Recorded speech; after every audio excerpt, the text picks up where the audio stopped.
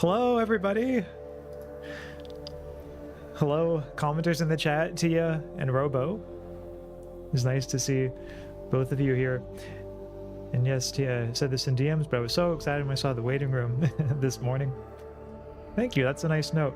Yeah, I saw your DMs earlier, and I know I haven't responded to them yet, but I hope to do so later this evening. But yeah, I'm looking forward to seeing more about where this game goes. I honestly don't know how many more streams it'll take, but I'm hoping I can finish it in the next like 1 or 2 streams and not have like 20 more. Not that I don't like the game, but it's just you know, it's a lot at some point. But it does, like, the story gets more and more interesting as it goes on. So, and fun fact, we've both streamed sci-fi games involving people without bodies and corrupt corporate executives today. Oh, interesting. I didn't know that the Xenoblade series had those details too, but those are good details, I suppose, to include in a sci-fi game. So that's cool. I hope your stream earlier today went well to you. Also, Yoav, welcome.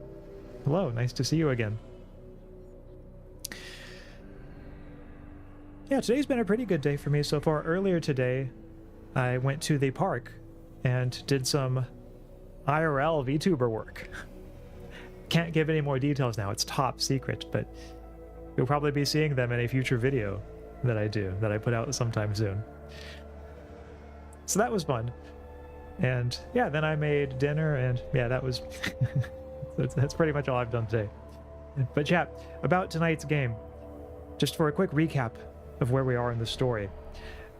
Last time, the last thing that happened was that George Lau, Mr. Lau, was apprehended by IAB agents, the top secret agents at Vision Corporation. And since he was in our department at screening, we're wondering what's happening, and we're trying to find him. Wayne is sort of sending us on a mission to find out which agent kidnapped him, and if there's a way we can save him. So that's probably the plot that we're going to pick up immediately now, that plot thread. But there are some other plot threads too, like, of course, we're working with these people, Nin C2 and 23 and Lawrence, to help with taking down Vision Corporation and the corruption within. And also, of course, Fran. Fran is now working with all of us. She had that run-in with the CEO and got defenestrated earlier and shot, but now she's recovered and she's fighting on our side. Did you record stock footage, maybe? Sounds intriguing. Yeah, I can't say exactly what it was, but I hope it's intriguing. Or I hope it ends up living up to the intrigue that it seems to be creating. Exciting seeing the best color appearing once again today. Oh, glad you like this color, Blue Ice Cubes. Ooh, maybe because of your username, I wonder. So chat, I think that about covers it for the recap. Oh, well, except, and one more thing is, there is that Woody is the other MBU who's talked to us, and we know that we're going to go with him to meet yet another MBU, and Woody's been kind of coordinating them behind the scenes. So that's another plot thread that I will be curious to pick up. So with that in mind, chat, let us continue and see where the story takes us.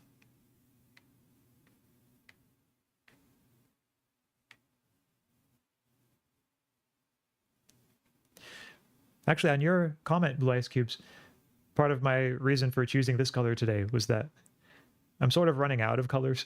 Or at least I don't want to repeat colors too often.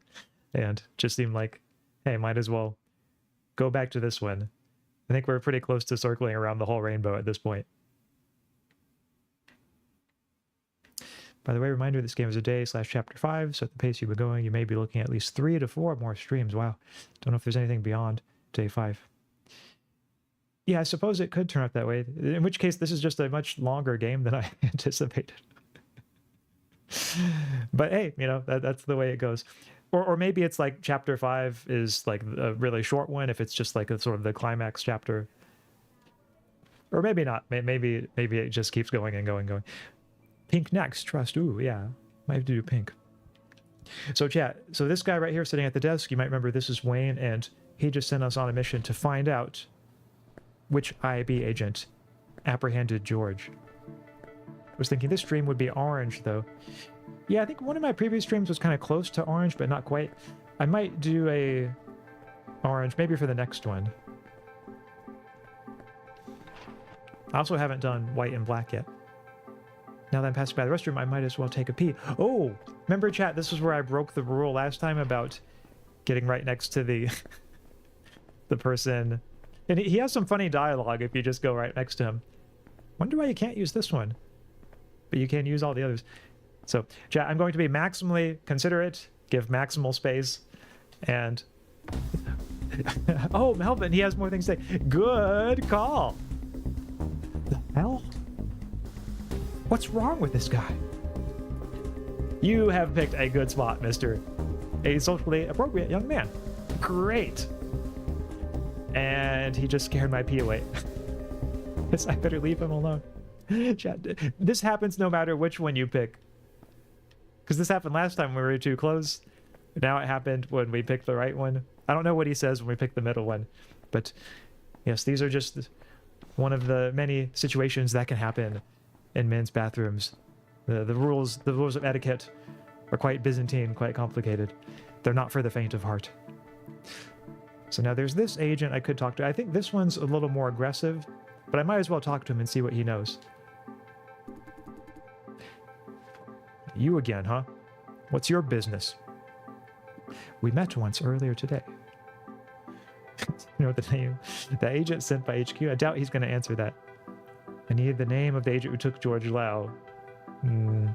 Yeah, neither of these he's probably going to be too happy to divulge. So do you know that agent sent by HQ? Which one are we talking about? Oh, so far seems like a nice guy. All IAB agents are from HQ. Ooh, good point. I mean, the special one just came here today. This one doesn't look like IAB. I want to say this, chat, because then is he going to ask, well, am I not special? Is it just the other one who's special? I've never heard about this. However, I know where you can find the answer. Yeah, where? Hold on for a second. You must do me a favor first. I need, he's... Oh, he's shy, chat. He's shy. He just needs a little help with his shyness. I need you to get the phone number of someone in the screening division. Could you? Oh, chat. Don't tell me. He's into Wayne? Oh, no, because if he is, then there's that girl, Kathy, I think her name was, or no, Cynthia. Cynthia is the girl that Wayne is into. And now Sean is going to steal Wayne away from Cynthia. Chat, they love triangle developing here. It is getting so deep. I don't know if I can take it. Picking up girls, huh? Yeah, or Wayne. Give me the name, sure. Quentin? What? I was not expecting that. Okay, so it looks like Sean is into computer nerds. That is his type. He just went into the office. QQ? Sure, you're interested in him? Of course. That's why I'm asking for his phone number. Wow. You know, this guy Sean is really direct. I admire his confidence in this. Axe, why did your mind just go soap opera? Well, hey, you left a comment saying he has a crush. Well, to be fair, I guess having a crush is not quite full soap opera. I guess the scenario I was envisioning is maybe more soap opera. I don't know. I just, you know, my mind goes weird places, okay? It's okay if he says no. Just let me know. Success or not, I'll tell you what I know. How about that? Deal. Remember your promise. I need to think about it. Yeah, why don't you just go inside and ask him? I'm a bit nervous. Oh, I see. So, can't imagine he's the shy type. What do you say? Deal. Remember your promise. I mean, I think I would do this even if he wasn't going to help me. I would just to help him out, you know. I will. Okay. Quentin, I need your number. What if it's actually non-romantic and we're getting the wrong idea? That thought occurred to me too. That maybe like he has some dirt on Quentin and just like wants to threaten him. Yo, Jster, what's up? Great timing. Tyler is busy with stuff, and I'm so bored. He doesn't know about Mr. Lau yet? Guess Tyler didn't tell him then. Stop bugging him if he's busy. I didn't know he'd stab me in the face if I didn't leave him alone. So what's up, Jster? I need your phone number. He's gonna think I'm hitting on him. The soap opera deepens chat. I win, Tyler C. This is not a competition. Yeah, what are you guys talking about? See whose phone number you're gonna ask for first, his or mine. Oh, they both wanted me to like them. They were competing for my affections, chat. Told you there was no competition. Why do you care then? Whatever, I've got better things to do. What do you need my phone number for? Oh, you know, I'm just gonna call you up this evening, see if we could do a little Netflix and chill. IB agent asked me to get it. Well, we're friends now, no? If I tell him this, is he gonna give it to me?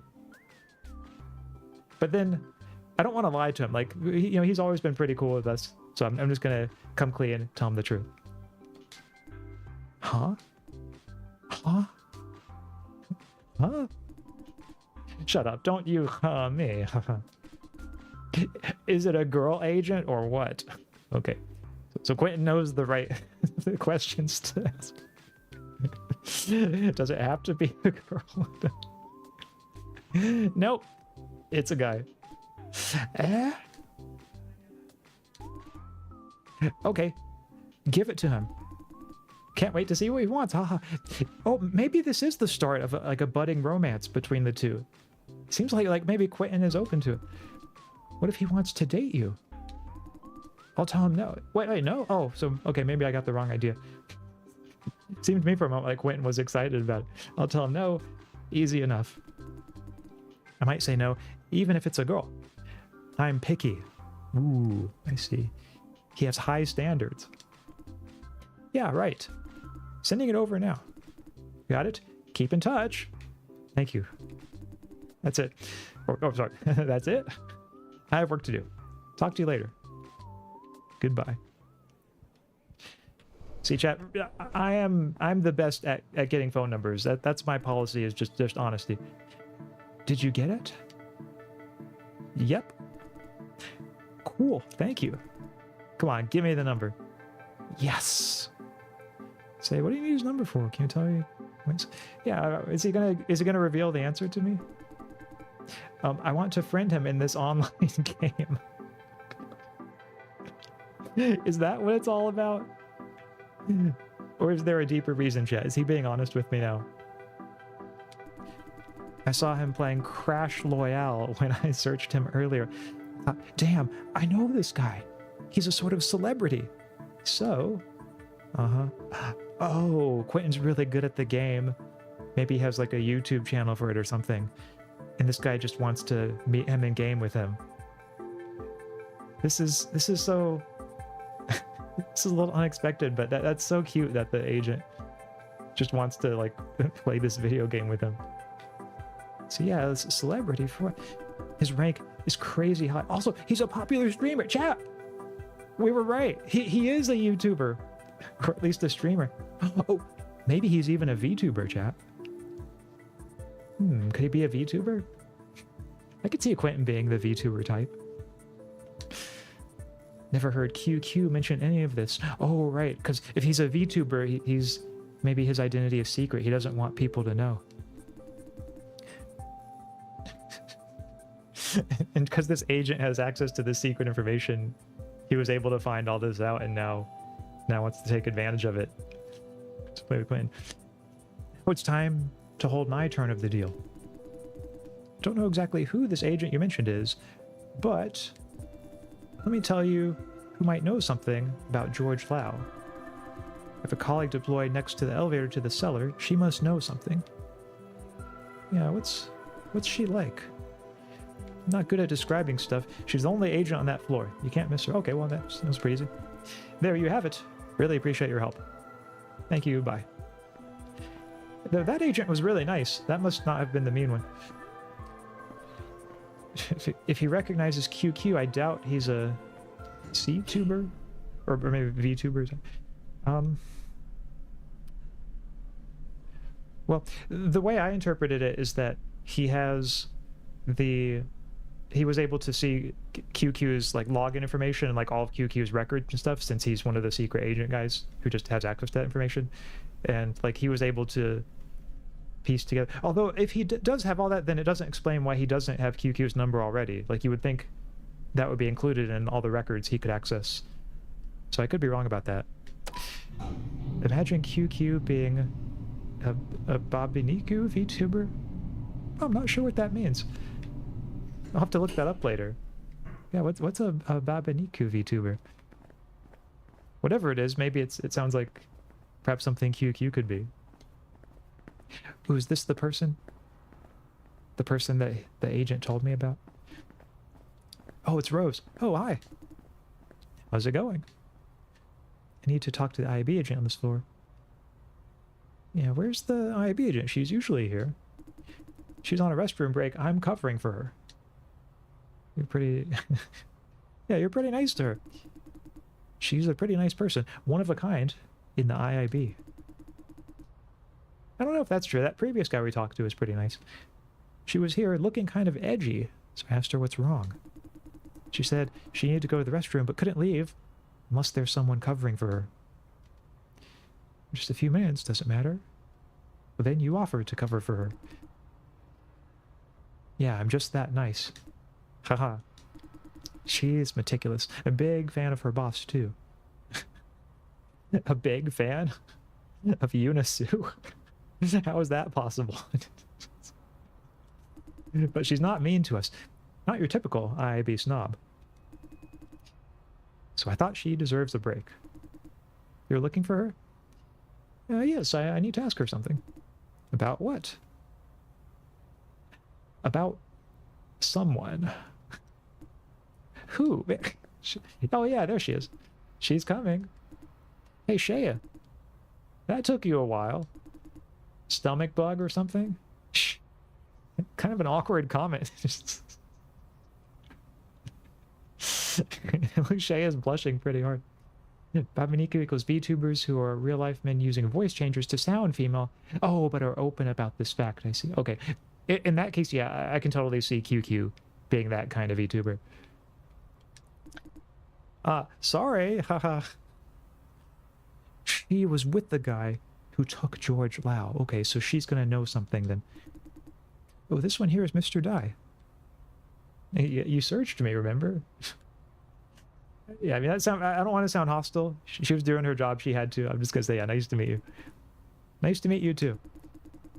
I searched you twice, if my memory serves. She doesn't want to look me in the eye. Ooh, maybe she's embarrassed about having had to search me? Or embarrassed about what Rose just said? Say, he's looking for someone. You probably know who this someone is. Yes, who is it that you're looking for? The agent who was with you earlier today? The agent who was really mean to you? I feel like if I say the agent who's really mean to you, maybe she'll feel like seen, you know? The agent who was really mean to you. You mean her guard is up? The guy with you outside the contract... The guy who took my colleague might... That's going to put her guard up more, so... The guy with you outside the contract rooms. Yeah, that one, huh? Sorry. Yeah, what for? For your colleague. Don't be, you have a job to do. I don't blame you, it's him. Just tell me who he is if you feel sorry. Say, don't be, you have a job to do. Why do you want to know? That is irrelevant. I need to find out why he took my colleague. Yeah, why would you say that? I know, right? Yeah, some of these options are... Because this Shea person seems like a nice person. I feel like we could, you know, we could work with her just by taking the nice route. Need to find out why he took my colleague. That I can tell you right away. Oh, your colleague may have played a part in Eveille's espionage activities. No, that is not the real reason. It's the official reason. Official reason? That means she doesn't buy it either. Indeed. Like, that's the kind of thing you would only say if you didn't really buy it. It's the reason given on paper. What would you do if I told you his identity? Ooh, nothing serious. Just make sure that he has a little accident on the way home today. Pass the information to the screening lead. Run some more investigations on him, maybe. Not sure yet. Yeah, I'll pass the information to the screening lead.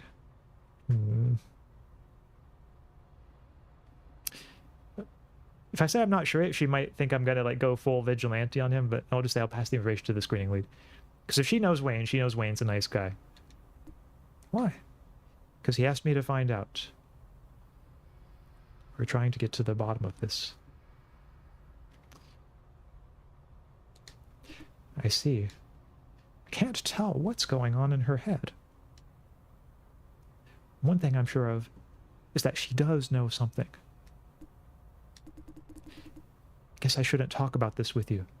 It's okay, you can trust us. Why, he told you not to? You think I could rat you out? Not specifically. I just feel this should be classified information. Well, let me tell you, Shay, there's classified and then there's classified. You know what I'm saying? Don't tell him if you think it's a bad idea. Rose, what? Why would you say that? It's okay. That's why, yeah, she trusts us. First of all, I'm not sure who exactly he is. All I know is that he works directly for the board, not the IAB. That's all I know. The board? The board of directors of Vision Corp. Oh, so he's a really important figure. I can tell she feels weird that I don't know which board she's referring to. He showed me a pass issued by the board. Yes, this is a major lead. The board sending their own henchmen to our farm? I'm flattered. I was surprised too.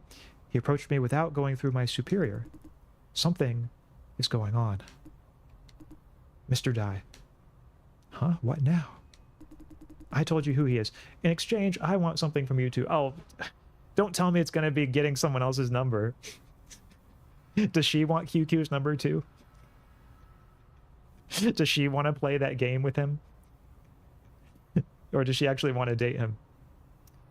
This game has a way of access inner vigilante. It does, you know. There's something about these covert operations absolutely gets me in that spirit. Oh, also Zero, hello. Welcome. Welcome to the stream. You haven't missed too much so far, as we just started pretty recently. We've just been, you know, getting some phone numbers, setting up some dates, there's some love triangle business, you know, that kind of thing. But I think you made it in time for all the really good parts. Exchange, I want something from you too. Let's make a deal. Isn't it too late? I already have what I need. No, that's the jerk response. Yeah, sure. How can I help you? Whatever you find out about this man, could you keep me in the loop? Why do you want to? Why? I feel like, yeah, Shay could be a good ally. Might help having someone in the IAB on our side. I'll just say, yeah, why do you want to know? My boss is interested, although she didn't explicitly say so. I want to help. Oh, Yuna wants to know. Okay. This might complicate things, since she is working for Yuna. Maybe Yuna Sue is somehow involved too. To impress your boss, huh? No, it's not like that. Yeah, I love the way that Shaya blushes whenever Rose says something like that. I'm just trying to contribute more to the IIB. Oh, I see. So, what do you say? Help this poor girl to impress her boss? I'm not trying to impress. Why not? I'll be the judge of that. Yeah, it's tricky because, I mean, I want to help Shay out, but I don't know if I don't trust Yuna. So, might be advantageous to have Yuna in our debt. True, yeah, for all we know, she could be the kind of person who plays fair and Like, if we do her a solid on this, then she might be less inclined to go against us later. So for now, I'll say, yeah, why not? Thank you. I'll stay here for a while. If you need me, come find me anytime. Don't forget to keep me in the loop, will you? Sure thing. Well, to be honest, yeah, I don't know if I'll be able to see her again after this, so I can't promise anything, but I'll, I'll try. I know. Now that you're all settled, I'm going home. Didn't have to stay to begin. Thank you. Don't mention it. Bye, you two. Bye. I think Sheia's crush on her senpai is genuine. Yeah, Sheia does seem like a pretty genuine person. Okay, so now I need to go back to see Wayne, because we've learned some valuable information, and Wayne is going to want to know this.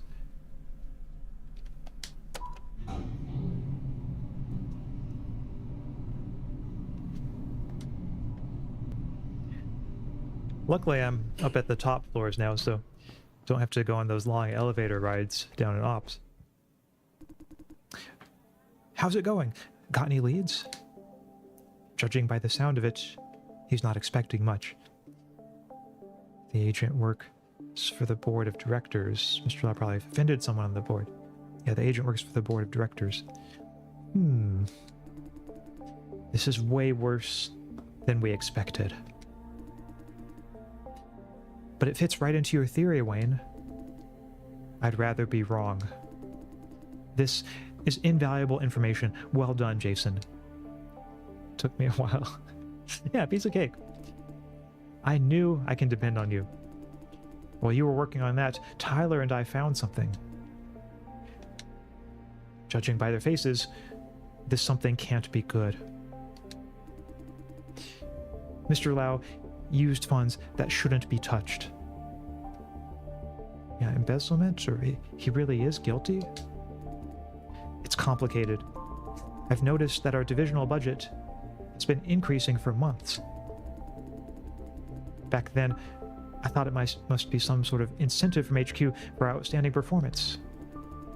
Just ran an itemized check. Turns out a large part of the increased budget doesn't make sense at all. There are two sets of budget sheets in Mr. Lau's computer. One looks normal, while the other... We suspect some unknown party is secretly funding us. Someone at HQ is sending us additional funds in the name of budget allocation. Mr. Lau was aware of it and actively helped this someone to cover it up. Wow. So he wasn't the ultra straight-laced guy that we thought he was. He is in charge of accounting, but I should have done proper supervision. This is my fault too. Well, don't blame yourself, Wayne. You were helping everyone else. You're doing like 5 people's jobs here. So you can't be too hard on yourself for this. Wait, what you're trying to say is... Simply put, someone has been channeling money into our budget. And Mr. Lau is helping them to cover up. Yeah, but like, why do they need to cover that up? So yeah, why do you do that? I know, what I don't get is who gives out free money. Yeah, who's giving the money, and yeah, why did he do that? My first thought was money laundering. Did Mr. Lau send these additional funds somewhere? Lots of unexplained expenditures, no? Yeah, did he send the funds anywhere? That is where things start to get weird. All our expenditures are well justified. So what, we have a secret Santa who keeps giving us money?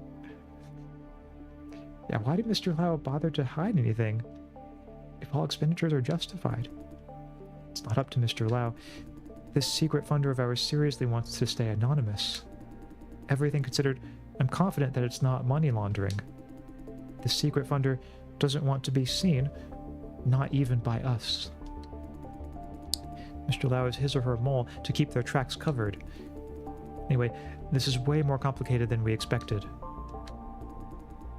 But your theory still stands, Wayne. You're right. Yeah, what theory? Wayne came up with a legit possibility. I suppose this might have to do with the farm closure thing. The board is discussing whether or not to shut Silencio down in the next few years.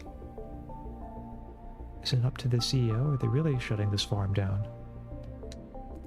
Yes, but not right away. From the decision to the actual shutdown, the process should take 5 to 10 years.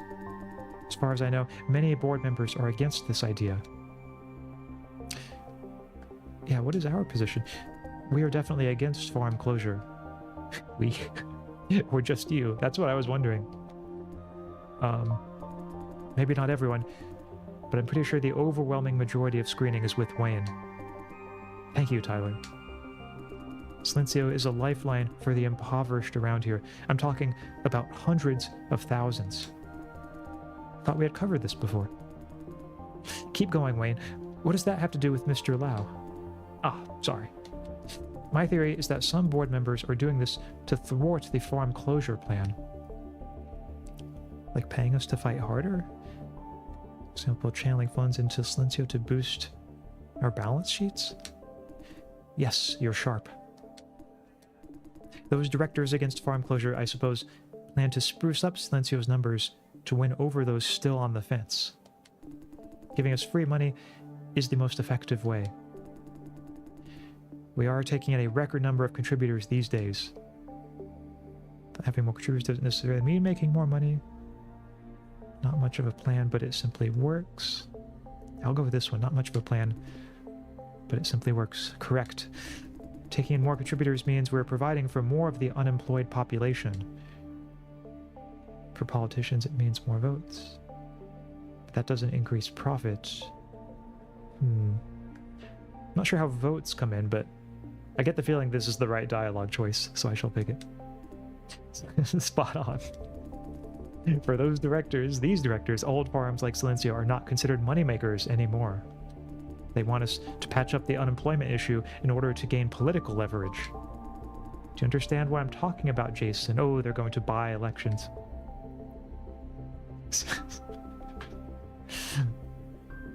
Or at least I think that's what it is, campaign contributions, maybe. But I'll say, sorry, you're starting to lose me. Simply put, for every contributor we take in, there's one less unemployed person out there. This means a lot to politicians. For exchange, they may make policies in favor of vision. Oh, I see. Maybe it just makes the politicians look less bad if there's less unemployment on their watch. Okay, I think I'm starting to get it now. Talking about the board, I managed to find something based on the name you provided. Logan Chu, background, none. There's hardly anything about him in Vision's database. However, we found out that he used to work for the government. His boss back then was Jordan Lee. Do you mean that, Jordan Lee? Exactly. After retiring from the government, he joined Vision as a board director. Now we know which director is against farm closure. He had plenty of reasons to bring Logan Chu over. I forget who Logan Zhu was. But I'll say, yeah, now we know which director is against farm closure. You said the person on the other end of the call was Mr. Lee. Wait, we have enough pieces to build a plausible case. Now there's only one question. If Mr. Lau has been secretly working for a director, why did they take him away? Because he exposed their secret plans? He failed to follow orders?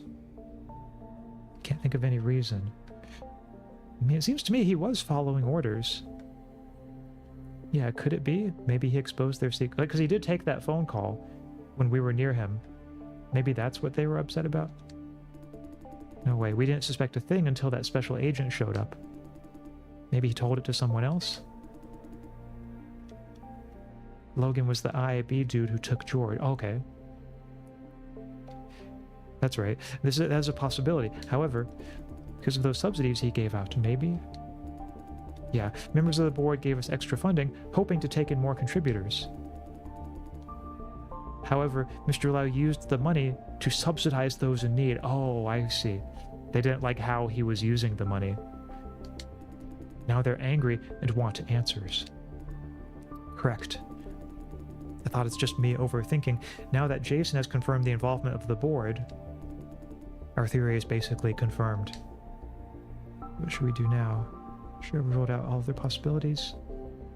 I mean, it seems to me like a pretty plausible theory. Say, what should we do now? Based on what we know, I think it's time to contact those directors. Direct contact? Is it even possible? Plus, we don't know exactly which directors are against farm closure. I have my network. Suppose we do make contact. What then? I have a few ideas. Once I manage to establish contact, I will offer to work for them in Mr. Lau's stead. But their interest is aligned with ours. We are essentially on the same side. Mr. Lau lacks flexibility. I will make a much better mole. Ooh. So Wayne's going to be their inside man. But I will try to make a deal. They leave Mr. Lau alone, and I take over whatever he used to do. This could work. This is too risky. It could work. It might be worth a try. It's probably our best hope of saving George Lau at this point. This could work. Not you too, Jason. I've made up my mind. Just leave the rest to me. Wayne. Hey, come on. It's a good thing. We're sick about farm closure. If this works out, it's not an issue anymore. You're right. All good then. Back to work, Tyler. Remember, don't tell anyone about this. All right. Just be careful, Wayne. I will. Yeah, are you all right, Wayne? Because, like, this is pretty risky what you're doing. I know. Because of Mr. Lau, because of farm closure. Yeah, are you blaming yourself for what happened? No. I'm just... It's just that I was so sure that I did make this farm better. I believed in helping contributors. Happy contributors generate more flops. We make more money and help even more contributors. I thought I built a self-sustaining cycle. Turns out we didn't make more money after all. Without this secret funding, we're nothing. Gee, that is sad for Wayne. I hadn't thought of that angle. But I can see how devastated he must feel to know that all the success was for this other reason, not because of what he had been doing. Today I realized we don't have what it takes to help anyone. I'm such a failure. No, Wayne, you are not a failure. We're gonna get through this. A heavy blow to his confidence. What's your plan going forward? Don't blame yourself, you have done your best. Yeah, I like this. You didn't fail, Wayne. The real game is just beginning. Jason, you're right. Thank you. I guess that's exactly what I need to hear. I'm not giving up. I don't think my goal is impractical. With today's lesson, I can see how far away that goal really is. We can do so much going forward, starting with establishing contact with members of the board. Sorry for tarnishing the morale. And thank you again. I couldn't have proven my theory, if not for you. Yeah, theory is not 100% proven yet, no? Haha, yeah, alright. You're free to go now. See you later. Brighten up, don't forget you have a date. Oh yeah, don't forget you have a date. Huh? How did you know? Did Cynthia tell you? Not important. Just take your chance. Yeah, I gave her a push. I kind of want him to know that I gave Cynthia a push. Yeah, I gave her a push. Cynthia did mention that she didn't make up her mind until she had a talk with you. So, okay, that's awesome. They are actually going to be together. This is wonderful, chat. I'm so glad to hear that, because like Wayne needs a win. Like he needs something at this point. And so this was exactly the right thing. Robo says, wait, so how can you vote once you're a juicer? It's a limited time thing, right? But even at 10 years, that's like 2 elections. Maybe politicians could get them some type of deal where the government pays to keep prisons hooked up as juicers. Ooh, those are both good notes.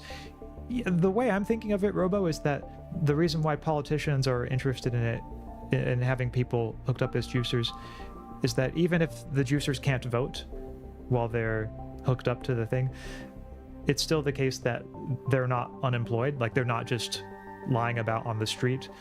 and that makes the politicians look better, is when there's less unemployment on their watch. Because like the only job pretty much for the unemployed people, it seems, is a juicer. If I'm understanding that correctly, anyway, that's what it is. But yeah, no, you're right that yeah, the juicers won't be able to vote when they're hooked up into the system. That seems right. And that's also an interesting note about, yeah, keeping prisoners hooked up as juicers.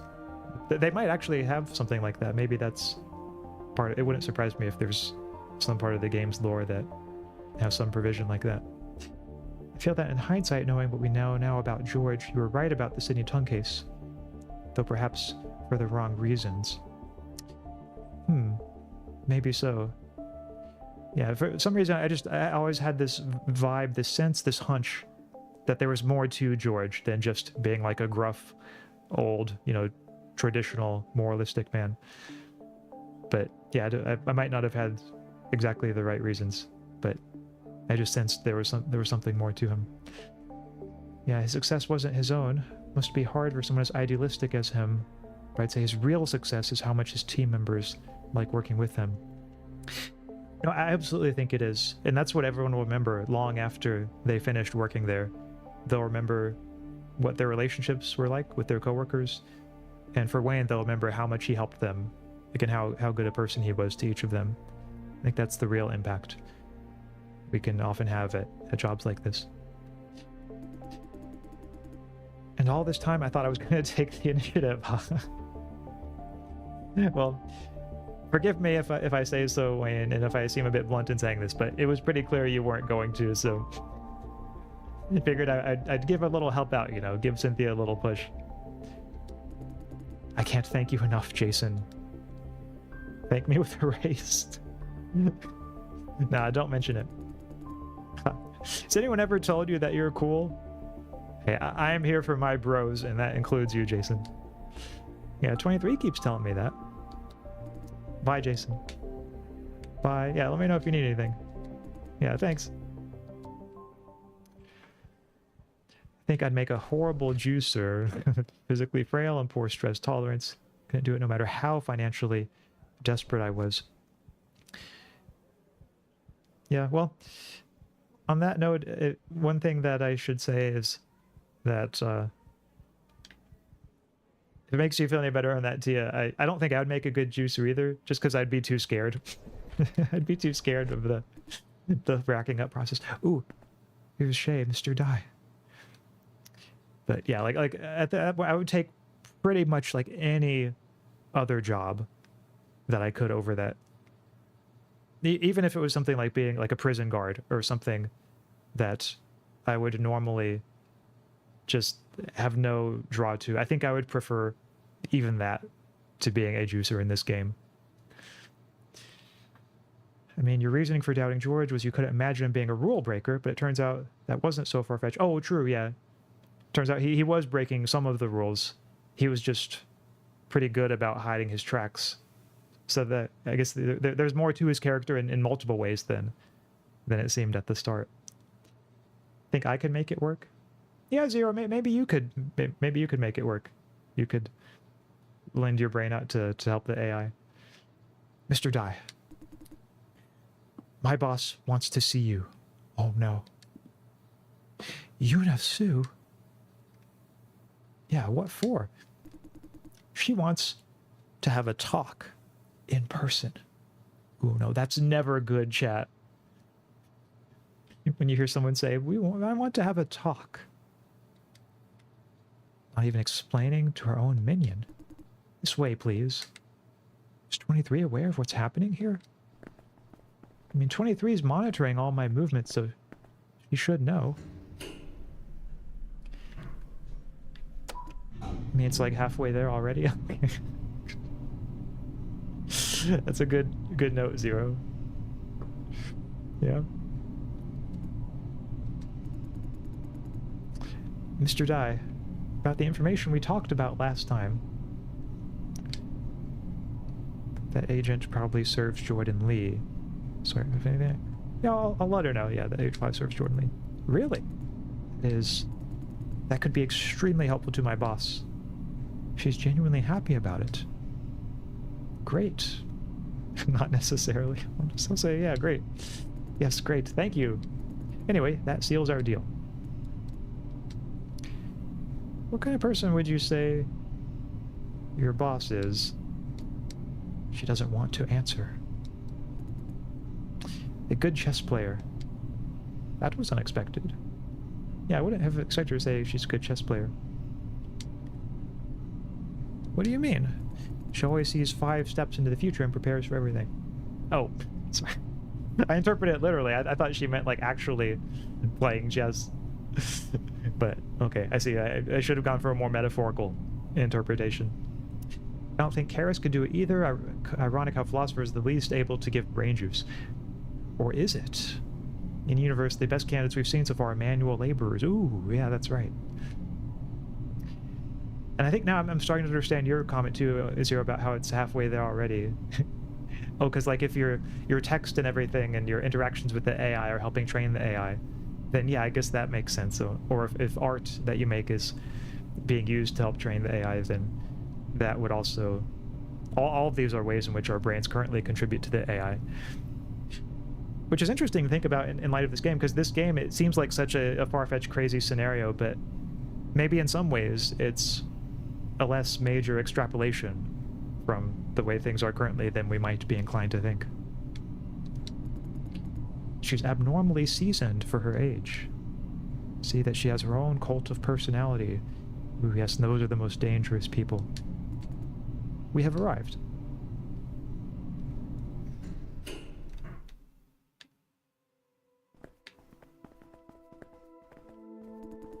He's here, ma'am.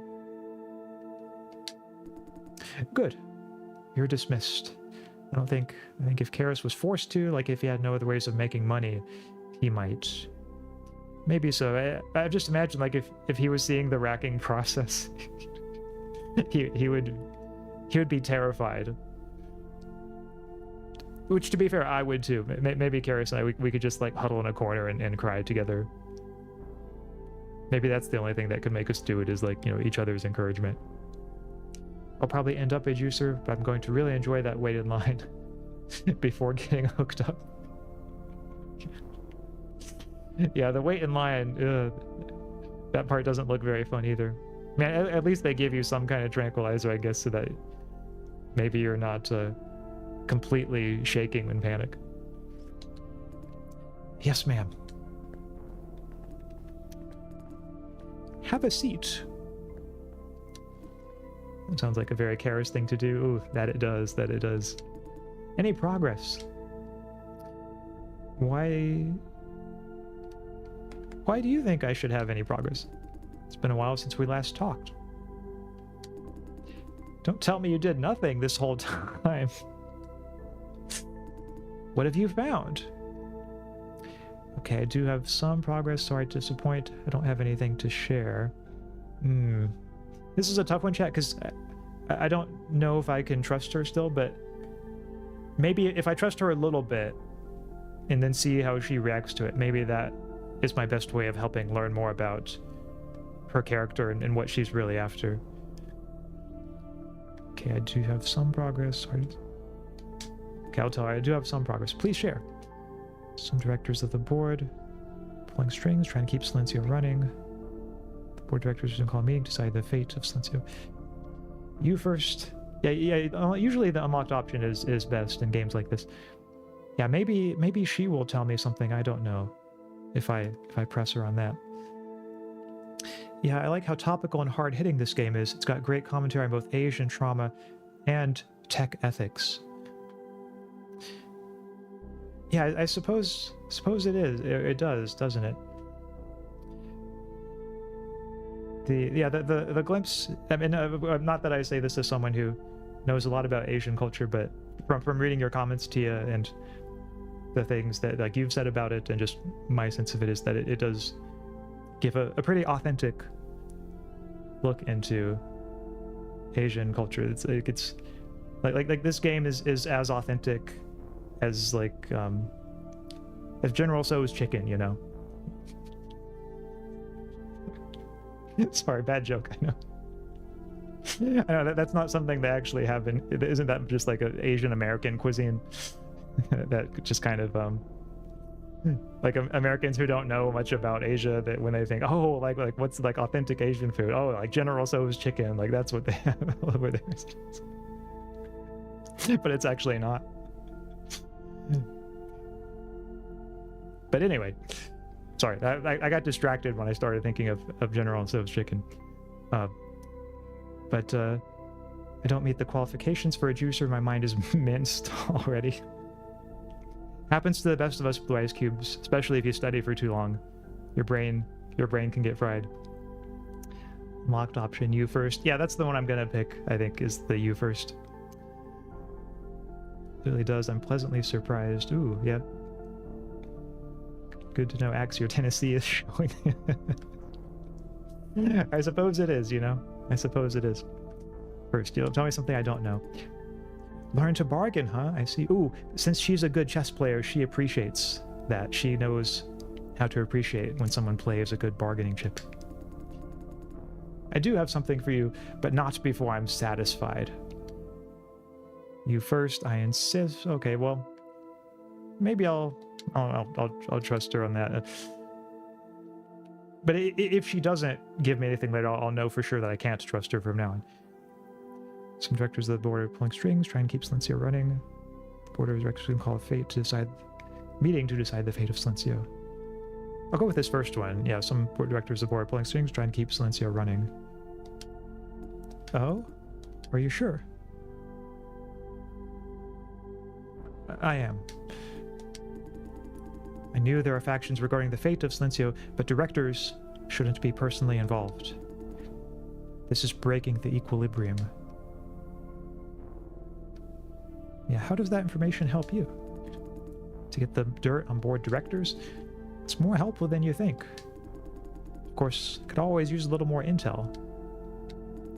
Let's see what I can share with you.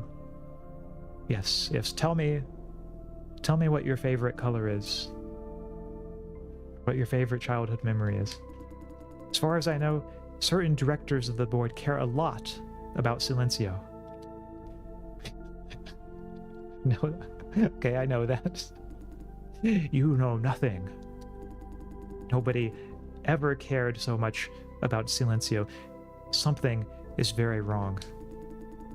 I've considered every single possibility: cash flow, business strategies, land value, patents, so on and so forth. Silencio is more of a liability than an asset in every sense. So why such attention? Why now? Could it have something to do with the MBUs? Someone's planning something big. Because it's cranking up juicing power, to a lethal level? Maybe that's why. What? I told her too much. She could have inferred the rest.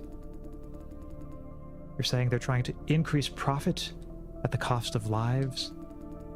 Oddly specific for a speculation. Damn. We're talking about a death toll potentially in hundreds of thousands. Well, if Yuna knows about that, maybe she can help stop it, since she seems to have a lot of power in the IIB part. No profit could justify such a risk. So, what is really going on? I have no idea yet. Is that... That's it? Patience, I'm coming to it. Hags, what have you done? No, relax. I think I've got this, okay? We've got this under control. I believe the key is not with Silencio itself. We should examine external factors. External, such as MBUs. That's way too vague. Yeah, enough riddles. Let's just say, whether Silencio goes or stays, profitability is not a factor of consideration. All directors agree on one thing: that Silencio doesn't make any real profit. The reason to keep it is for political leverage. This farm addresses the unemployment issue for the government.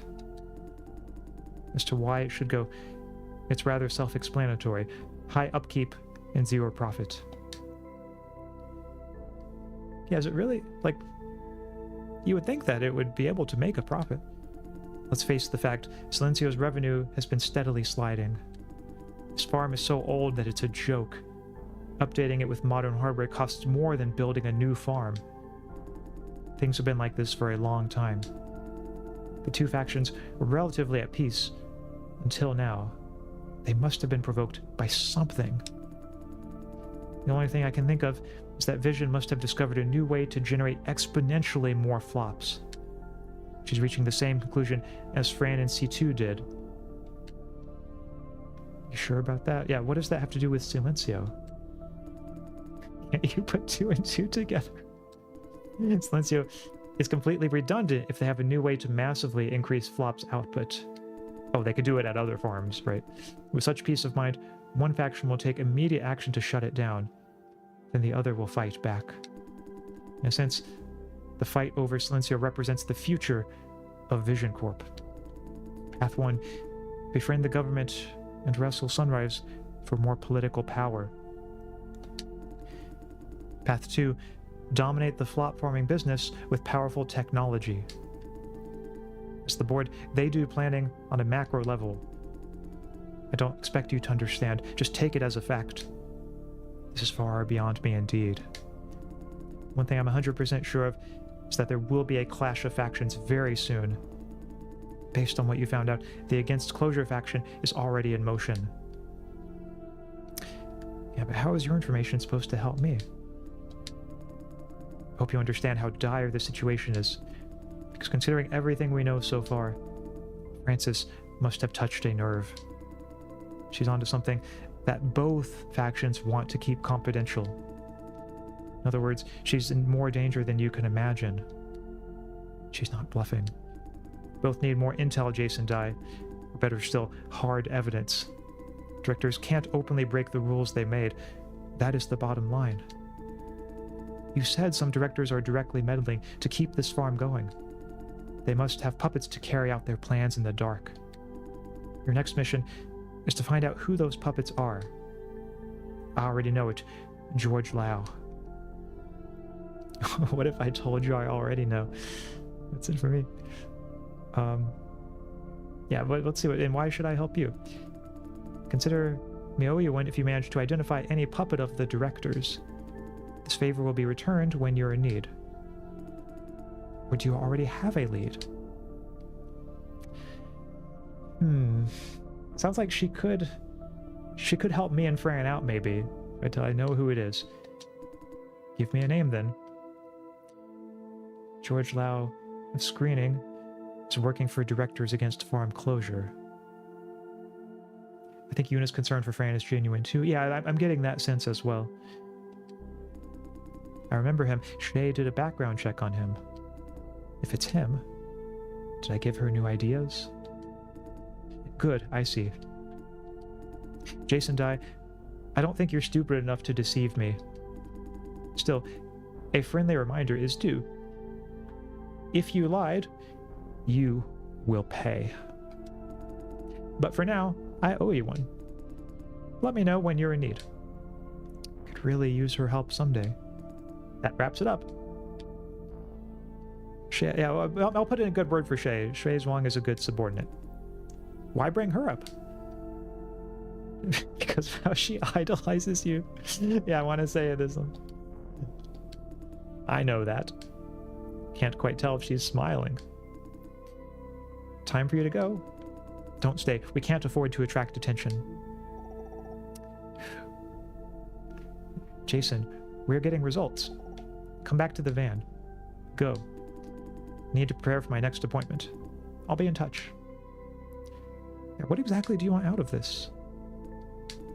I want more power. Oh, she wants power chat. Unlimited power. To get power, I need information. You want to settle the score for Francis. For that, you need information too. Our interests are aligned. That is all you need to know. Bye, Jason Dye. Bye. Time to go to the van. Maybe this is the end of it. So she's not necessarily motivated in a good way, but at least for the time being, perhaps our interests are aligned.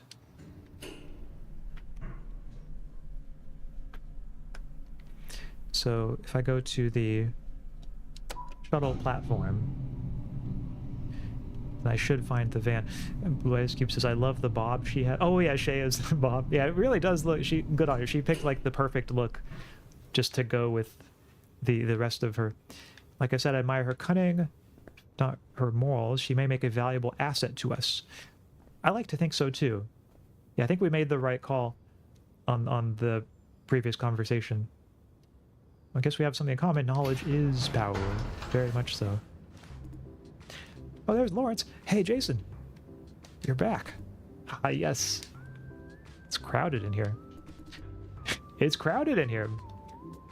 Great minds think alike. Ha, Anim, what did I say? No budget for a bigger van. Haha. How's the comparison going, 23? Patience, Here it is. Gather up, folks. The moment of truth. 23? No. Now what? No evidence that they're increasing the power of flop generation. Oh no. What? Nothing at all? Nothing at all. Everything fits perfectly together, above or below the counter. Are you sure? I'm 100% positive. What? How could it be? Show me the files, 23. I cross-referenced every single line. There is nothing. Show me the files, all the same. Are you suggesting I overlooked? Just want to confirm. Normally you wouldn't ask. This is too important to afford any oversight, 23. I know, I'm sorry. It's just... File sent over. They do seem right. Yeah? What now? Admit we made a big mistake? It can't be. Both Auntie and Francis have proven Vision is selling more flops than it could generate. Maybe they discovered some kind of new technology and kept it secret? Impossible. Miss Ye's data shows all those extra flops are from Vision itself.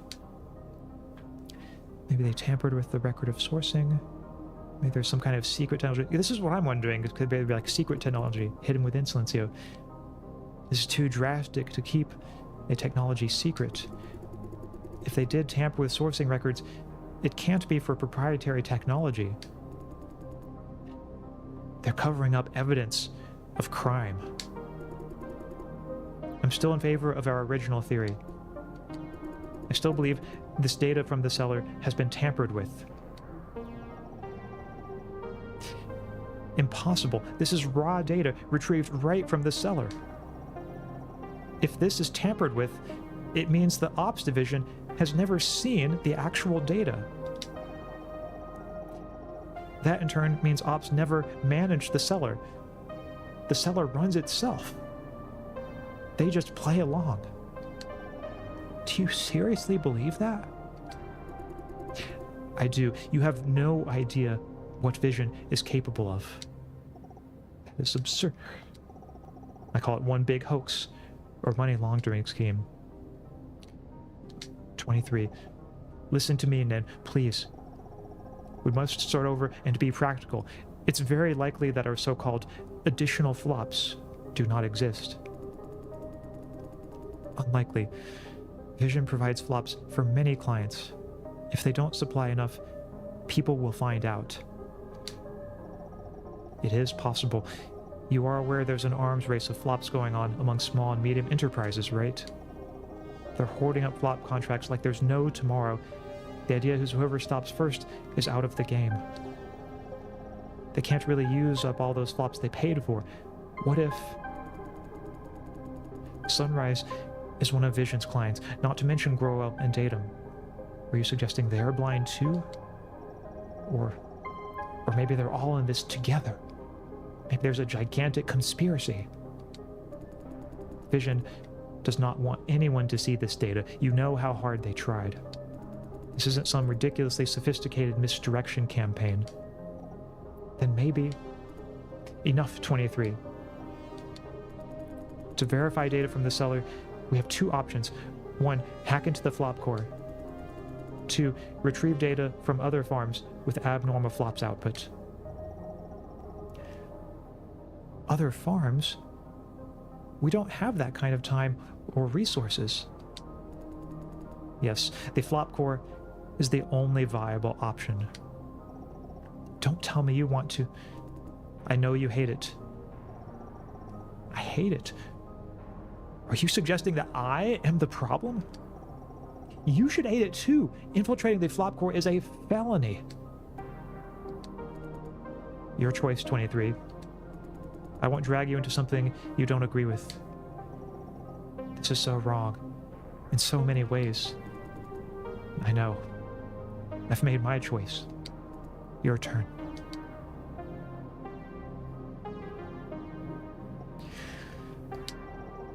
Okay.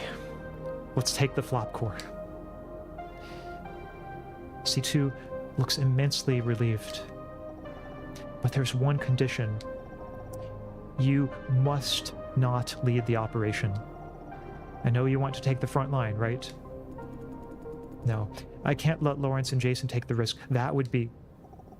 Consider this. If you're seen, not necessarily caught, that would alert Owl. Can we afford that? Alert Owl? I thought Owl was backing this operation.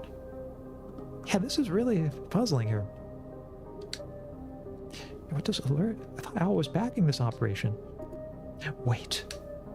She interrupted me. This investigation, it's not sanctioned by Owl? What? Nin, I think we should... I know. You're right, Francis. Sorry for keeping you in the dark. What the... No way, you're kidding me. Lawrence doesn't know either? Let Nin explain.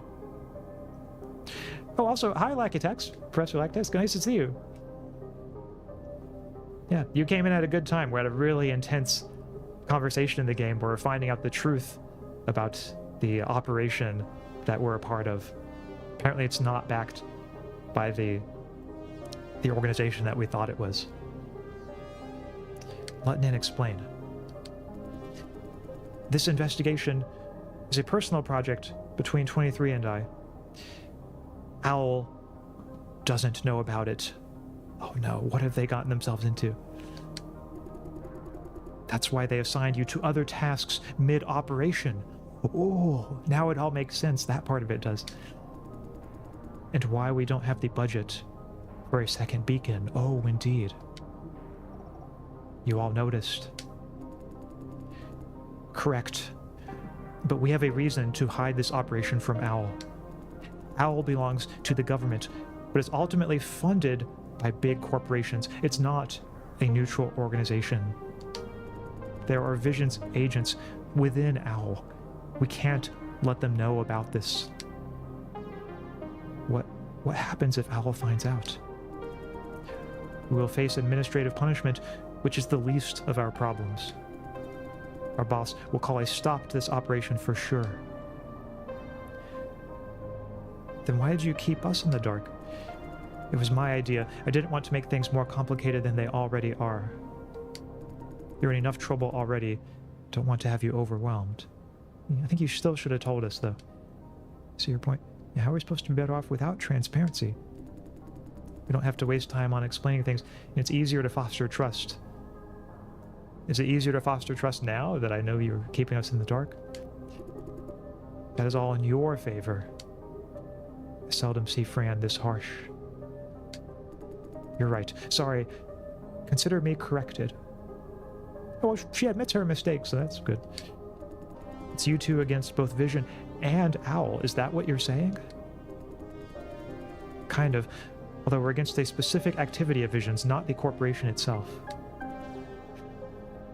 That is cool!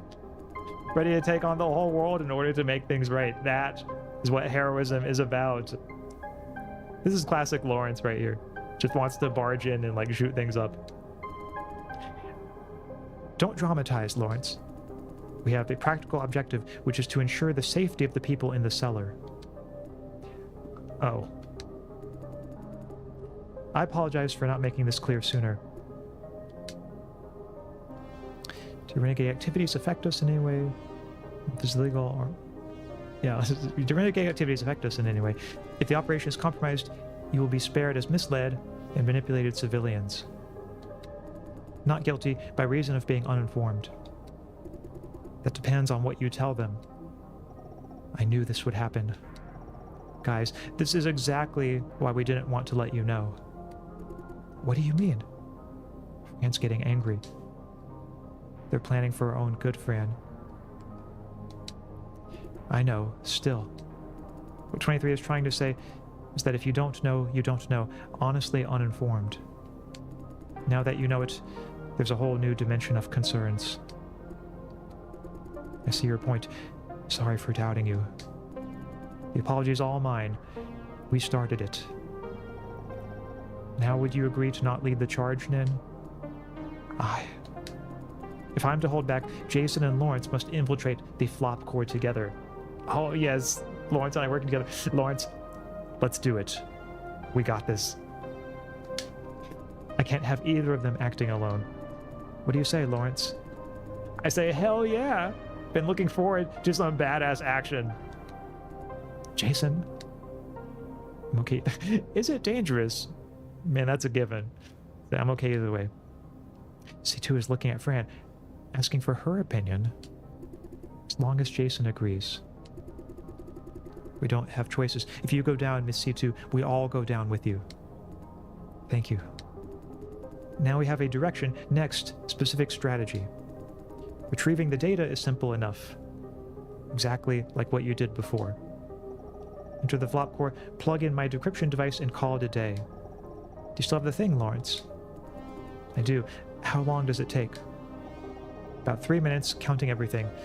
30 seconds to crack the encryption, then copy everything out. I can see everything in plain text after decryption? What do you care? Just copy everything. You have all the time in the world to examine the data at home. The copying part is automated. You just need to plug, unplug, and go. Considering the sheer volume of the data, it will take a little while. Good. Next, let's work out an infiltration plan. The flop core is located on a restricted level. You need security clearance to make the cellar elevator stop there. I'm afraid this is the only way to get in. There's no farm staff, no permanent security card. As long as you can get there, the rest is a breeze. 2 issues in front of us. First, how to get security clearance. Second, an ID card to open the locked door. You know your farm well, Supervisor. The idea is a non-issue. We can forge one anytime. Ooh, and to get the security clearance. Prediction time, chat. I predict I'm going to have to get someone else's number and give it to someone who's interested. Is that how I'm going to get security clearance?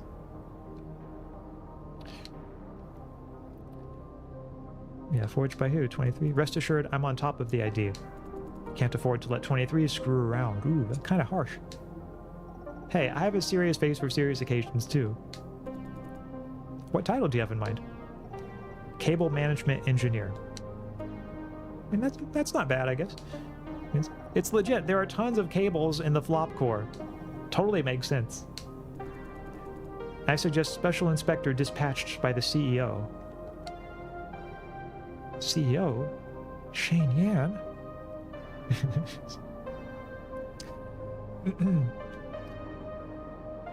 Also, so I realize I've been getting behind. I've been so engrossed in this conversation. I might have been missing some of the comments, but I'll catch up on them in just a moment. CEO Shane Yan? Inspectors have access to all parts of the farm. Being sent by the CEO means no one dares to question you. We're both inspectors, me and Lawrence. No need. There's no one in the flop core. You don't need to perfect the act.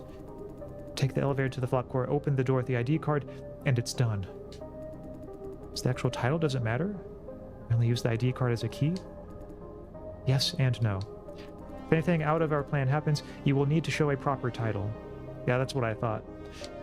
In that case, cable management engineer definitely won't work. Security clearance is a bit of an issue. Can't you just hack it?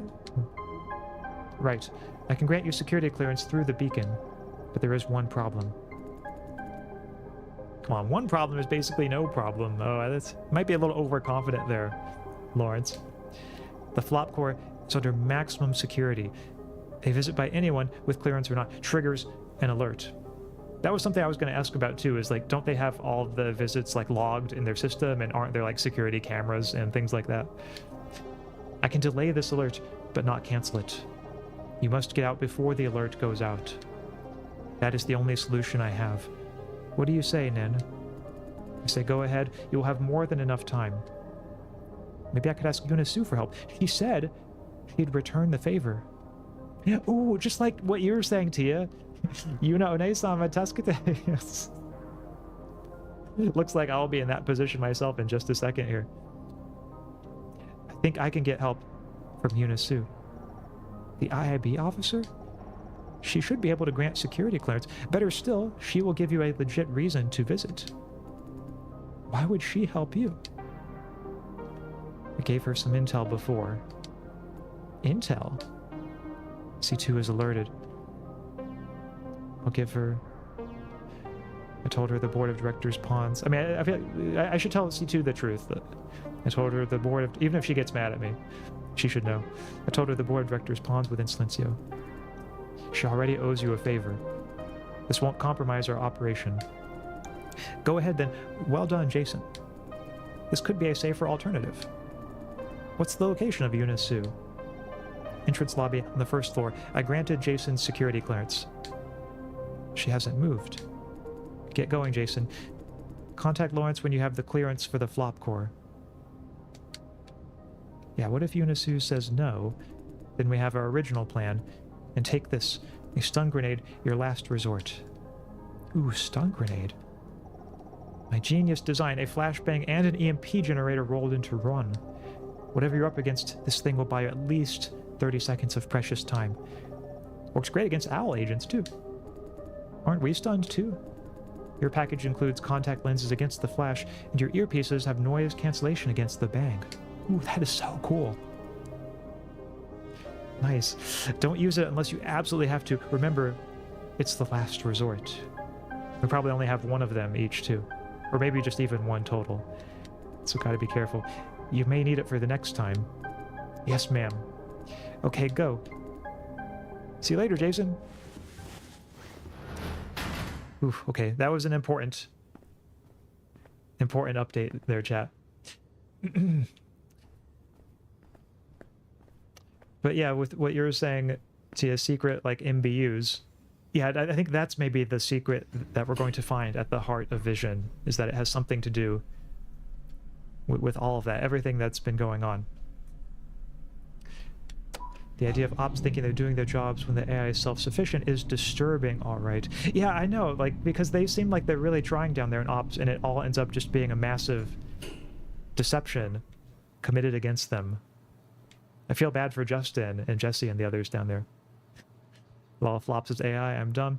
No, don't worry about that, Robo. It's I didn't know either, or I wasn't really sure before playing this game. But I guess the game like explains it really early on, but it might have been like the first stream. Will there be a Philosophy stream this week? Not this week, I don't think, but probably... I think we're aiming for like once a month roughly with the Philosophy streams. So maybe a bit later this month. Oh, okay, there's Yunasu. Jason died looking for me. Tia says, as rough around the edges as 23 is, I find her and her vigor likable. Though I could be biased since she reminds me of my younger self.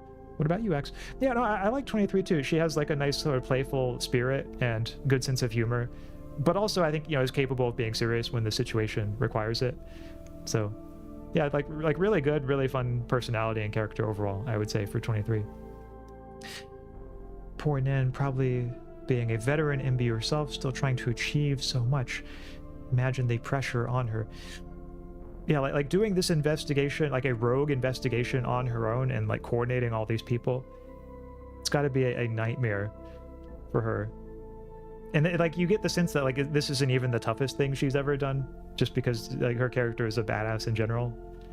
But yeah, the stress of that would be absolutely a nightmare for me.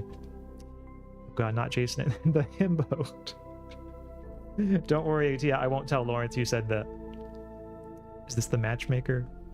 Yeah, or I like to think of myself as the matchmaker, but yeah, I guess maybe we're all sort of on the same matchmaking team.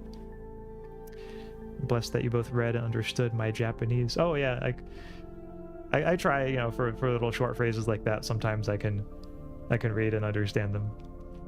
Chekhov's gun for sure. Yeah, with I think the stun grenade especially. Yeah, that's definitely gonna be.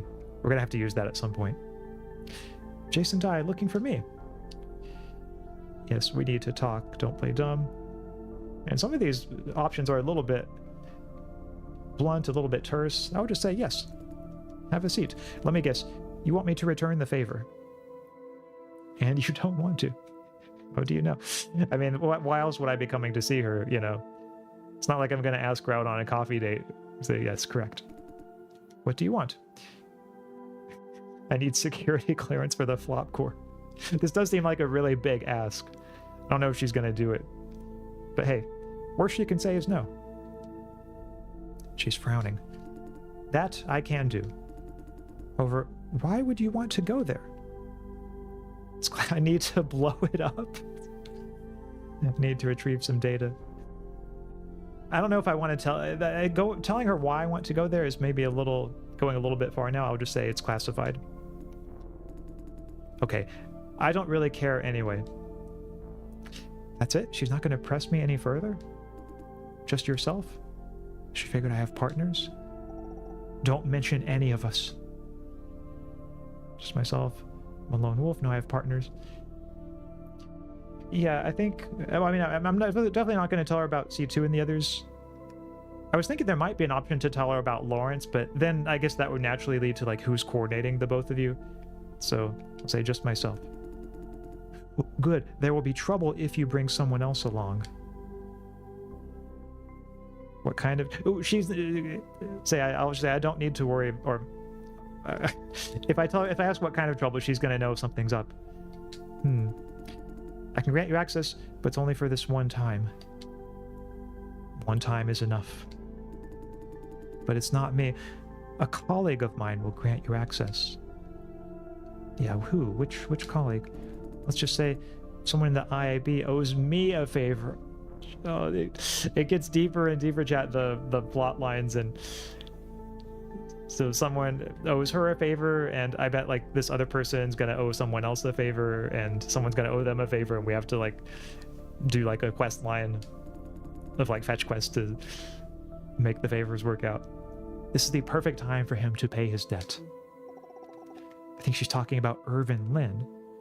Wait, I don't think I know who that is. Another senior IAB officer. Sue sees him as a competitor.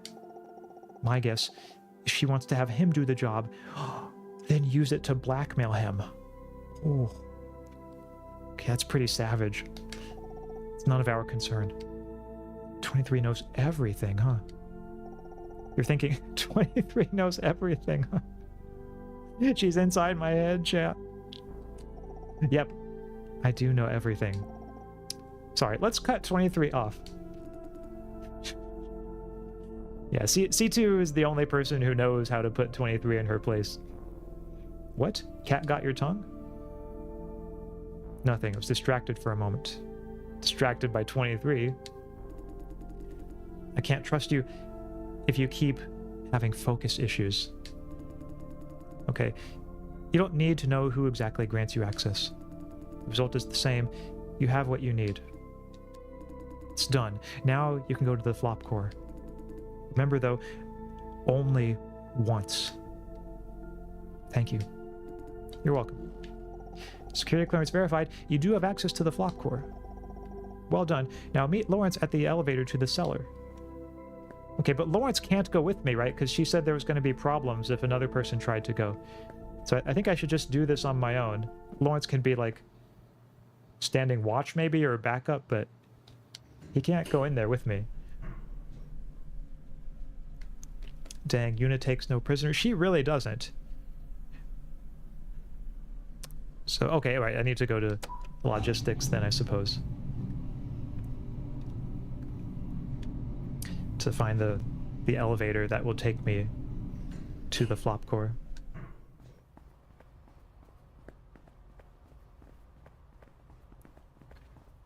Okay, here's the elevator.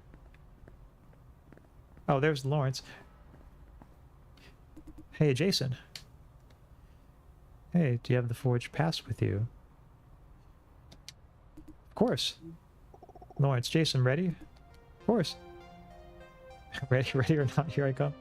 I mean, I wish there was an option to alert them, like, hey, you know, you all were there listening to the conversation I had with Yuna. She said it's only like a one-person job. Are they really not going to give me any choice to, like, alert them about this or ask them about this? If only you could Johnny Silverhands that place. Ooh, yeah, that if Lawrence was like a figment of my imagination, then there wouldn't be any problem with bringing him along in that sense. Robo, you are spitting it. Good. Remember, once you're in the elevator, we'll be cut off. If anything happens, improvise. Roger. One last bit of update before you go. That forged pass you're carrying, your title should be Engineering Manager, not Inspector. Does it matter? All I need to do is tap it on a lock. No one's going to ask. Correct, but staying up to date won't hurt. Good luck. So he's the Engineering Manager, not the Inspector. Well, I'm nervous, chat. This is like top secret, covert agent missions right here.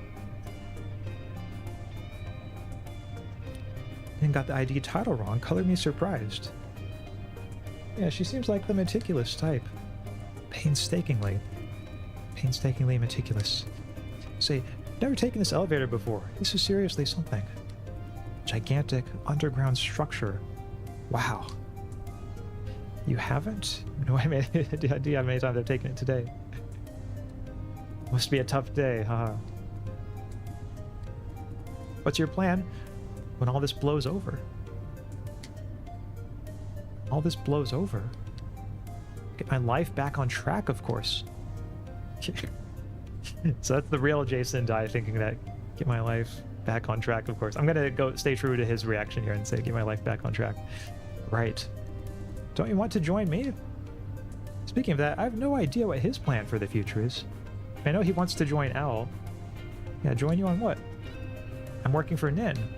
They pay me pretty well. I mean, in case you wonder about the pay, told you last night, right? Working hard toward joining Owl. Indeed, you did. Why would you want to do that? Yeah, do they have open recruitment?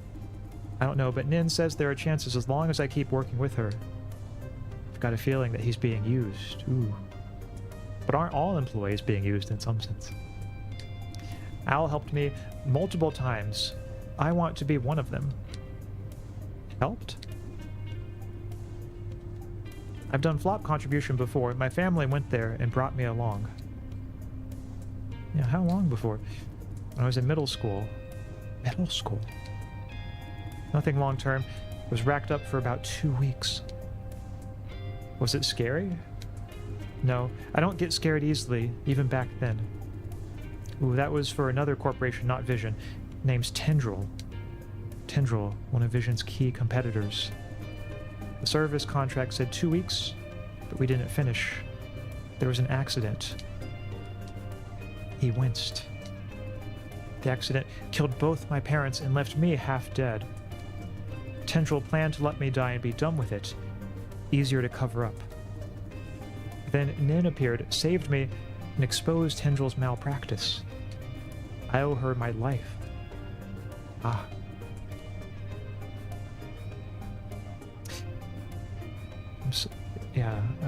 I'm sorry that you had to go through that. It's nothing, really. Damn, sorry, I didn't intend to ruin the moment. My point is, There are many terrible corporations like Tendril, and people can't do anything about them. Tendril is still doing what it's been doing all along. That only force that could stop them is Nin and people like her. Talking about her or Owl? Did ask her that question, you know. She said, it's all the same. You take the initiative as a person to get things done. You need power and resources from an organization. Owl provides what you need at a cost, but generally a good deal.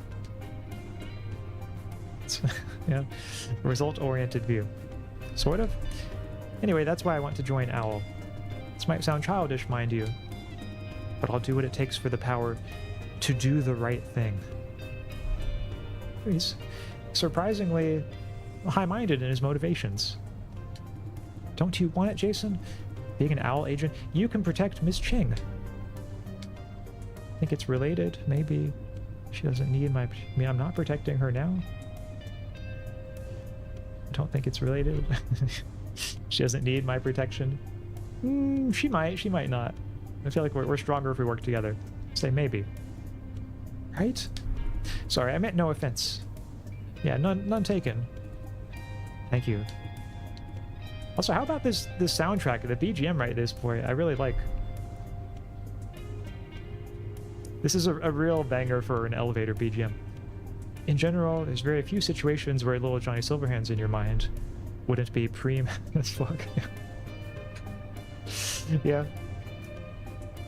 He does seem like the kind of guy, Johnny Silverhand, who has, you know, good advice occasionally, and especially if you're the type of person who's shy and is having trouble putting yourself out there. Like, he's the kind of guy who will give you a kick in the pants and, like, help you, you know, go do the thing.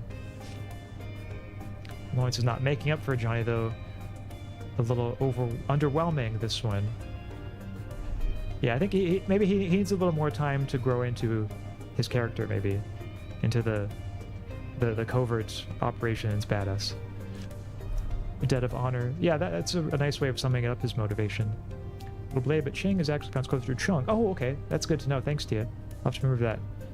So it's closer to Chung, I see. Is there someone you want to... Yeah, you want to protect. Now? I guess... No? Want to do something nonetheless, if only to make the world a better place. I know the feeling. Right? He says that a lot. Phew, let's focus on the operation. We're almost there. Better get this done quick.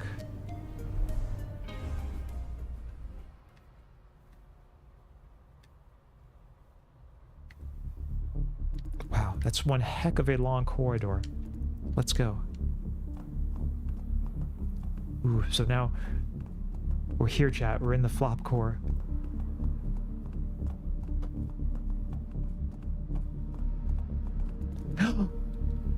Oh no. Chat, we've been discovered. Oh, it's Michael Sao too. I remember this guy. Freeze. Who are you people? Mr. Dai? Shit. Didn't they say there's no security officer? Our intel was wrong. And now we can't even communicate with C2 because we're deep in the core.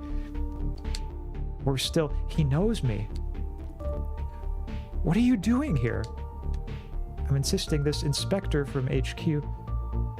I'm with him. Well, don't call him inspector, call him manager. Because that's what C2 tells. What are you doing here? Is he gonna like that? Probably not. I'll just say I'm with him. Sir, your name and title. He doesn't know Lawrence, that much I can tell. Good day, officer. I'm from HQ, engineering manager. Ooh, that's okay, good. I mean, Lawrence remembered the right title, manager and not inspector. What's that about? The regular servicing of the flop core is due. That's why I'm here today. Ah, right. He's playing his role. Engineering manager? Why are you in farm uniform? You have a problem with my uniform? No, I was just curious. because I was not informed of any visitor today. Pardon me, I need to confirm your identity. Please come this way. You're young for an HQ manager. Ooh, no. Is he on to us, chat? Ugh. The key, my friend, is bribing the right people.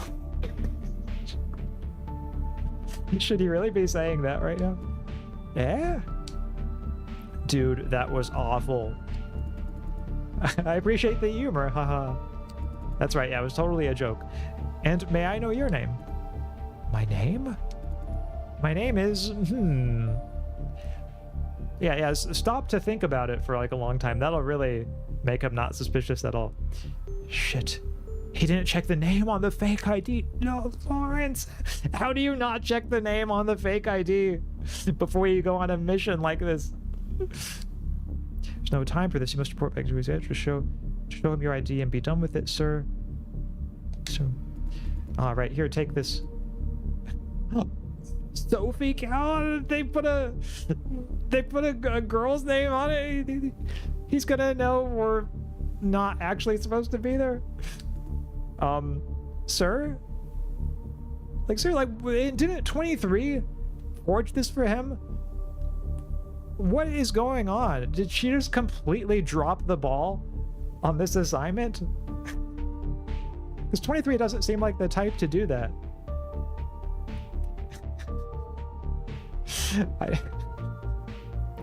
Okay, chat, I think we're gonna have to get into a backup plan immediately. I think we're gonna have to, like, just beat up Michael Sao and hope that, you know, we can take him out together. Because by this point, there's no chance that we're fooling him. Isn't the name Sophie kind of, a bit feminine? My mom wanted a girl, and Sophie's a pretty damn good name. Well, hey, kudos to him for rolling with this, you know? That's honestly probably a better line that I could think of in a high-pressure moment like that. She had a boy in the end, but still thought Sophie's a pretty damn good name. Got a problem, eh? That's ridiculous, man. No, it's just unconventional. Don't tell me that worked. Boy named Sue. Yeah, it is like one of those cases. Also, I like the comments people saying how Cantonese this game is. Aggressively Cantonese, more Cantonese than the Rush Hour movies, Seifu and Old Boy combined. Lawrence, you baka. I'm going in, if you've done asking. I'm sorry, there is one more issue. We just received orders not to let anyone into the flop core. If you absolutely have to, please talk to my boss. Since radio doesn't work on this floor, I'm afraid you'll need to take a detour upstairs. Ooh, who's his boss, though? Surprisingly smooth, and Michael can't argue without sounding sexist. Yeah, that's the genius of it.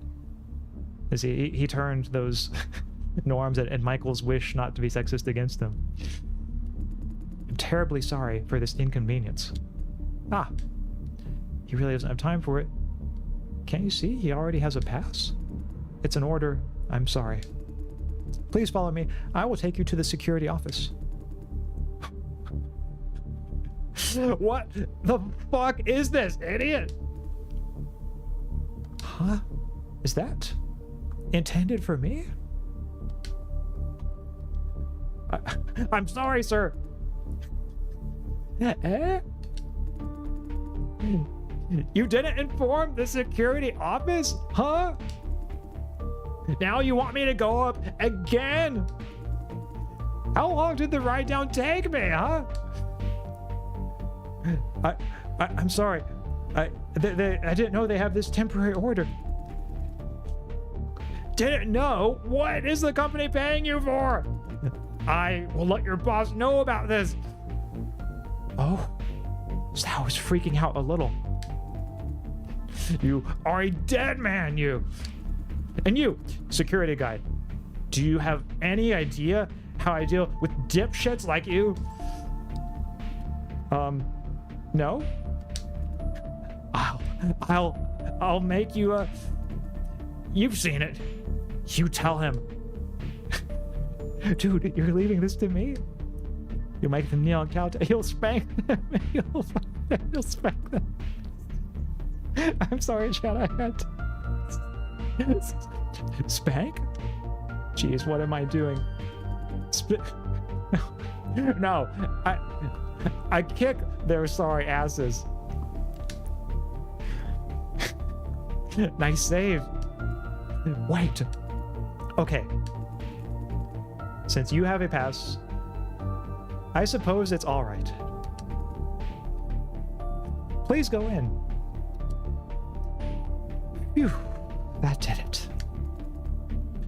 Die. You wait outside. What? That's not part of the script. So, okay, I'll wait here. I have to act along while Sao is here. Good.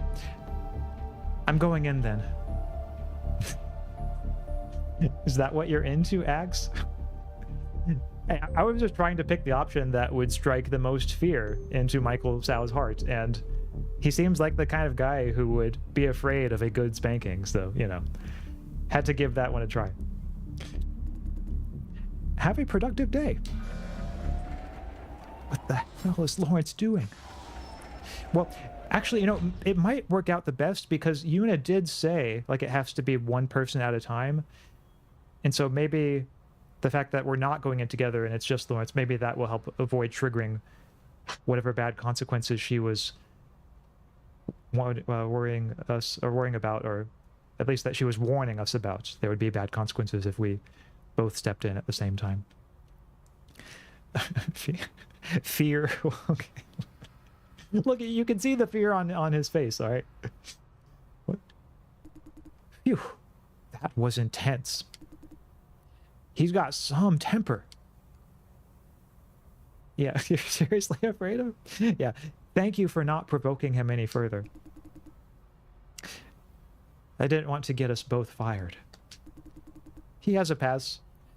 Nothing could go wrong. That's right, yeah, nothing's gonna go wrong. I'm having a really bad day. They told me to guard the door here this morning. Totally out of the blue. Did they know, chat? Did they know we were going to try something? That's why they told him to guard the door? This morning? This is not your regular duty? Yeah, what do you mean? This is not part of my job.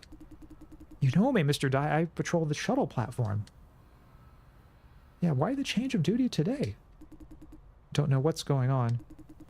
My boss just sent me here telling me to watch out for shady figures with fake ID. Oh yeah, like shady figures with fake ID. I wonder who that could be. Normally we don't patrol this part of the farm. We don't have the security clearance. Told me to watch out for an inspector of sorts. Guess it's all false alarm. Ooh. So good thing we didn't tell him we were the inspector earlier. One mistake on their end, a ton of errands for me to run. Wait. Does that mean somebody informed Vision of our infiltration plan?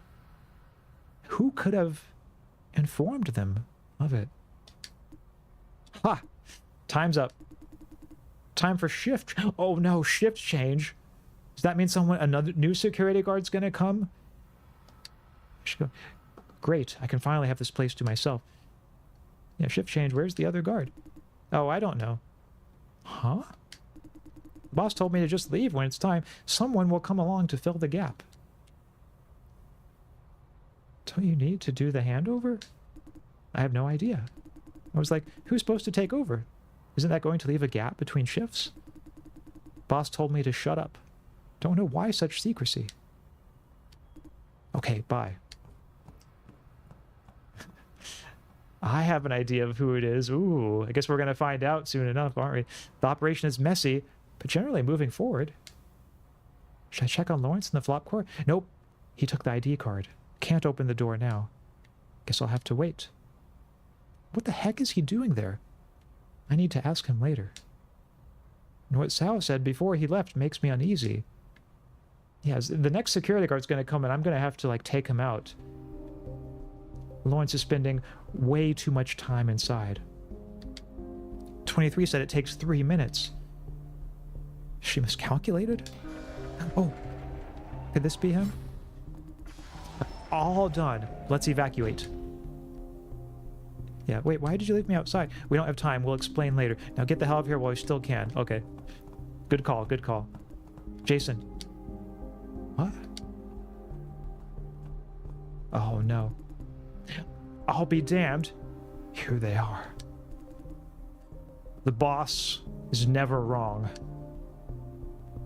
They're not security guards. So, who the hell are you? He's... Who the hell are you? He's sent by HQ. Engineering manager. Engineering manager? No damn difference. As planned. Off them. Oh no. What the fuck? I'll take the one in the rear. Don't damage the equipment. Can't even if I wanted to. They didn't allow guns. Do a proper job. I know. Oh no.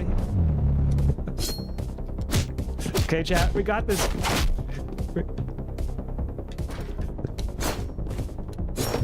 Yes, get him! Beat his ass! Oh, did he just... Oh, okay, he's throwing his knife at me. Oh, okay. Oh, okay. Oh, he got me once. Okay. This one's harder than the others, chat.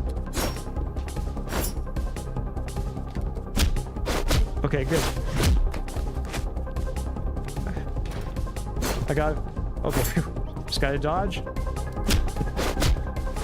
Yes, please, let that be the last one. No, this guy's tough. He is so tough. He's taking a lot of my punches. Okay, maybe this, well, let's do it. Okay, yeah.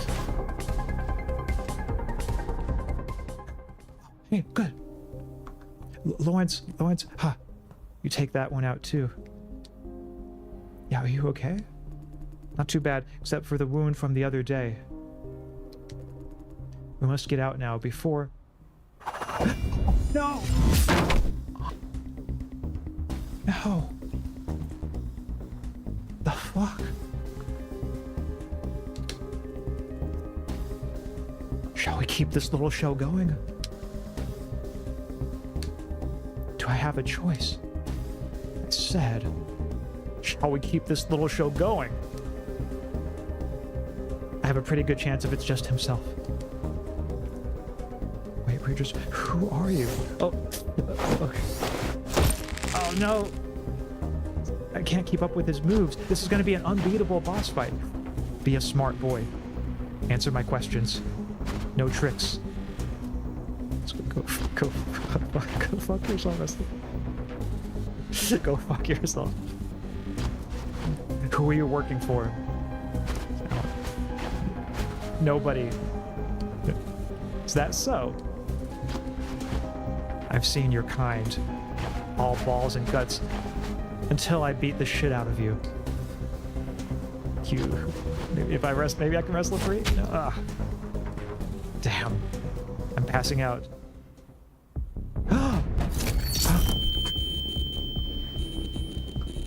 Yeah, Lawrence, that was exactly what we needed. Okay. This is intense, chat. Okay, good. And I didn't tell him who we're working for, so... Ouch. Yeah, what was that? Did Vision send those mercenaries, or... Why would they need mercenaries? I think Vision sent them. Then how did they get into the flop core?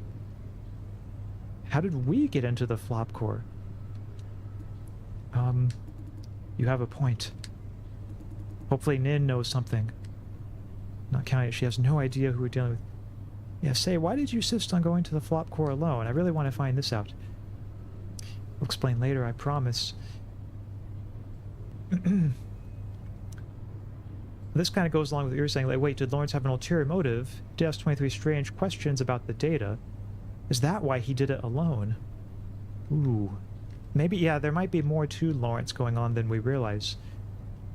He's a professional, but a zoner. Nothing to fear. An enemy imbue. Yeah, that looks like one of the only glimpses we've gotten in this game of an enemy imbue, kind of like the one in the prologue. Explain later, promise. Looks like I can't get an answer now. Jason, please don't tell Nen that I went to the flop core alone, would you? Ooh, that's asking a lot, Lawrence. I mean, if you're not even going to tell me the reason, I don't know if I can. Yeah, why? I have reasons, so please? Okay, no, I have... Depends. I'll be the judge of that. Oh. But you must tell me what this is all about later. I promise. Ah, the data. Phew, I thought I dropped it. Once up there, we'll call Nen pronto and immediately go to the van for rendezvous. After that encounter, Vision could be on high alert now. Maybe there's an all-out war waiting for us up there. I still think we're wasting time. Should have busted Shane Yan last night. Can't let trash like him walk around. The footage Francis recorded is enough to justify an arrest. Can't argue with that. Yeah, maybe we should have caught their leader first. But C2, yeah, C2 said we must do a thorough investigation first. She did say that. What do you think, Jason? These two got a kiss. I think Fran might have some things to say about that. Is Lawrence going to steal me away from Fran? I'd say we should arrest Shania first too. Acting for a single picture could screw it up.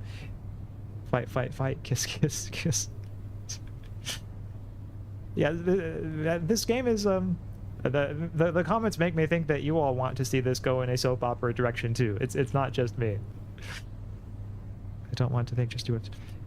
Yeah, I mean, I'm somewhat sympathetic to C2's point that when we're dealing with an investigation like this, you can't show your hand too early. You know, it's important to take things cautiously. Acting for see the whole picture could screw it up. We still can't find any clue in this data we retrieved. I'll try to convince Nin to go after Shane Yan. Will you support me, Jason? Of course, we should have done that yesterday. Still think we should follow through with the investigation. Yeah, I don't know if I can take a side. Here, I think what we need is open discussion, not taking sides. You sound exactly like Nin. Is that a bad thing? No, it's just that you and Nin, you're like robots. Always talking about the big picture, thinking it over, so on and so forth. Could this be a property of MBUs in general, is that we tend to look at the big picture? I don't mean it's wrong, but how could you be so detached when bad people like that remain at large? Hey, Tia, this is just like what you were asking me in chat the other day, or saying in one of your comments. About how you get riled up when dealing with unjust people. Maybe you and Lawrence are more like each other than you think. You mean we're heartless? Yeah, I'm forcing myself to put personal feelings aside. Oh. We can leave that discussion for later. Hey, we're almost there. Might need to evacuate immediately, Jason. We're not going to find a battalion of cops waiting for us when this door opens, are we? We might. He's seriously considering this possibility. No, that's not possible, right? Radio doesn't work down there. It will take Vision a while to find out. Don't we look suspicious if we leave the farm now? You're right. We'll leave the decision to Nin. But 23 will definitely wipe us from their surveillance records. Now, time to move. The days of our juicers? Oh no. That unholy combination of this with classic soap operas. Okay, oh, so now we're back. Nan says they're back online. We need the cyberpunk kung fu queer romance soap opera. You know, Lackatax, before I read that comment, I never realized this was the thing I needed in my life, but now it is all too clear. Yeah, that's the kind of soap opera we need, and we could call it the days of our juicers. It's brilliant. It's perfect. They're back online. Jason, Lawrence, report your status. Mission accomplished? We had a situation. Mercenaries appeared. Report casualties. Minor injury on our way back. Copy that. Let's get going, Jason. Yeah, we need to get out of here. Like, ASAP. Okay. I thought the elevator was going to open up and there were going to be, like, a bunch of IAB agents inside. Okay. Yep. Time to get out of here. Phew. I feel so much better now that we're with C2 and Fran and 23. Jason, how are your wounds? I'm good. Unscathed, not a big deal. Yeah, Lawrence was hit pretty hard. Like, he took that knife. Show me your wounds now. Hey, hold on. I'm injured, alright, but it's not as bad as it sounds.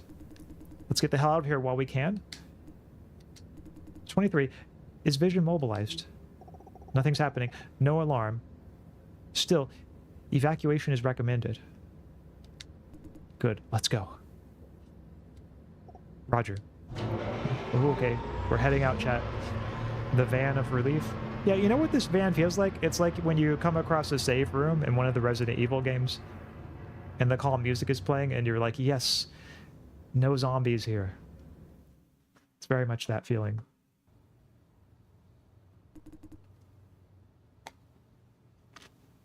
Phew. Home sweet home. This is not your home. Home is where your family is. Aw, that's so sweet. And we're not your families. Hey, why so serious? Yeah, come on, 23. Like Lawrence was trying to have a moment there, and you just kind of trampled over it. You're ouch. Stay still. Don't forget your injury. Hey, Jason, you didn't even have a scratch. Ouch, ouch. Yeah, are you okay? Not too bad. Like, he really needs medical attention, I feel like. Poor Lawrence, always getting bodied. I know, yeah, he takes all the blows for us. See, 23 has been skipping her first aid lessons. Sorry about that. Hey, I was trying to be funny. Don't take it seriously. I think Fran is signaling me something. He's an orphan. Yeah, that's what I'm thinking, is like, since he's an orphan, maybe these people are like his family now. But 23 might not feel that way or understand it. What's Nin doing? She's been hiding in the bedroom since we came back. Hey, 23. Quiet. She's on the phone. Ah, yeah. What does he say? He says he'll take care of it. Take care of what? Clean up. Now Vision won't be able to track you down based on what you left at the flop core. How could you be so sure? Because I made sure Eunice, who is in charge of the flop core investigation. Oh. So now Yuna's working with them. Huh? Chill. You're not supposed to understand adult business. Hey! Lawrence, are you sure you were assaulted by mercenaries? Yeah. What's your opinion, Jason? Definitely not security guards for sure. Yeah, they are in a uniform of sorts and face masks. I don't know if we know that whether they're mercenaries, but they probably want to know about the face masks and uniforms. Gray uniform and masks like skull faces? Right. How did you know? I know who they are then. It's a mercenary group made of wanted criminals. The leader, codenamed Chameleon, is ex-military. Yeah, Vision is hiring criminals? If you're doing illegal things, might as well do it with like-minded people. We have seen Chameleon before. And other missions? That too. I mean, I saw him here. The shooter, he is Chameleon. The shooter who tried to kill Fran. It was just a suspicion, but after what you said, now I'm certain Vision is working with him. Jason is literally built different. He has a super soldier brain inside him. And thankfully that he does, because if he didn't, we would surely have lost our lives by now. Lawrence is protective of his boyfriend. That's why he always takes your hits. And that's why we love him so much. Sorry, Fran. We're gonna have to open up the relationship. I'm taking on Lawrence as an additional partner. But don't worry, baby. He's just a secondary. You're still my primary. Wonder what Fran would have to say about that. Yeah, anything we need to know about him? He's notoriously aggressive and caused lots of trouble for Owl. Hiring him means Vision has more at stake than we thought. Monitoring Vision's internal communications. Looks like employees, no matter the rank, are not aware of these mercenaries. They're keeping it a secret from their own people. That explains why Sal was told to leave without handing over. Oh, indeed it does.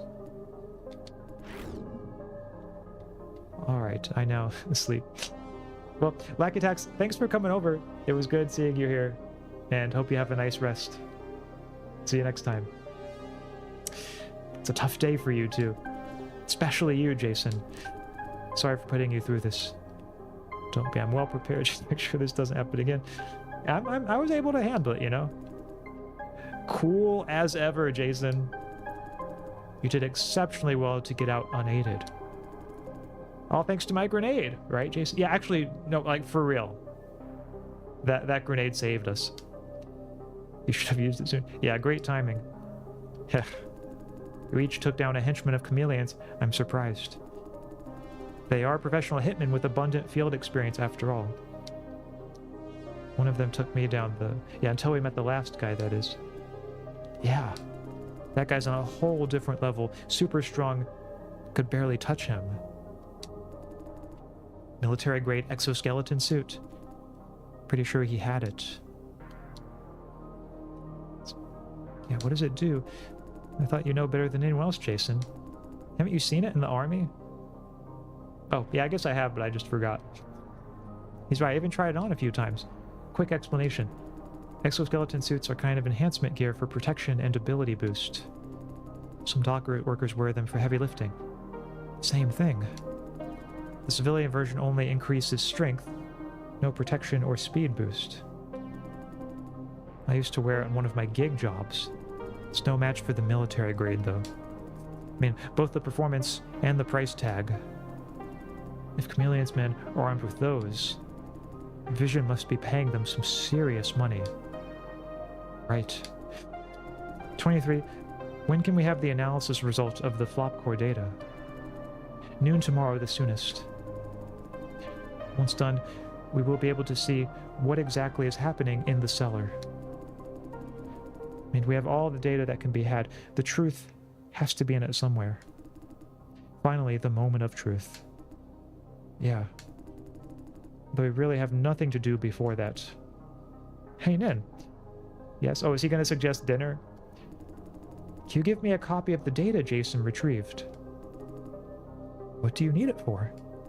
Just want to help. An extra pair of eyes doesn't hurt, eh? MBU wouldn't know even if Jason would. Oh, yeah, that's a good point, Dia.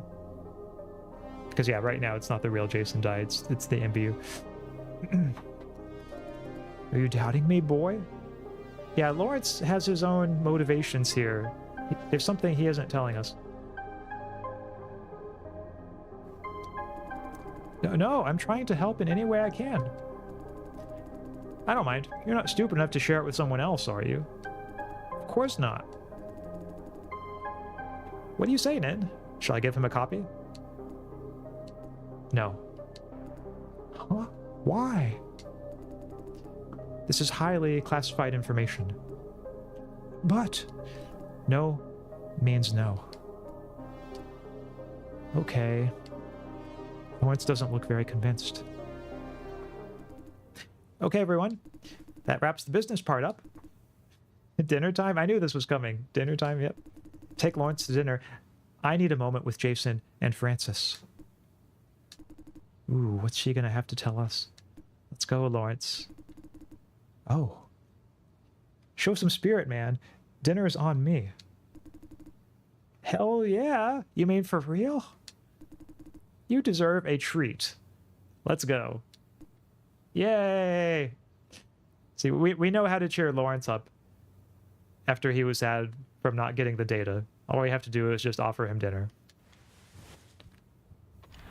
He really is like a dog in some ways.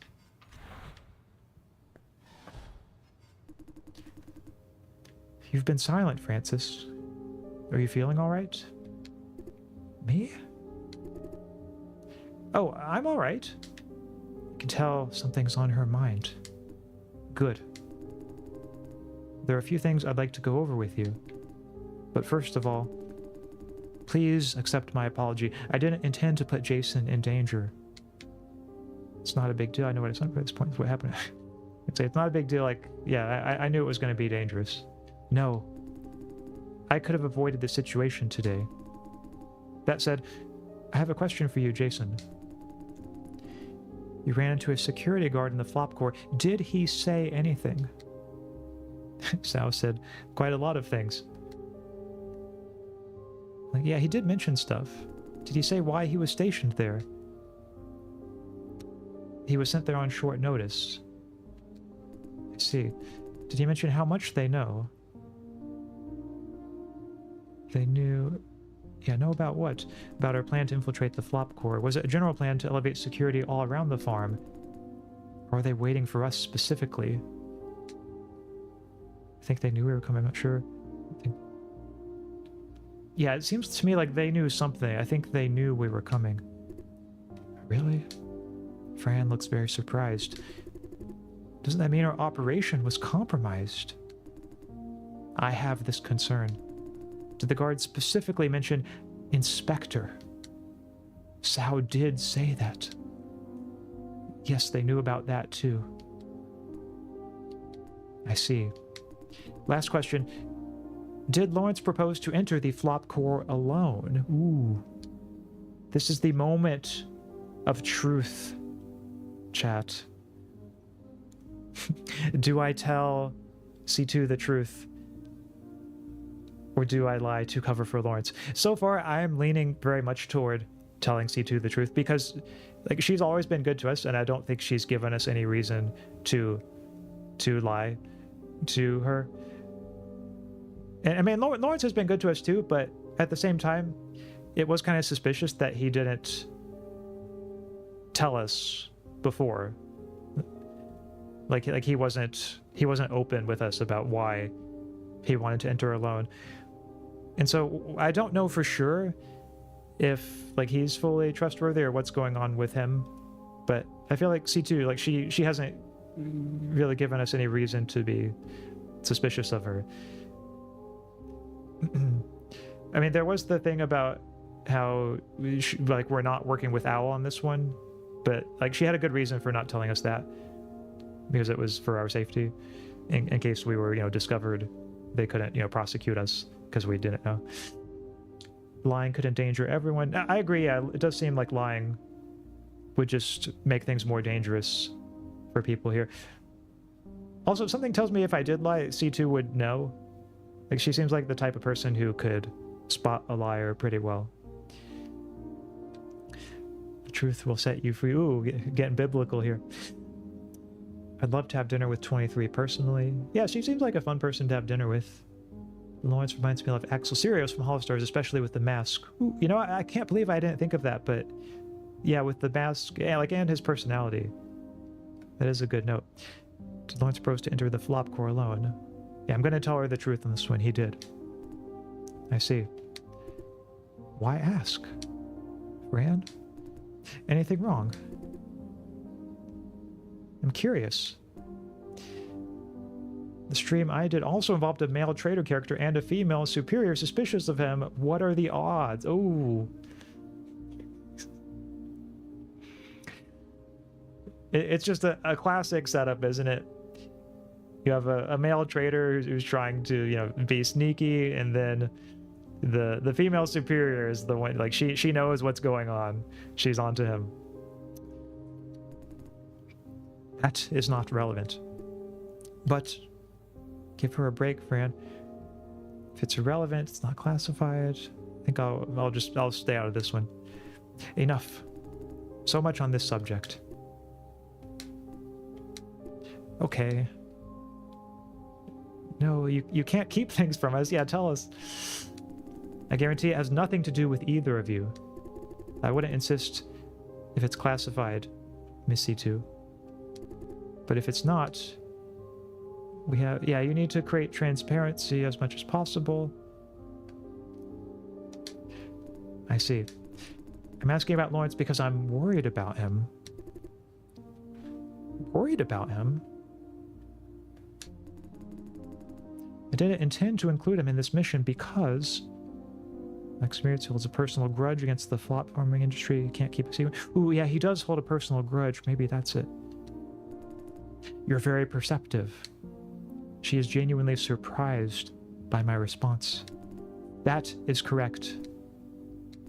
Because of what happened to him, Lawrence hates everything related to flop farming with a passion.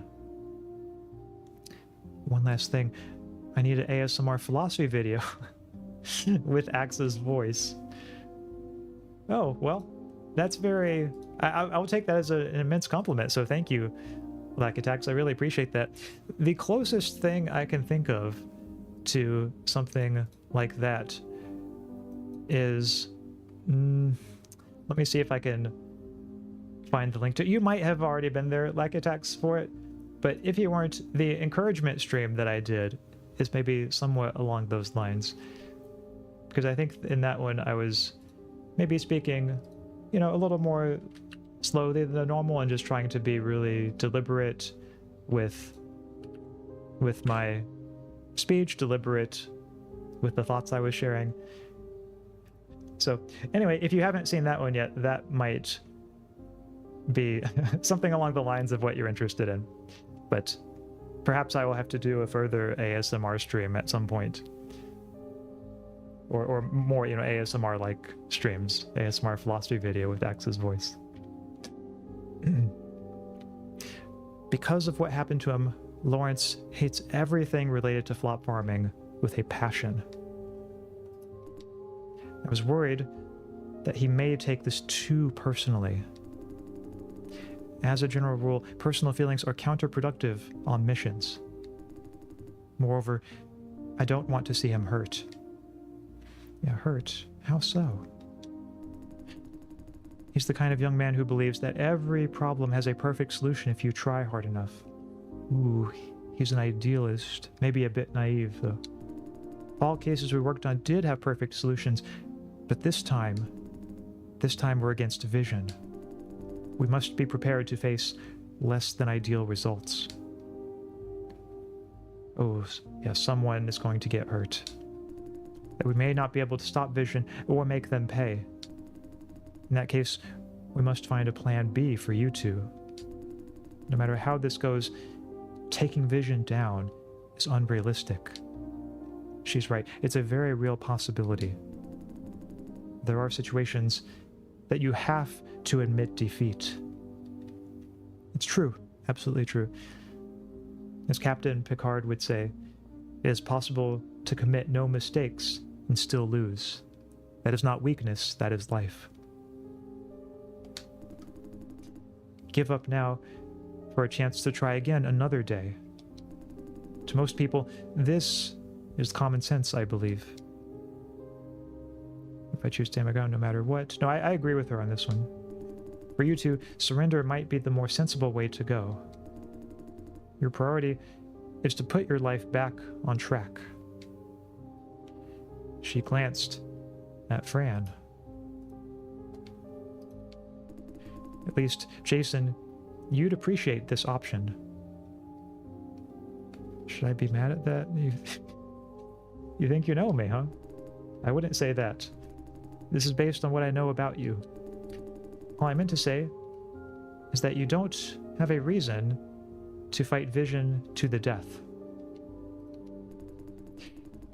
True, yeah, they haven't really done much to hurt me personally. Lawrence is a different case. To him, this is a holy war. We must raze Vision's evil empire to the ground. I think I know what you mean. But why did you ask whether he went into the flop court alone? I have a feeling that he may want to prepare some secret weapon of his own. Ooh. Yep, that sounds extremely plausible. He probably does want to do that. I denied his request to see the data for the same concern. If he goes renegade and engages Vision on his own with this data, things will be even more out of control. Also, you both know that 23 will mind.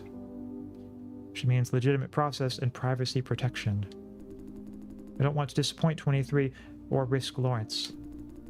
That's why I'm asking you, Jason. Sorry for keeping you in the dark. It must be hard for you, Miss C2. Leading a team like this, there must be a million things to juggle. Especially when you have a team like this. Don't say that. She's smiling, meaning she agrees. I chose this job. I try to do it as best as I can. I admire you. The feeling is mutual. I admire you too. Shall I make myself scarce for a bit? Anybody admires me? Well, I guess I admire you both. But don't just stare at me awkwardly. Say something. Yeah, hey.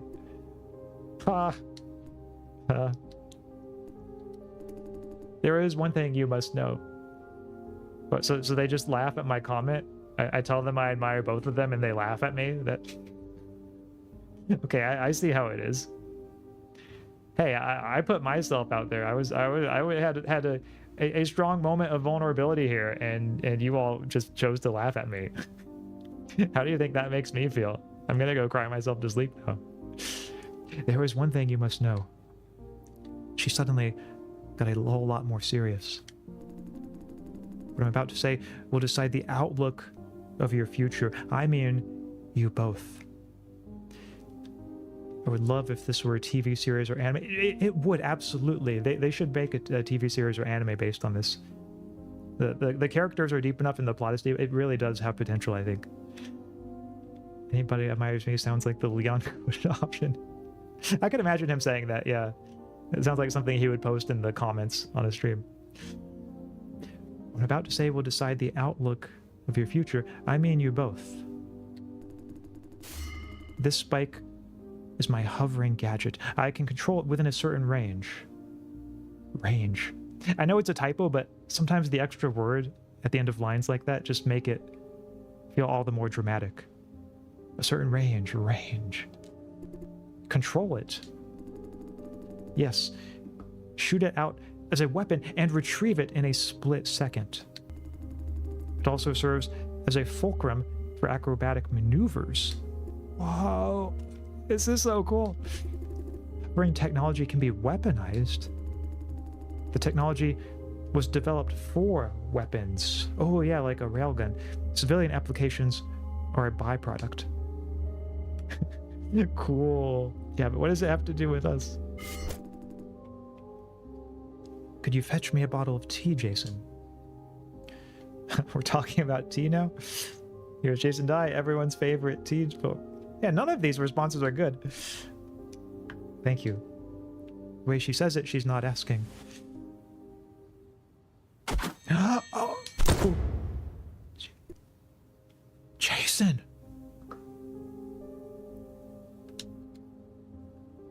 What the hell are you doing? No, I'm okay, friend. Sorry.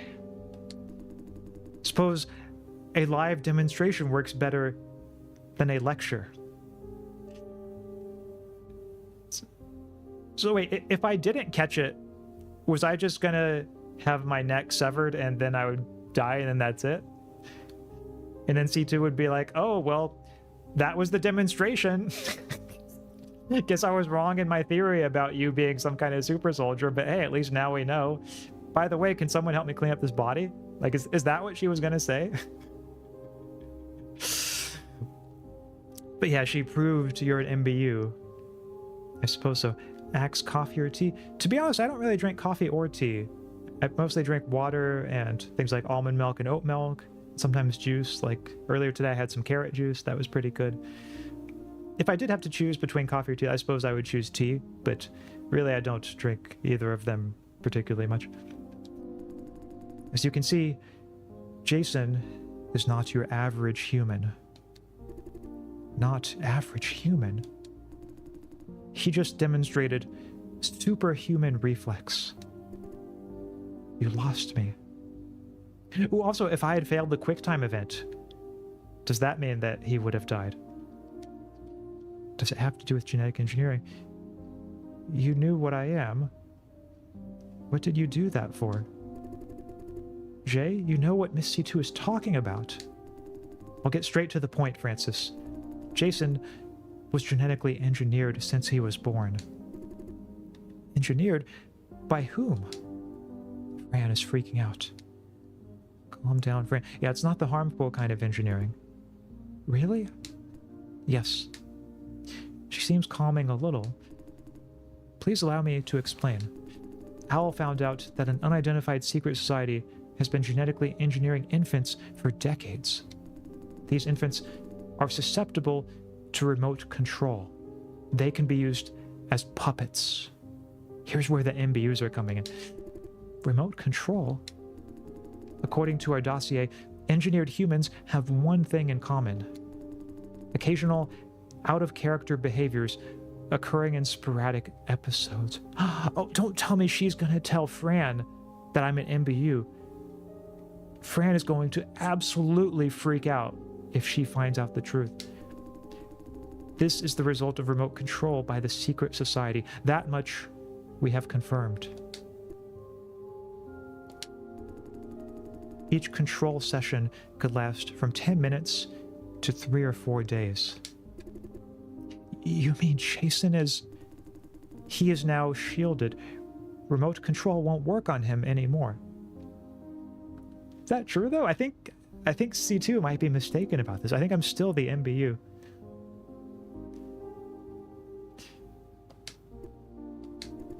This is too much to process. I need some time. I understand. When did you find out, Jay? Last night.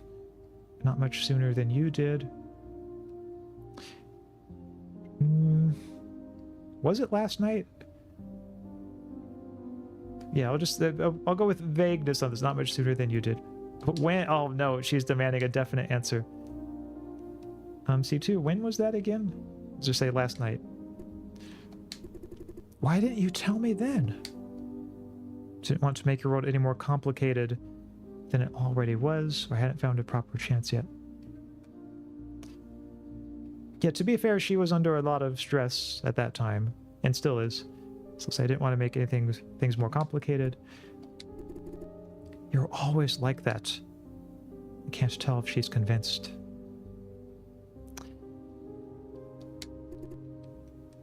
I thought that was obvious since 3 minutes ago. Oh no, I've forgotten the context already of what that's referring to. that he's an MBU was obvious since 3 minutes ago. Because of C2's little test. Yeah, but at the same time, I guess if Fran doesn't know what an MBU is, then maybe she didn't know like what the significance of the test. Or that Jason was genetically engineered. Yeah, I guess maybe that is something she could have concluded from C2's test. To be fair, so much has happened lately. Yeah, these people's lives are pretty active. Miss C2, why tell me this? Why now? Because I just made sure of one thing. What I didn't tell you is that there are many types of engineering.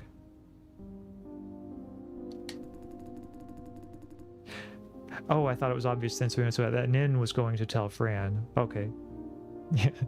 Yeah, it does. It seemed that she was kind of had her heart set on revealing the truth. There is one particularly dangerous kind with elevated physical capabilities. What kind of capabilities? Simply put, faster, stronger. They're effectively weaponized humans. You, Jason, are a humanoid weapon. That's why I managed to beat those mercenaries. Yeah, what does that indicate? You're a more significant threat than other engineered subjects. But if you already made him immune to remote control, then... Al has special rules regarding humanoid weapons. Contain indefinitely in a research facility or exterminate on site. What?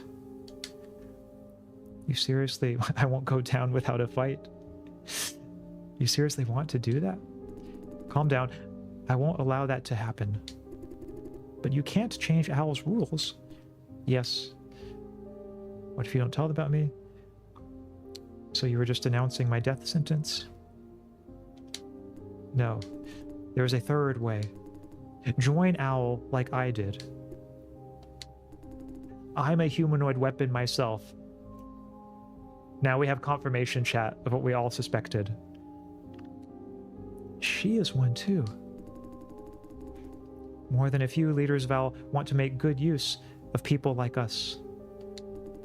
I'm one of the few poster children. A few? Yeah, not everyone made it. Those considered particularly unstable or not fit for field operations. They had to be either contained or exterminated. What I mean is, if you trust me enough, I hope to solve your problem with this approach. Joining Owl? Need to think about it. Don't have any choice. I can go into hermit mode. Yeah, I don't think they're going to accept that. I'll say, yeah, I don't want to commit at this point, but it does seem to me like that probably is the best option for him at this point. Need to think about it. Yeah. What would you suggest, Francis? I don't know. I can't make big decisions like this on the spot. You're right. Sorry. Am I really the weaponized type? Why didn't you tell me before? I needed time to evaluate you. I checked your background before making contact. The way you subdued the stabber at the farm was self-evident enough. Your muscle power and reflex were obviously beyond what's normally considered possible. At the hospital, I told Lawrence to watch how you handled those thugs. Quick and clean, as expected. On top of that, you dealt with professional mercenaries earlier today. But I'm just an average guy when not possessed. Is that so? You're supposed to blend in when not possessed. There are exceptional cases, though. You are one of such cases, Jason. And that is why I believe you will do well as an Owl agent. With training, you'll be able to tap into your powers with your unpossessed mind, like me. Ooh, they can access the powers even when unpossessed, if they train hard enough. Can I really do that? Jason, this may sound like a crisis, but it's also an opportunity. Before you face Owl, I can help you to prepare. I know, and I won't let this opportunity. Great, prepare to extermination. Sorry to disappoint if you're expecting a thank you. Yeah, this is cool. I like that she's offering us this chance. I know, and I won't let this opportunity slip. Good. You have a strong mind. I know you need time to process, you both. Rest assured that Owl won't notice Jason in the immediate future. How much time do we have? They will notice me sooner or later. That's right, Senpai will always notice. When that happens, Fran, may I ask a question? Ask away. These investigations, some of them against the order of your superior, and now offering to help Jason. Why are you doing this? I always try to do the right thing. She said that without thinking. I was kind of like Lawrence and Fran, and now C too. They're all motivated in their own ways by trying to do the right thing. Yeah, Lawrence said something like that too, just what I was thinking. I do it because I can. With great power comes great responsibility. Oh, she used the classic Uncle Ben line. Yeah, Spider-Man. Can't believe someone's actually putting that to practice. Yeah, Spider-Man. Correct. She flashed a knowing smile. How far will you go to do what you think is the right thing, as far as I need to, without crossing red lines. Some measures are against my purposes. I won't shoot myself in the foot. You think you have strong principles. Exactly the opposite. I see principles as rigid shackles, more trouble than they're worth. Ooh. Maybe C2 is a consequentialist. Weak principles are too loose to be of any value. Strong, rigid principles only hold you down. Never kill, never lie, be loyal to someone, so on and so forth. These principles slow you down when you really need to take action. Or still, you don't achieve anything extra by adhering to them. No help with action, no help with results. Without principles, aren't you acting on a whim? What if adhering to principles is my very pursuit? Yeah, I wonder what she says about this. Aren't you acting on a whim without principles? Everyone acts on a whim. Whatever we do, we make decisions by going with what we think is right at the time. Sometimes we consider consequences further down the road. But on a grander scale, that's just acting on a slower whim. My point is, as long as your deed serves your purpose, your pursuit, there's nothing wrong with acting on a whim. Many choose the path you described, but refuse to face the consequence. Indeed. More often than not, principles become excuses to indulge oneself. I'm adhering to these principles, so it must be okay if I do that. They allow themselves the maximum indulgence by reinterpreting principles as they need. I know myself fairly well. Every choice I make is a weighted, informed decision. Instead of creating supposedly universal principles, I judge every situation as a separate case. My decisions are made based on the value I assigned to everything. Value is something I can talk about. It's an effective measurement of my own actions and their results. Value fluctuates all the time, though. Worshipping rules or principles equals giving up independent thinking, which makes the start of a downward spiral. So yeah, I was right, Chad, or we were right. It looks like C2 really is a consequentialist when it comes to ethics. Talking about value and not holding rigid, absolute principles. She seems more the consequentialist than the deontological direction here. Does 23 agree with you? I don't think so. She has her own principles. Respecting laws, following. Yeah, she seems like more of a deontologist. 23 does. In a loose sense, yes. But she broke her own principles by joining you in this unsanctioned operation. Correct. For this very reason, she's been struggling against herself since the start of this operation. The world is a complicated place. No rigid principles could grant permanent peace of mind. I tried to explain to her, but she wouldn't listen. Yeah, peace of mind. This line of work often pits us against tough decisions. Sacrificing civilians for the sake of an operation is just one example. Many have trouble dealing with such pressure and guilt. 23 is one of them. I'm doing this for law and order. That gives her peace of mind. Now you see why she values principles. But she broke her own principles. Yeah, why is she breaking her own principles, do you think? These principles are no longer providing her peace of mind. She chose to go after vision because it's obviously the right thing to do. But her principles are giving her hell for doing the right thing. Maybe she just needs better principles then. What if she's doing only for your sake?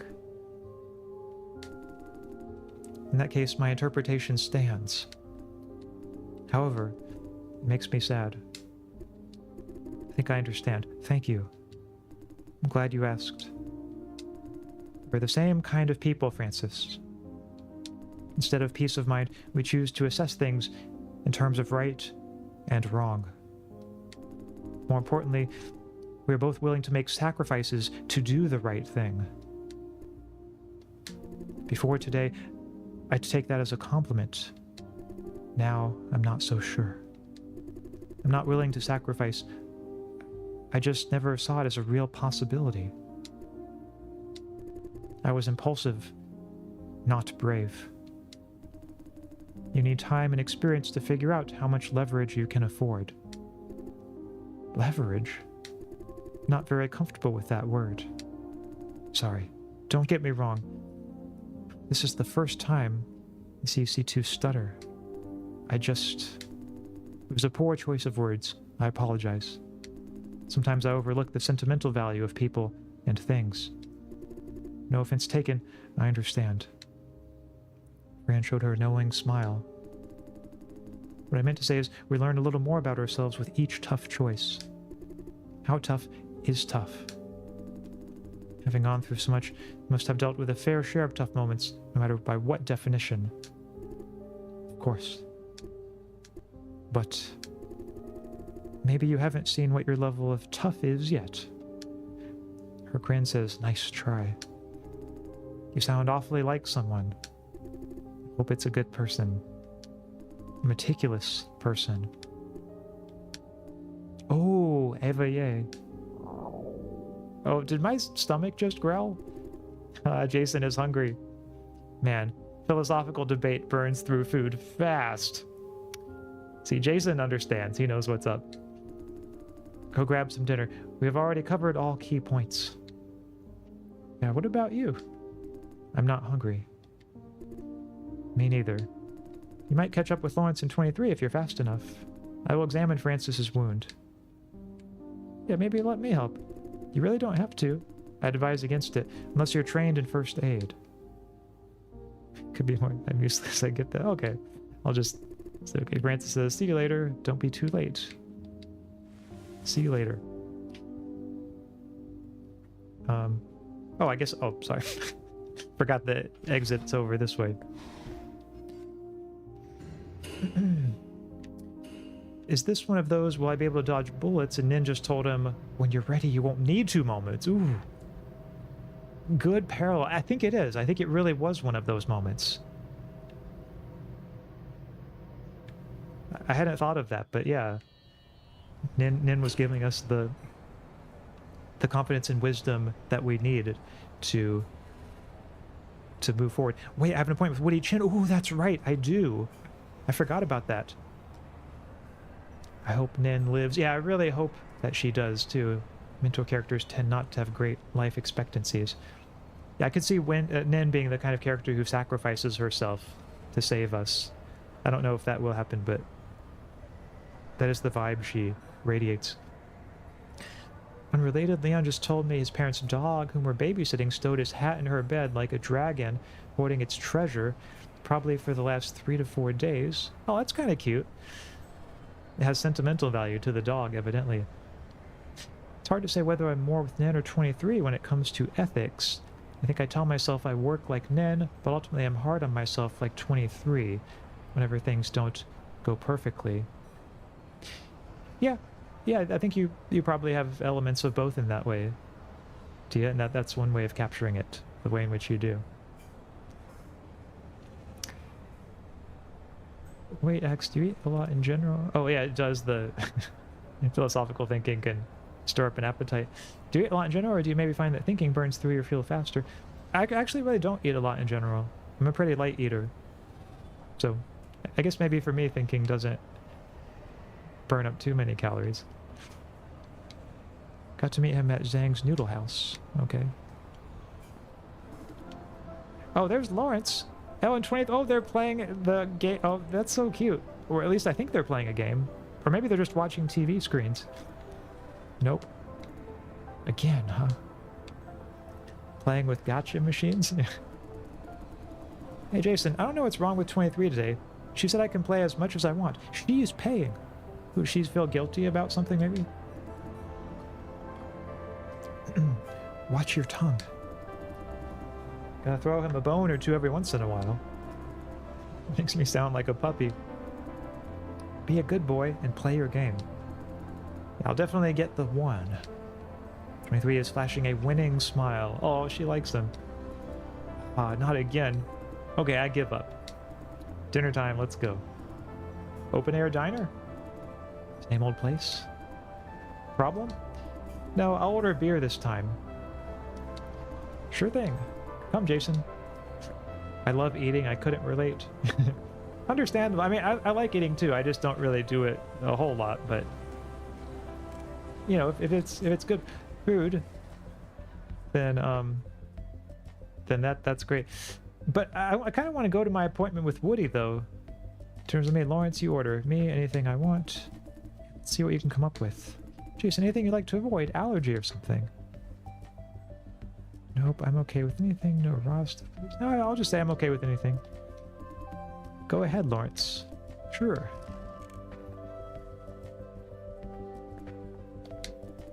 How are you feeling? Your first day as a spy. It's cool, it's complicated. I thought spy work should be more badass. Well, it was pretty badass with beating up those guys and infiltrating. I'll just say it's complicated. Sometimes you're just like Nin. She's more like her usual self now. In the safe house, she was acting kind of weird. Hey, what are you guys talking about? Relationship gossip? We're not hormones-driven teenagers, okay? Hey, time for some fun conversations after a long day. How's it going? Nin agreed to go out with you yet? 23's in love with C2?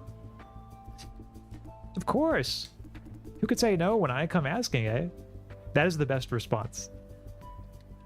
Wait, did she just agree to go out with you? Or go out with you? I think she's going out with me. Does that mean a yes or a no? That's like no progress at all. I know, right? She just doesn't get it. Worst of all, she's complaining to me all the time this job is all work, no date. Can't imagine C2 saying something like that. Yeah, this is kind of a surprise. I didn't know that 23 and C2 were actually in a relationship, or at least that 23 was aiming for one with C2. Is that Yuri? Zero, I think it is. This is your moment, Zero. The Yuri is here. Yeah, you and Karis both sound like light eaters. Is this the sign that I'm not a real philosopher? I need to eat like every 2 hours, and I'm slender. I think it's my brain that needs it. Yeah, I guess everyone has different metabolism and such, but but I will say no, it doesn't mean that you're not a real philosopher. Being a real philosopher is independent of snacking habits, I would say. Next favorite pizza toppings? Yeah, I mean, it's been a while since I've had pizza. I do like pepperonis quite a bit. Not that I have them that often, but or sometimes, you know, just like regular cheese is fine. Just like, you know, I don't need any fancy toppings on pizza. But those are the first two that come to mind. How about you, Robo? It's that Yuri 1, 2, 3. We want Yuri. I know. Calm down, chat. I know everyone's excited about the Yuri, but but all in good time, chat. We're getting toward that point. I'm sure there's going to be. Maybe that's the secret ending, is we get to see the Yuri blossom between C2 and 23. I mean, come on, here's your date sitting in front of you. You might need a few tips from Jason. Yeah, the only one who's not single. Teach 23 a move or two. What would you do when your crush is oblivious to your feelings? Will you meet up, let me have at your leftovers? Okay, sure, yeah, I mean, leftovers are always good, and I'm happy to share leftovers with anyone, so... pepperoni pizza is peak. Indeed. Chat, it's just me. Well, I think chat... sorry, I'm illustrating the very thing. I think Zero, you bring enough Yuri appreciation to the chat for all of us, you know? I think that's what I'm feeling right now. This is my fault. I was talking about ordering pizza early when I streamed. Like pepperoni and jalapeno. Okay. Nice. Hey, there's never a bad time for pizza, you know. But chat, what should I say on this one? Teach 23 a move or two. What would you do when your crush is oblivious to your feelings? Well, chat, this might not be the most popular answer, but I think you should just come clean, like, and let them know, you know? It could be whether, like, if let's say you're hanging out and it's like in a park or a nice place and you just tell them your feelings. Like maybe you sit down somewhere with a nice view, somewhere you can be alone, and you tell them how you feel. Or maybe you write them a letter explaining your feelings. And to be clear, it's not that this is likely for them to say yes in response to. It might well result in them saying no or being weirded out. But at the very least, to me, it's the most honest and most courageous way that you can approach something like this. And even if the other person says no, you can look back and be proud of the fact that you were willing to engage with them in this way, willing to put yourself out there and ask them the question. So that is my take on that question. Zero covers Yuri and I yaoi. The duality of commenters, the duality of watchers there, Robo. Yes. Good to know we have all sides covered. Maybe because I have never let them know. Well, it can be a scary thing, letting someone else know about things like this, because not everyone reacts well to it. But I can tell you that I've never regretted being open with people about whenever I have, you know, felt something or wanted to ask them something important. Just coming right out and telling them. To me, that has always been something that I can look back on and not regret.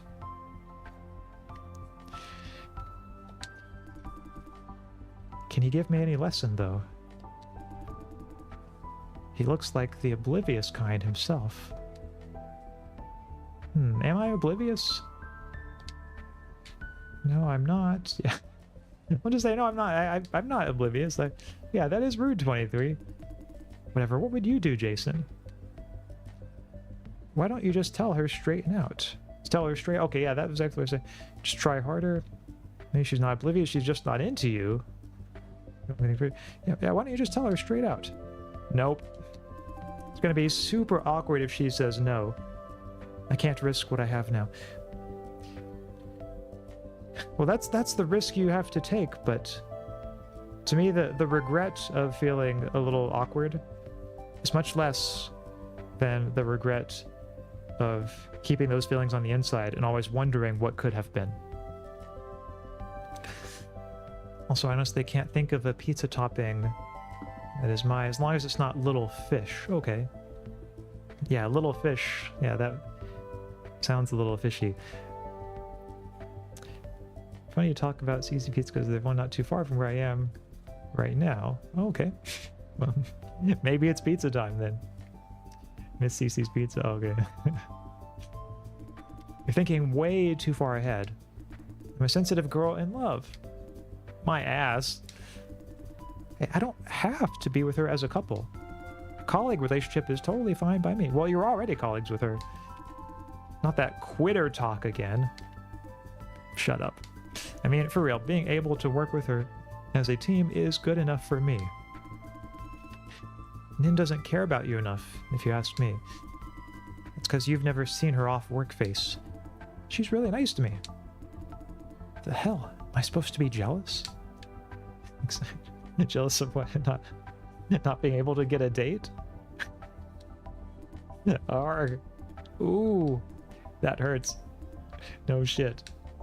Was I too blunt? I meant it as a joke. I hope Lawrence didn't think I was actually insulting him. Say, I never suspected this operation is behind Owl's back. Dude, that's what you'd call an awkward change of subject. It feels like a good time to talk about it. Sorry for not telling you. For the record, it's all Nin's idea. I was dead set against it. Yeah, just dump it all on Nin. She's not here anyway. 23 blew a raspberry. Ah, that explains the small van. Al didn't give you the budget for it. No, that has nothing to do with the budget. The small van works better for the mission. Aren't you concerned that Al might find out? Yeah, aren't they? We are. That's why we're performing our regular duties as well. If we get caught, the worst they could do is to call this pet project off. Will Nin give up that easily? I don't think so. Will you stand by her when that happens? Probably. Ooh, just probably. Ah, true love. Hey, illegal investigation is not something you would do, 23. It's private investigation, not illegal. I think we broke a ton of laws in the process. You're not wrong. Aren't you always going like, we are the law enforcement? Breaking the law to enforce the law is wrong. And blah blah? Why did you agree to... No, and blah blah? When did I ever blah? You get the idea. Don't try to dodge it, 23. Whatever. A colleague relationship with someone you love can be fulfilling, I'd say. Yeah, I think fulfilling in a certain sense, although I know for me, or at least I think for many people, they would also want something more from it, but maybe if colleague is the most they can be, perhaps they would take being a colleague over nothing. I suppose that seems right. Oh, she's gonna end up dying for Nin. Ooh, I can see that happening, and it'll be so sad if she does. I'm doing this for Nin's sake. Can't let her start a mission without support, can I? With that starry-eyed look away, Lawrence. I'm warning you. Now, seriously, I don't think what we're doing is right. I've been working for Owl long enough to see a fair share of moral dilemma. By now I have developed my own rules and red lines. Nin was right about 23.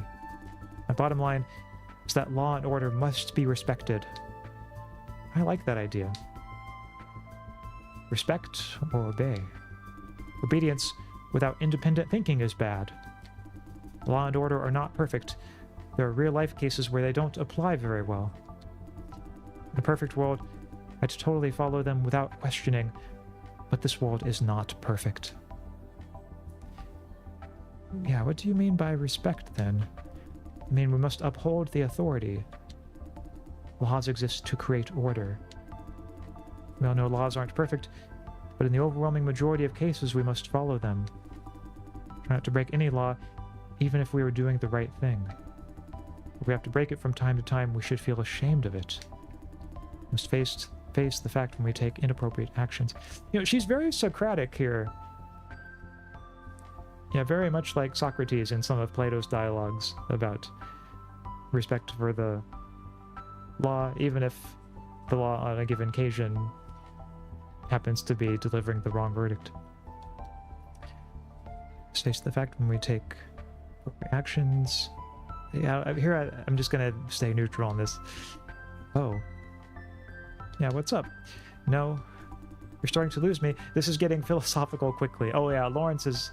He's not really into philosophy much, is he? Sometimes I want to be you. Oh wait, I can tell it's not a compliment. Yeah, that is a backhanded compliment in this context. Good for you. Anyway, as far as I can tell, you're saying breaking the law is wrong. Right, if you have to simplify things. Why are you doing this knowing it's wrong? We don't always get to do what we believe is right. We choose what we want. I want to be with Nin, plain and simple. Not the right thing, but the desired thing. That brings us back to the starting point. You're right. Her eyes are not laughing. I say you and Nin are focusing too much on fine details. Just be yourself and be proud of it, right, Jason? No, I don't mean as a consolation prize. That would be insulting. If someone is worth being your partner, they're worth being your anything. Would you agree? Worth being your anything. Like, the way I am naturally inclined to interpret that statement is, like, it's better to have some kind of relationship with them even if it's one that falls short of being a partner, than to have no relationship with them at all. So maybe I'm just misreading the comment, but if that's how it's meant, then I would say yes. Like I would rather be like if there's someone I love, I would rather be friends with them than not be friends with them at all. But I get the sense, maybe I don't know if that's how the comment is meant. But if that is how it's meant, then yes, I would agree. Just be yourself, be proud of it, right, Jason? Yeah, I think I agree with that, right? See? Say, Lawrence, what's with that tone? I sense a hearty talk coming. You seriously want to join OWL? Of course. I don't know if it's the right place for a simple guy like you. Is there anything wrong with being simple? Well, I don't know about that. Pretty sure you'll pass the adversity test in one shot, though. Even you have to recognize my talent. 23's grin doesn't look like recognition.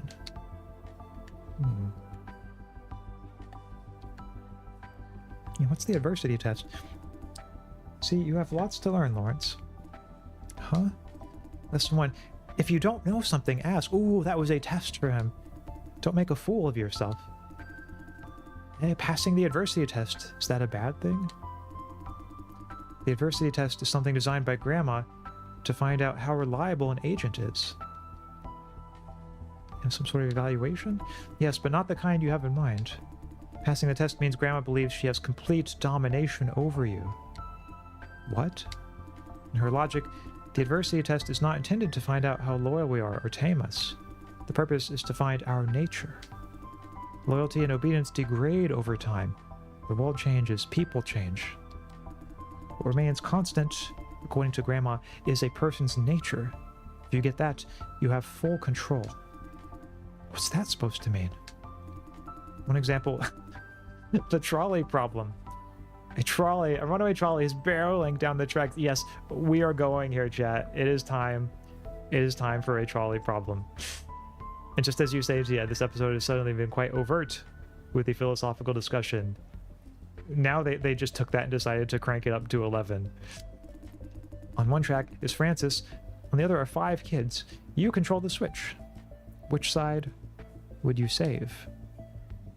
Fran. Jason says Fran. Fran, kids, can I just holler really loud and tell them to get the hell out?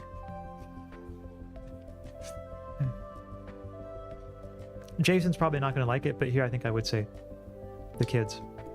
Really? I thought you'd say Francis. Now, Grandma knows you value the greater good over Francis. Of course, that was just a hypothetical scenario. Grandma puts you in real-life scenarios with real consequences. It takes most agents 3 or 4 tries to pass it. Nin has failed it 21 times and still counting. What? How? She managed to stop the trolley. Huh? Instead of making a choice, she finds a way to circumvent the whole situation.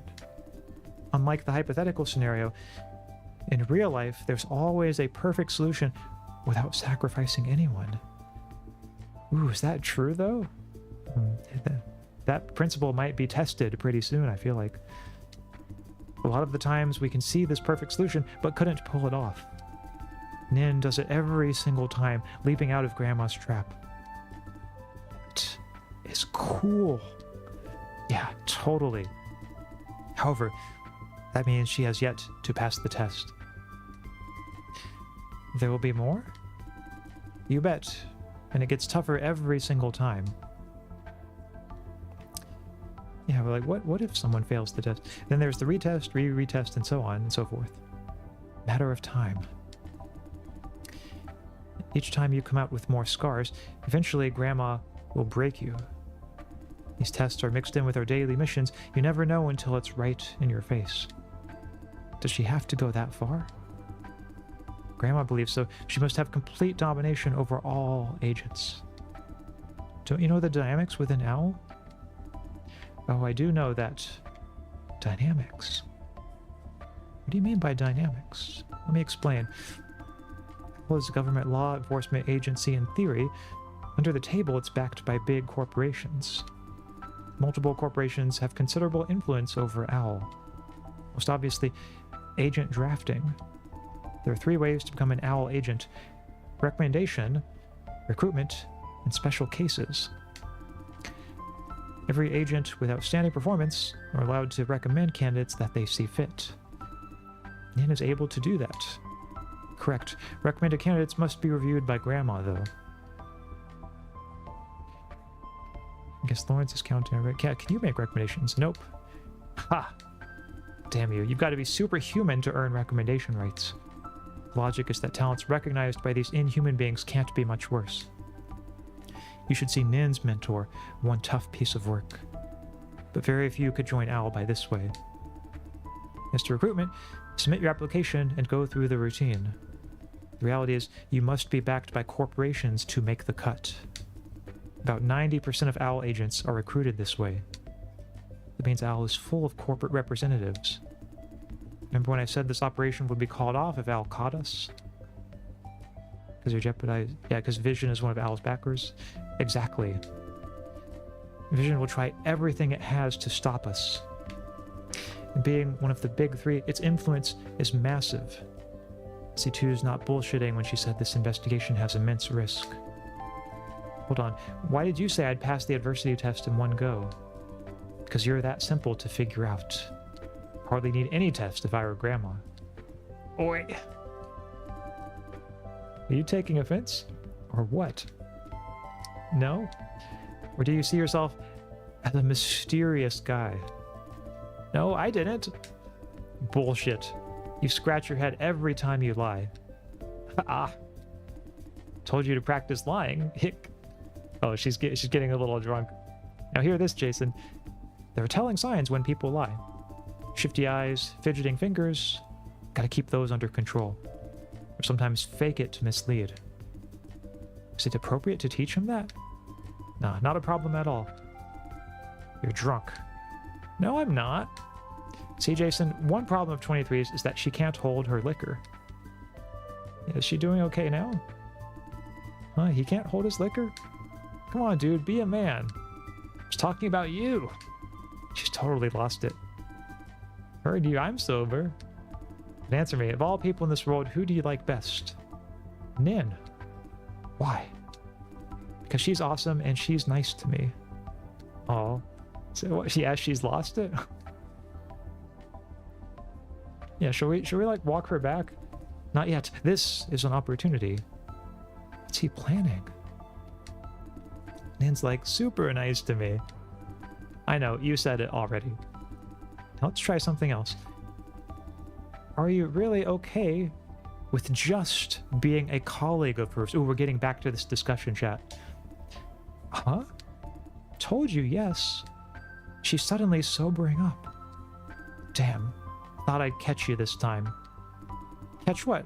I have nothing to hide. Ugh. Okay, gotta go before I barf all over the place. Bye. Bye. Yeah, I'll walk you back. A gentleman, huh? Learn your lesson, Lawrence. Yeah, I know. Go get some rest. Wait, I just said I would walk her back, and now I'm just sitting here.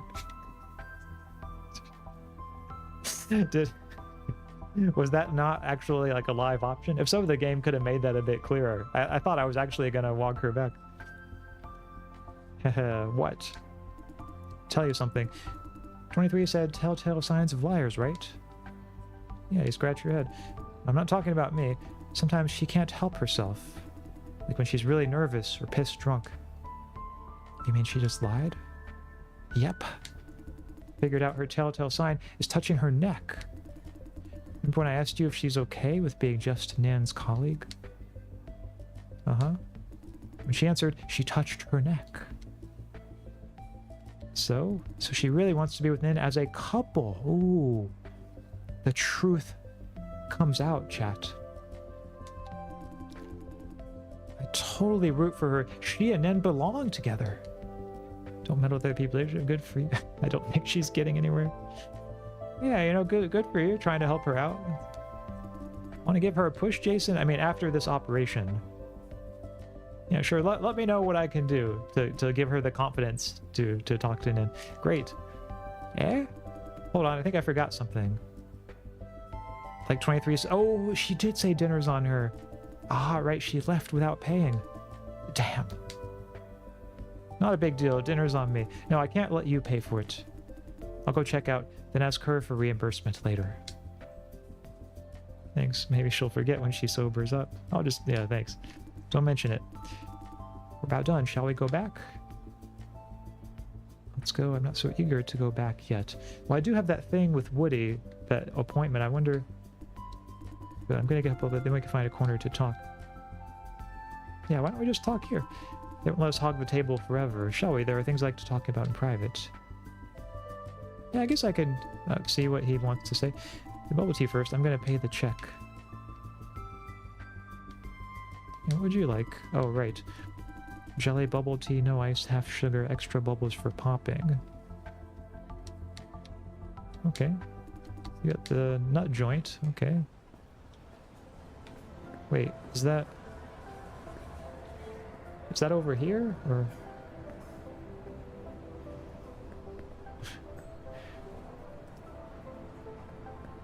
Okay, yeah, so here's where I can... What kind of pop? What would you like to taste? My cup of tea? I'll just order one for Lawrence.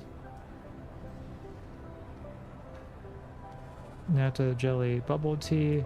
I think is right, this one. Okay, ice and sugar. Oh, I forgot already what he wanted. Okay, now no ice, half sugar, I think was what it was. Yeah, no ice, half sugar. Any topping, extra bubbles. Total $180 for that? A cup of bubble tea used to cost like $90. Oh, because of inflation. Gone are the good old days. I've got the order correct, right? Your drink is ready, sir. Thank you. Have a nice day. Gotta meet up with Lawrence. Close enough, maybe, though, with the stipulation that I don't think friends are less than lovers, necessarily. If someone has value, you want them in your life in any capacity, right? What kind of relationship? Oh, there's Lawrence. Yeah, I agree. Sometimes friendship relationships can be closer than some relationships. Although to me, I guess I view romantic relationships as simply a kind of friendship. But that's, I guess, a whole debate in its own right. Some best friend, lover, nurse, chef. Yeah, I think if I did love someone and my choices were between having that person be like a chef that occasionally cooks food for me versus not being in my life at all, I would prefer the chef option. What kind of relationship? It's not a contest. Okay. I mean, I think I would agree with the it's not a contest claim in that, like, to me, like, having a romantic relationship with someone just is a particular type of close friendship, and so in that sense, I suppose I don't see them as a contest. Anyway, I feel like this meta discussion is sort of foreshadowing for the plot. Ooh, maybe so.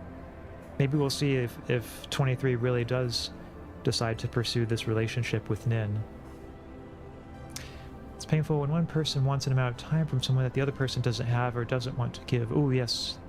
It is one of the most painful things in the world. That unrequited love. Sure, you can have all the relationships you want. There will always be people out there who love you and treat you with respect. Especially as long as justice is alive. Oh, you can't have all the relationships you want, yes.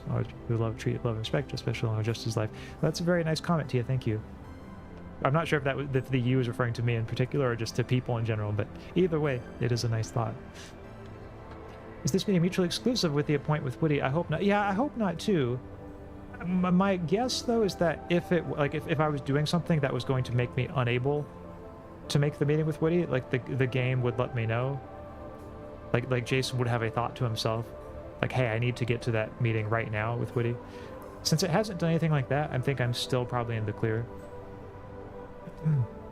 Though T, I think you're right. Even it makes me uncomfortable to realize everything relationship I've ever had, no matter how mutual the breakups were, wasn't ever real. Yeah, why wouldn't it be real though? I guess that would be my question. Jason, here! That was loud. Great, now everyone knows I'm Jason. Coming, Lawrence! Don't yell my name out that loud, Jason. People are watching us. You just yelled mine. Ah, right. Sorry, bubble tea? I think this was the one that Lawrence wanted.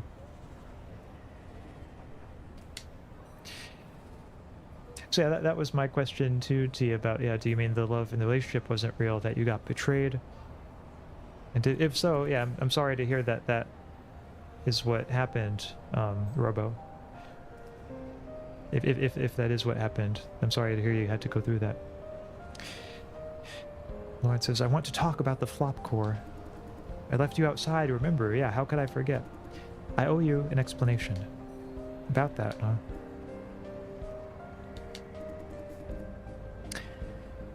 I did it for a chance to examine the data.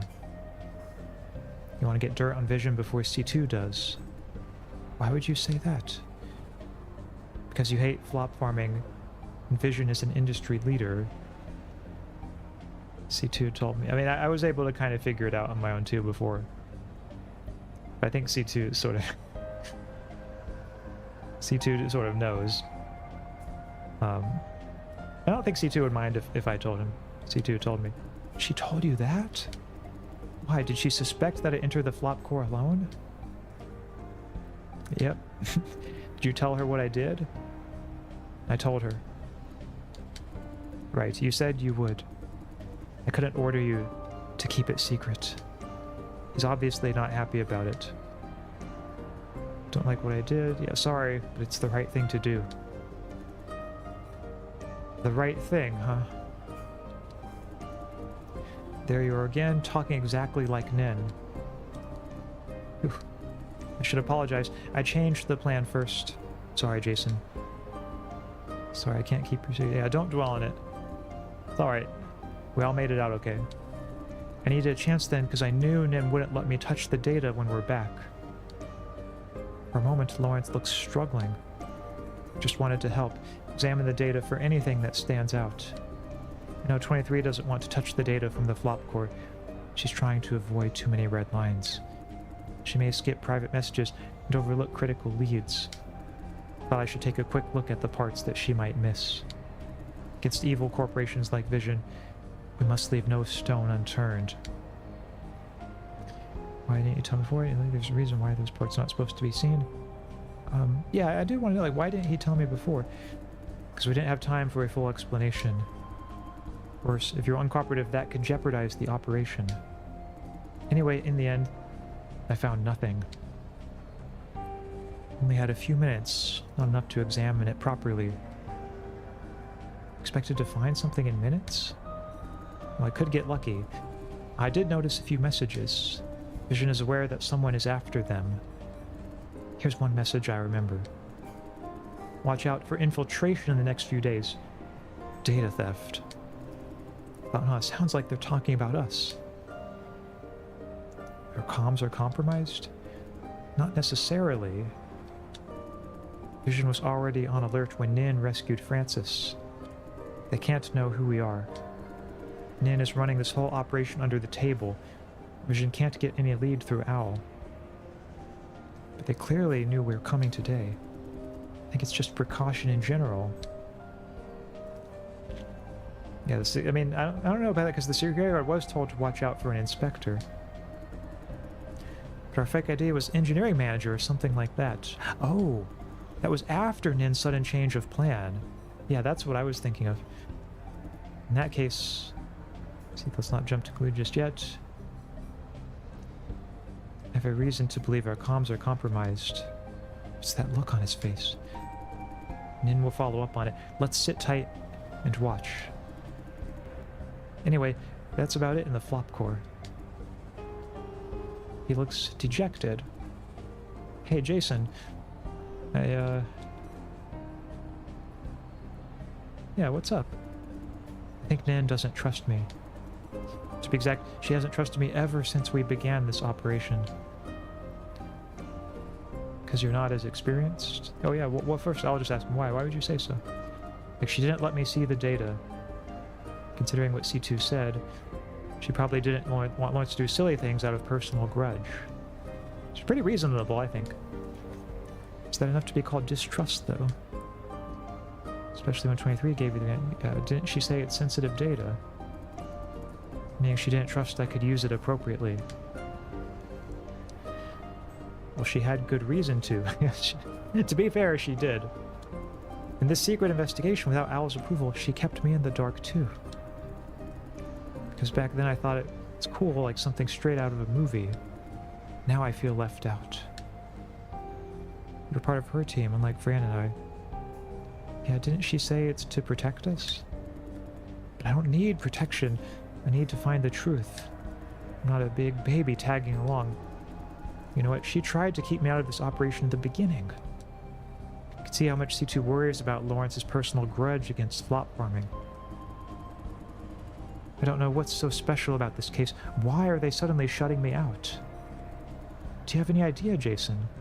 Ooh, unlocked option. Maybe she doesn't want you to be blinded by your feelings. Yeah, I think that's the best one here. She doesn't want you to be blinded by your feelings. That excuse again. But why? Because she thinks you're not mature? Because of how much you hate the flop farming industry? What does that matter? The hate drives me forward. She never tries to understand my perspective. Although, on the other hand, what if it's just me? What if Nin didn't mean it? If so, brooding over nothing makes me like a fool. He is aware that he sometimes broods over nothing, huh? Whichever case, you should talk to her. That's probably the best idea. Is that an agreement? Jason, told you about my past, didn't I? Yes, I'm sorry for what happened to you. Thank you. Now I think I should tell you the whole story. That is, if you'd like to listen. I'm not quite interested. Who would say that? Yeah, I'll tell him in a second. Of course, I'd like to. Robo says, they were my best friend, but just because the title of boyfriend disappeared. Why does it always mean the title of friend also disappear? I know, that's sad, and it's always a shame when that happens, Robo. And I'd be lying if I said I understood it. Like, to me, the best thing and the thing that I would always aim for and hope the other person would be open to is, even during a breakup, to, you know, also be willing to, like, go on and continue being friends afterward, you know, to keep things amicable.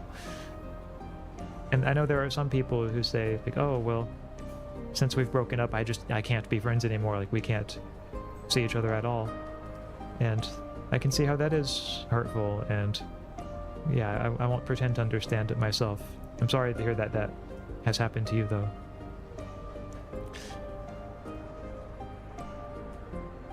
And likewise for your comment, Tia, I think that's well said about been hurting a long time. I'm sorry, man. Perhaps that's the most we outsiders can say. So yeah, of course I'd like to, yeah.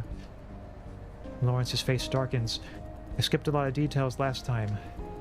I and my family were not the only victim of the accident at Tendril. There were about 40 victims. The accident made it to the press, but was covered up soon enough.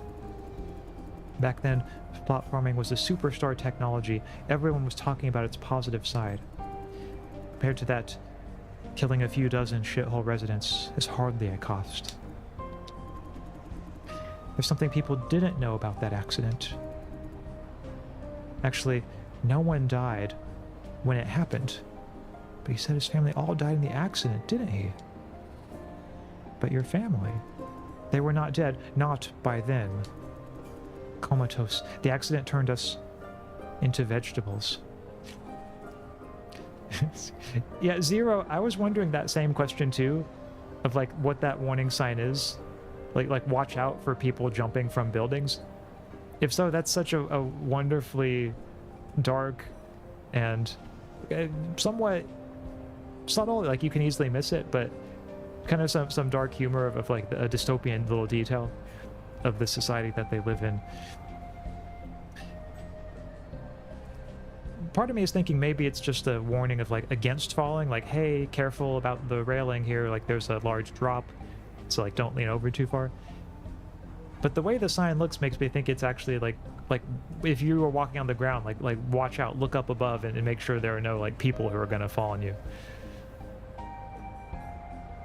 Maybe it's common enough an issue that they had to put up a sign for it. Tendril's first response was to salvage what they could. We were transferred to one of their secret labs. There they tried many procedures to cure us. Nothing worked. A few died in the process. In the end, they gave up. But it was too late. They couldn't just claim nothing happened. So they decided to make a public announcement saying we were all killed in the accident. One thing leads to another. Now they have a bunch of vegetable subjects.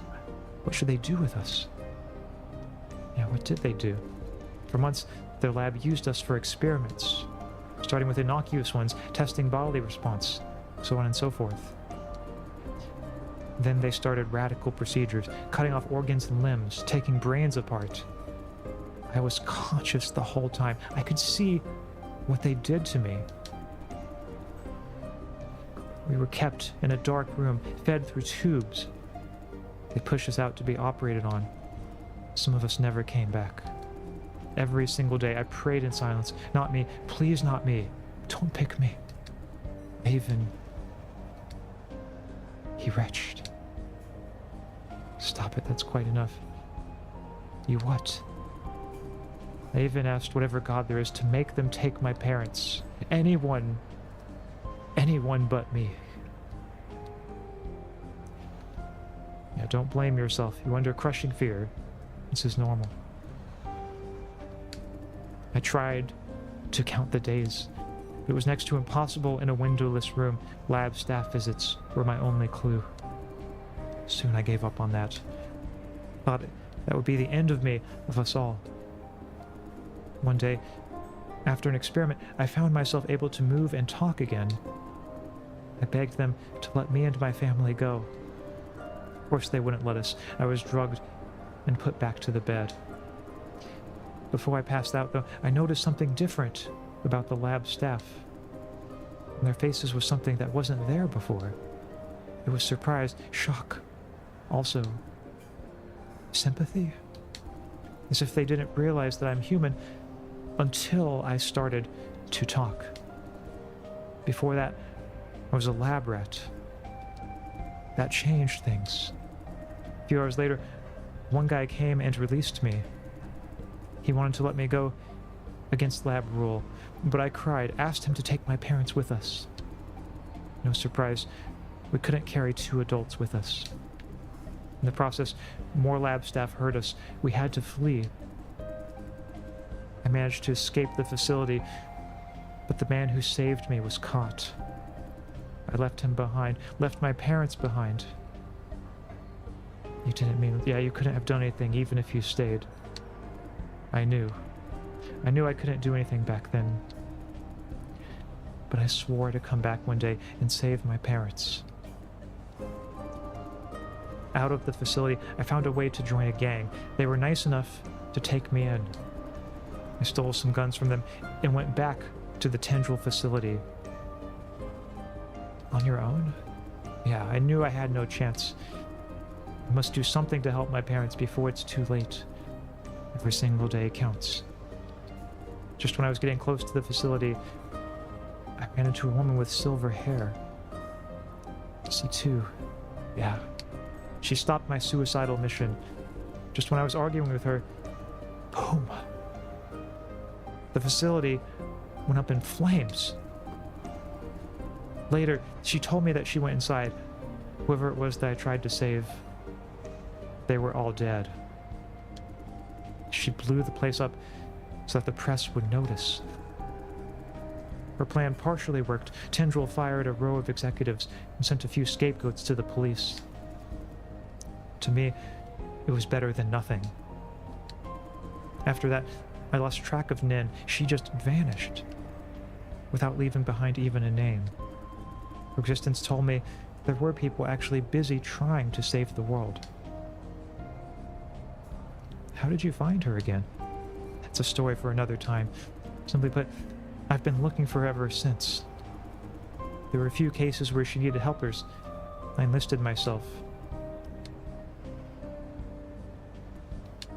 With this story, Jason, I'm trying to make you understand what Nin and flop farming mean to me. He is very determined now. There are two forces that drive me forward. The pursuit of justice, of power. Kind of like you, Tia, with justice. I'm a victim of the flop farming industry. But after everything that happened, I realized what I hate the most is the fact that some people walk away untouched after committing unspeakable evil. So he's a retributivist. I take it personally. This is outrageous. It's unfair. I must do something to settle the score. I must make someone pay. Yeah, this is exactly why C2 is worried about you. Yeah, she said something like that too. But I am who I am. Having survived it, I feel the rage, the fear. Whoever caused it must pay. This is what I call justice, what I pursue with Nin into 23. Using justice as a driving force, huh? Can't relate at all. Oh, told you I want to join Owl, didn't I? Yeah, you did that. I'm dead serious about it. I want to be like Nin. You said something about power to do the right thing. Ugh, it feels pretentious hearing it from you. He actually blushed. But that is right. These days, it takes power to wrestle against those with power. Nin is a living example.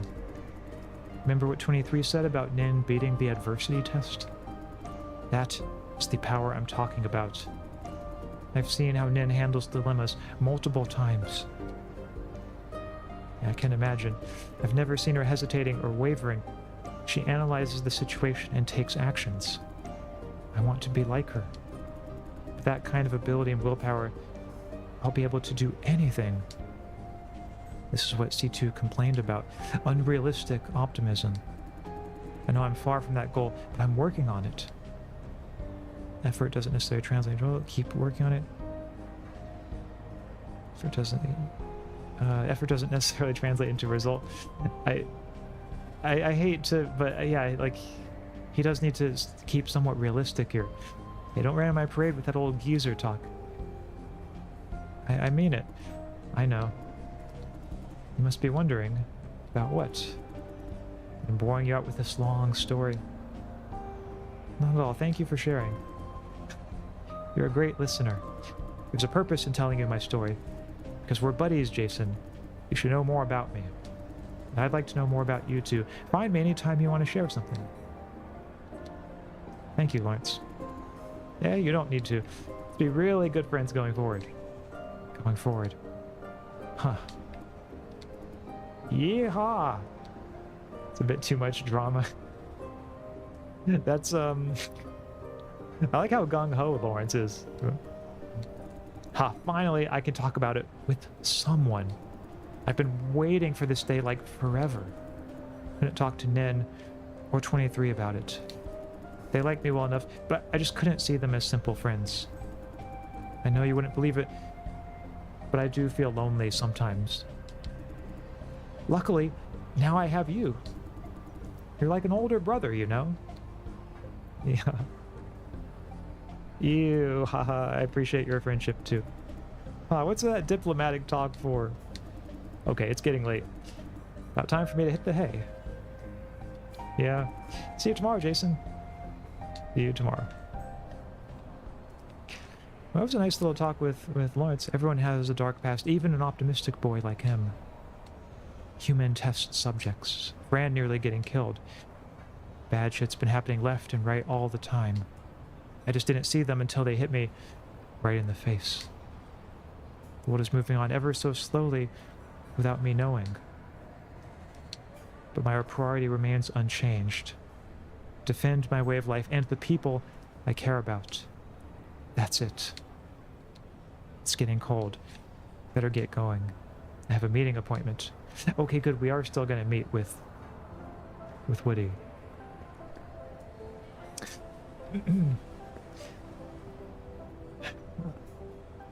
Tia says to Robo, all I can say is I lost touch with my exes, but they stabbed me in the back.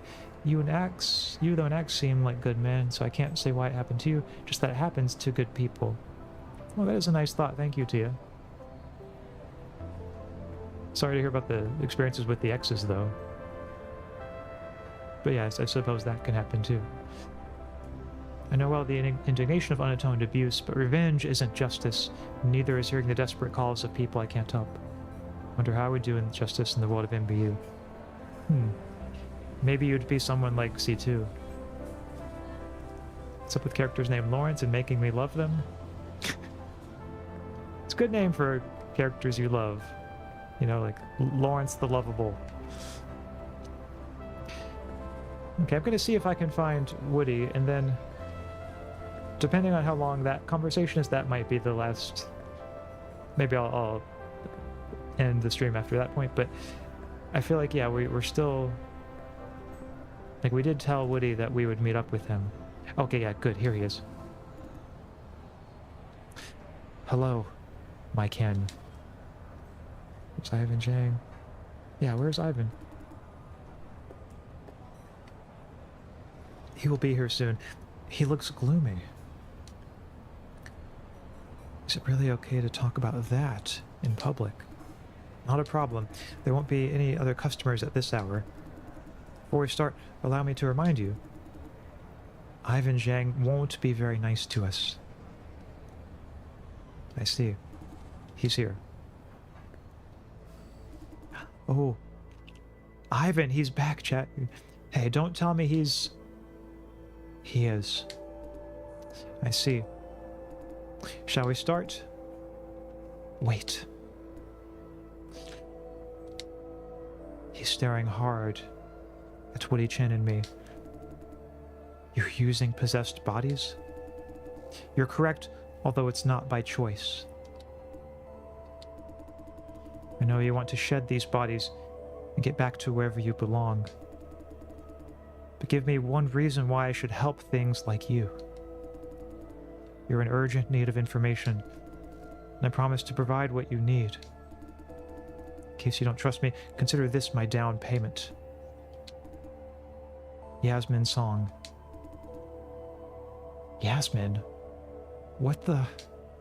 Yeah, what are you guys talking about? I'm missing some context. Mr. Zhang and I have a deal. He will tell me what happened at the source. In return, I will tell him about members of his team possessed by MBUs. Since when? I'm not sure. An informed guess, less than 1 week ago. 1 week. How do you know? This is not... How can I trust you if I don't know how this informed guess is made? This is not part of the deal, Mr. Zhang. I can't tell at all. And she's my... Humans identify each other by visual and audio features.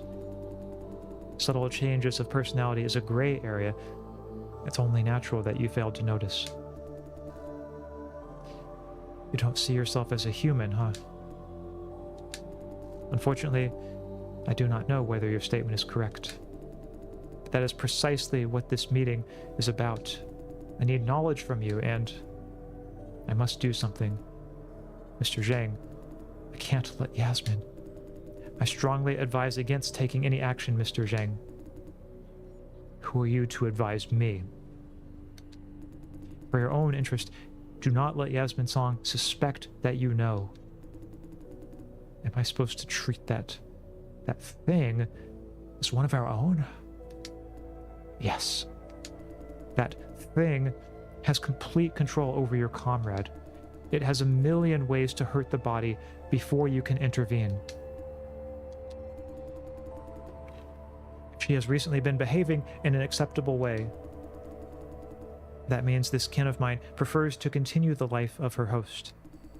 Feigning ignorance is the most practical solution. Easy for you to say. You're only trying to protect your kin. And in the process, protect your comrade. Good. Okay. You want a story? I give you a story. But as I said, the story doesn't mean a thing to your purpose. Please do go on. Let's not start from the beginning. Waste of time. Anyway, somehow rubbed your master the wrong way. Before I knew it, I was caught and thrown into a staged hospital room of sorts. Then one of your kin possessed me. Ooh, wonder who that could be. It forced me to get information out of my man. It even made me... Made you. I'd rather not tell you. Mr. Zhang, please honor our deal. I said I'm not telling. I understand. Please continue. After that, there was this creepy figure. It killed everyone there. It didn't make damn sense. It didn't make sense. Like, he held two people up without touching them and crushed them mid-air. This is... Then I passed out. When I came around, I was in the same room. I thought I must get the hell out of there, so I left the room. I found myself in this dense fog. Can't see a thing except for occasional strange machine high up. The fog was probably laced with something. In just a few seconds, I started to feel dizzy. So I plucked a ventilator from a dead body nearby and put it on. That one was when I figured I was not abducted by fucking aliens. Those bodies, they're masters. They're human enough. I tried to find a way out, or any living person. Nope. Blood everywhere. Went on and on and on. Nothing but more fog. Just when I thought I was going to die there, I heard a low humming sound. Following the sound, I found a gigantic steel gate. The gate is connected to a heap of machines that I've never seen before. That was the source of the humming. Can you tell what those machines were for? Did you see any label, instruction? I'm not your genius scientist. As to labels, there were some. Didn't pay much attention, but... Summa Finalis. That was the only label I remember. Summa Finalis? No idea what the hell that means. Please continue. The gate opened as I approached. Outside was an open field. I rushed out before it was closed. Then I found myself by a deserted service road somewhere on Yangming Mountain. Because I could see Power Station 4 far away. I took a breath and turned back, and... there's nothing.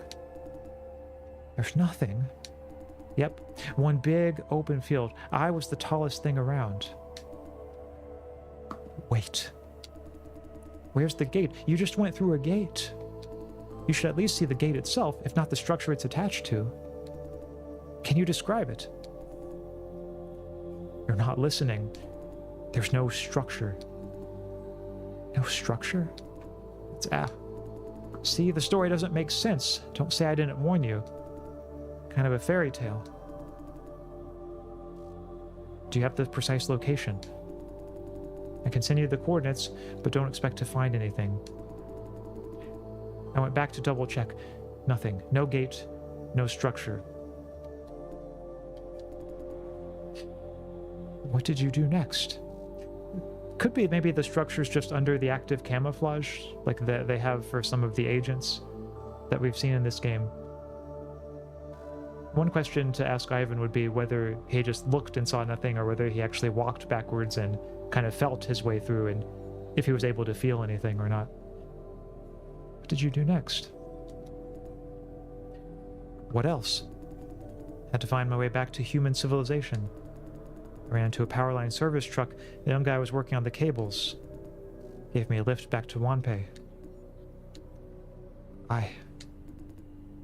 Now, Question time. Don't count on me for answers, though. I'm as clueless as you are. Do you trust... yeah, could this be related to vision? 200% positive it's not. Done business with vision countless times, mostly under the table. I know pretty well what they can do. That facility is beyond big corporations and their secret labs. You heard the story. Do you believe vision is capable of that shit? Yeah, maybe vision does have some secret tech. I know people these days are used to the idea of secret tech. Believe me, what I saw belongs to science fiction. I don't know if the term common sense means the same thing to whatever you are as to us humans. Haven't you realized your own existence is against common sense? Intangible minds that possess people? Is that realistic? Yeah, good point. Anyway, these people have technologies that are far beyond any corporation. Maybe they are aliens after all. Do you trust your memory? You're suggesting that I bumped my head and dreamed this up? I mean, could somebody have tampered with your memory? How am I supposed to tell if someone did fuck with my mind? Can't argue with that. Well, yeah, didn't you mention inhaling some of that fog? Right, no idea what's in it. There's one thing I can guarantee. Every word I told you is true. You can doubt the state of my mind, and that's all up to you. What did you do to Albert Sai? Ooh. Chat. I'm tempted to ask him this, but I know that Woody told me not to reveal to him that I was the one who possessed him. And Albert Sai's name has not come up in this conversation, so if I say this, he's going to know that I was the one who possessed him. So I'm curious to see what would happen, but like we don't know how stable he is, and the meeting's really going to go south, I think, if I reveal this to him. So I shall tell him I'm out of questions. Yeah. Hey, don't you have anything to say? Tia says, I'm not a humanoid weapon. Sadly, wishful thinking. I value soft power over hard power. It's nice to have a backup plan. Yeah, I suppose all of us have to work with the limitations we have, don't we? And for most of us, myself included too, yes, we have to work around not being a human weapon. But luckily there is, yeah, as you say, soft power. Poor Ivan, he went through so much too. That he did. Yeah, and right on this story getting weirder and weirder. But yeah, let's see what Woody says. Yeah, what's up? Thinking about this creepy figure that obliterated everyone at the source. Who is it? Is it part of the source? He's wearing the same protective suit as theirs, but under the suit it must be something else. What's the motive? What does this figure want? It has to be one of these cases. One, to kill everyone in this source of yours. Two, to do something else. Those people happen to be in its way. Something else, for example, to liberate all MBUs. Beats me. The result is the same, though. Your source is no more. Now we are free. Free in stolen bodies. For this reason, we must locate our own bodies ASAP. Yeah, like what's happening with our own bodies? Are they just kind of in stasis this whole time? That would be true freedom. In that sense, we have a shared goal. To save Yasmin, I must solve your problem first. Let's keep sharing what we managed to learn if you don't have any objection. I don't. That's it for today? We have exhausted our information. Agreed. Going forward, I will try to find out more about the source. You will receive updates when there are any. This will take a while. Do not expect anything soon. Good. Need a cigarette. Feel free to stay here before I close shop. Yeah, Ivan's pretty cool. He says, Ken, there was one thing I didn't tell him. The figure that destroyed the source. You were possessing Ivan Zhang back then. You must have witnessed the process. Do you understand what that means. You know, yeah, I can tell you more about the figure. But I want to see what he says about it, so I'll just tell no. It means you're transferred to Jason Dai after the source was destroyed. All our kin, myself included, were dispatched before that. Ooh. With the source gone, we're trapped in our current bodies. Do you see the problem? Theoretically, no one should be able to send you into Jason Dai. Except for that mysterious figure, that is. Yeah, how did he have the power to do that? Think again about what Ivan Zhang just said. I have a feeling that you are its purpose. It wiped out the source to send you out and make sure no one comes after you. The freedom to the rest of our kin is only a byproduct. Yes, like, why is it so focused on me? It's only a theory, but I've got to say, right now it looks scarily plausible. Yeah, what does it want? Take the rest with a big pinch of salt. It's my imagination doing the work. I think it wants to observe you. Observe? The evidence being it has taken no action whatsoever yet. No contact, no interference. It even eliminated all possible interference for you. The source could be hiding somewhere, watching you. Of course, I could be wrong. I just feel that maybe you could use this information. As to how to act on it, all up to you. See, thank you. You don't need to thank me for anything. And I have noticed something. Over time, we seem to be developing more initiative. Once we were mindless puppets, but now we are starting to want things. Everyone's want is unique, but there's something in common. We all want to make a difference with this stolen time. Make a difference to people around us, to the world in general, as if we're trying to prove something, prove our own existence.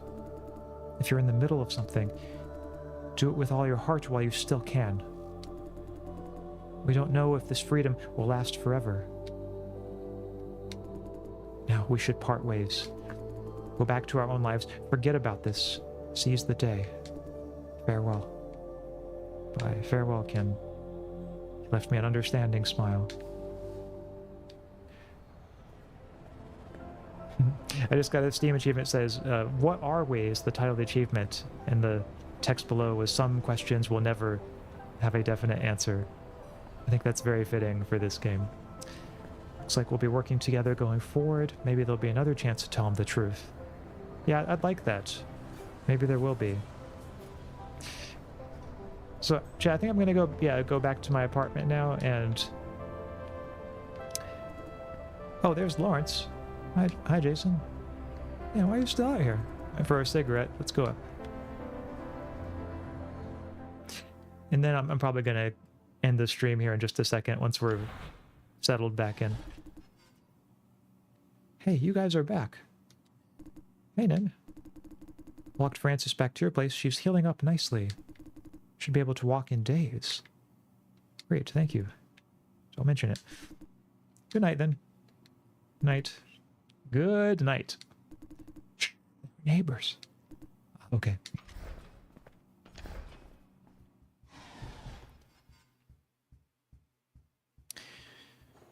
All right, yeah, let's see if... Oh, good. Okay, Fran's still awake. Welcome back. Yeah, how are you feeling? Not bad. Something's bugging her. Something's on your mind? So many things going on in my mind. I have a ton on... I have a ton on my mind. Haha. Giving it more thought, we talked about before you went to the farm. Fran doesn't want me to participate in their mission. Then you were almost killed there. But I can't pull out now. If we still can't find any evidence tomorrow, the situation will only get worse.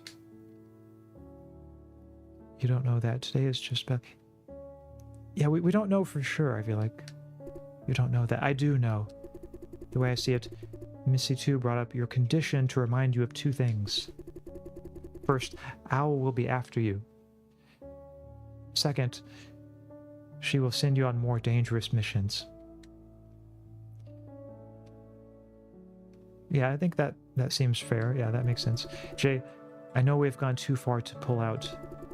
I want you to watch out for yourself, because I don't think they will try very hard to protect you. Yeah, you don't trust them? Correct. I'm sure that Miss C2 and the rest of them are good people, but they may not be as reliable as they seem. I won't trust Lawrence too much, but C2?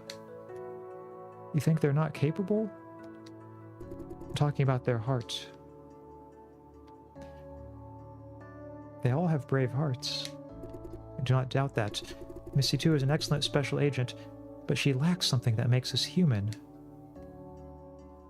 Sense of humor? No, she has a sense of humor. Emotions? More or less. She is detached, approaching everything from miles away, as if it's someone else's problem. But that is a good thing. Maybe her detachment is just on the surface. I think it comes from the inside. As you said, she seems to have her emotions perfectly under control. She's like a Vulcan from Star Trek.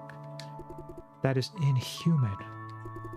She becomes a legend, an idol, but she cannot relate. In her eyes, the world is one after another issue to be tackled.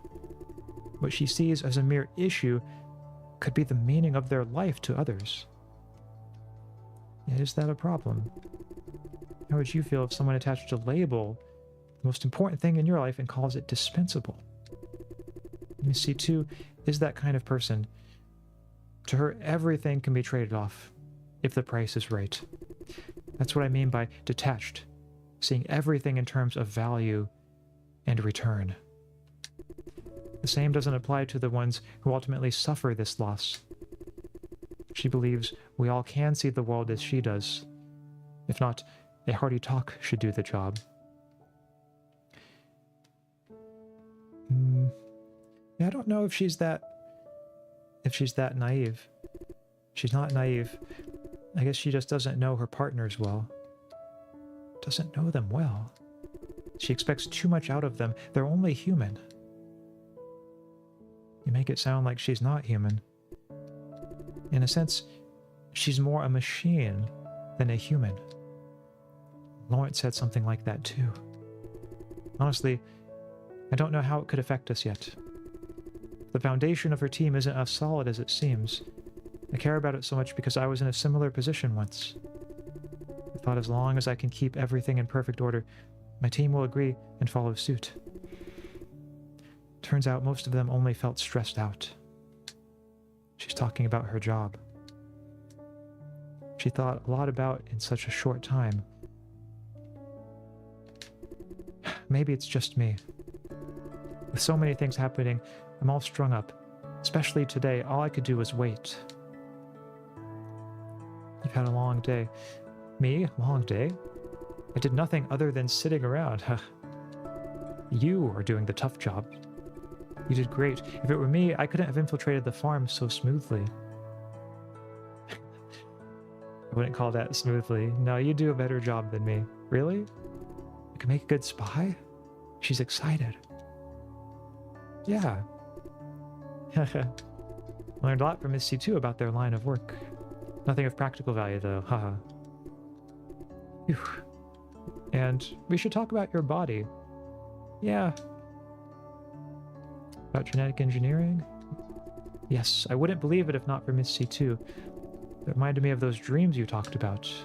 Yeah, what dreams? You forgot? For all I kept saying you had these lucid dreams. Maybe those are not dreams. Could it be your memory while being possessed? Yeah.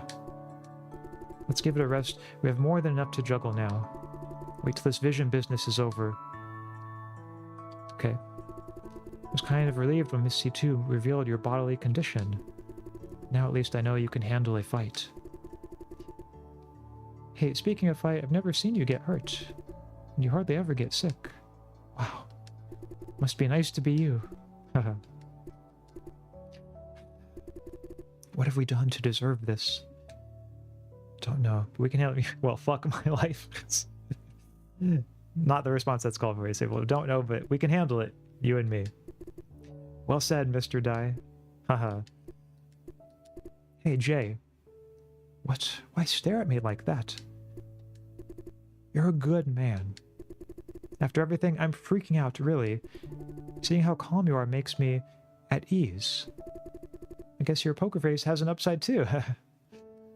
Oh, that's sweet of her to say. We will get through this together. Unless we screw it up, that is. These are like the worst dialogue options ever. Yeah. Never doubted it. Yes. Okay, sleep time. 23 says my body needs plenty of rest to heal. Good night. I love you. Love you too. I need a shower. Oh yeah, maybe I should take a shower.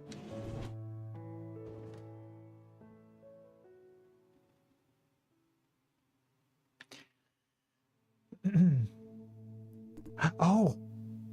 Here's the real Jason Dye. I guess now this is for when we're sleeping.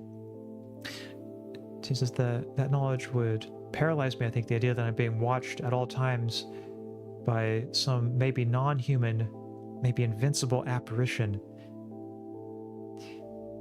Yeah, there would always be this sense of being surveilled, that sense of being in the sights of some mysterious being that you don't really know for sure what it wants.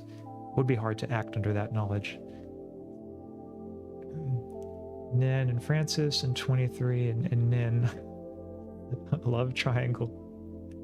That would be great if somehow they could work that out. That would be a funny love triangle, Zero. You're right about that. RyotaRyu is what I wanted to ask my friend I was in love with and affectionate. Oh, before they got a partner.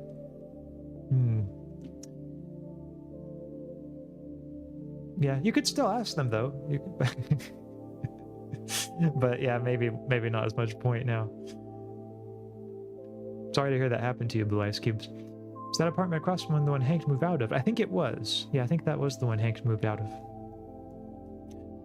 I'm not sure it's useful to have people like Nin. Not that everyone should be like her. I can see Fran being diametrically opposed to Nin's approach, though. Yeah, I think Fran seems to be maybe a little more emotional in some ways, a little less detached than Nin. But yeah, ultimately, maybe it's best to have both kinds of people. I wonder if it has to do with Nin's being an MBU who became integrated with her host through training, unlike Jason, Woody, and the current generation of MBUs. Yeah, I don't doubt that Nin's training as an MBU has a lot to do with her dispositions, and how she thinks about things, the objectivity that she brings to situations. Would you rather be an MBU or the host mind in the backseat? Oh, definitely an MBU. I think I would hate it having someone else in my body making decisions for me. Yeah, I wouldn't be able to stand that. I would feel so violated. But Blue Ice Cube says, I'd rather be the host because I get to be lazy. Oh. True, yeah, I guess that's a perk of it, is you don't really have to do as much if you're just the host. Max is encouraging home wrecking. I'm crying. Well, not exactly a home wrecking, just, you know, opening up the relationship in a way that everyone can be happy with. I don't know if Fran and Nin and 23 are that type, but, you know, maybe they could give it a try. Who knows what the future holds. Hey, thought I was in the bathroom just 1 second ago. Yeah. I don't know what happened, but my body is now sound asleep. Ooh, I hope I didn't fall asleep in the bathroom. Shams, looking forward to a hot shower. Sorry to interrupt. So, you chose screening. So many things happening. That is what you care most about? You're right. Now, about today's operation. Honestly, I wouldn't trust C2 too much. If I said she's reliable, I take it back. Today is one giant mess. Lawrence was occupied, so she sent me to infiltrate ops. For the record, you did agree to help. Bad timing. Shit happens. Yeah, I'll say just blame it on bad timing. Shit happens. That's not an excuse for their poor planning. And you did what they asked just like that? Yeah, did you expect me to say no? I did. How could I have known you're dead against it? I did believe working with them was in our best interest for now. Why? Because the cellar was under maintenance. It's a great opportunity. Thought you'd want this to be over with sooner. I do appreciate that. Okay. I understand you didn't have any better choice under such circumstances. Although, one way or another, C2 and her gang lied to us. It's more like not telling the whole truth. The result is the same. They intentionally misled us. This whole operation is conducted without Owl's approval. In other words, it's illegal. They agreed to take the responsibility. I don't see illegal operations. Well, yeah, they did agree to take the responsibility if they're caught. So they say. If Owl's really serious about it, Fran and I won't walk away untouched. Realistic, you're against vision, and no one walks away untouched. That may be the case, but they concealed the truth for their own interest, and we're paying for it. They helped. Yeah, I mean, they did help you and Fran in the process. I'm well aware of that. Isn't that a win-win partnership? Stop bitching, man. Depends on the outcome. If they screw up for not having Owl's blessing, then we have a lose-lose partnership. I do believe they are fighting Vision or even Owl for a legitimate cause. And I do believe they're trying to do good and uphold justice. But I don't want to be one of them do-gooders or rub Vision the wrong way. Yeah, Fran has been rubbing Vision the wrong way. Yeah, why did you agree to cooperate with them then? We know they're targeting Vision from the very beginning, though. Yeah, we can't protect Fran without making an enemy of Vision, don't you agree? He's gonna appreciate that point. You're right. Though I thought they were backed by somebody. To find out they're on their own is shocking, to say at least.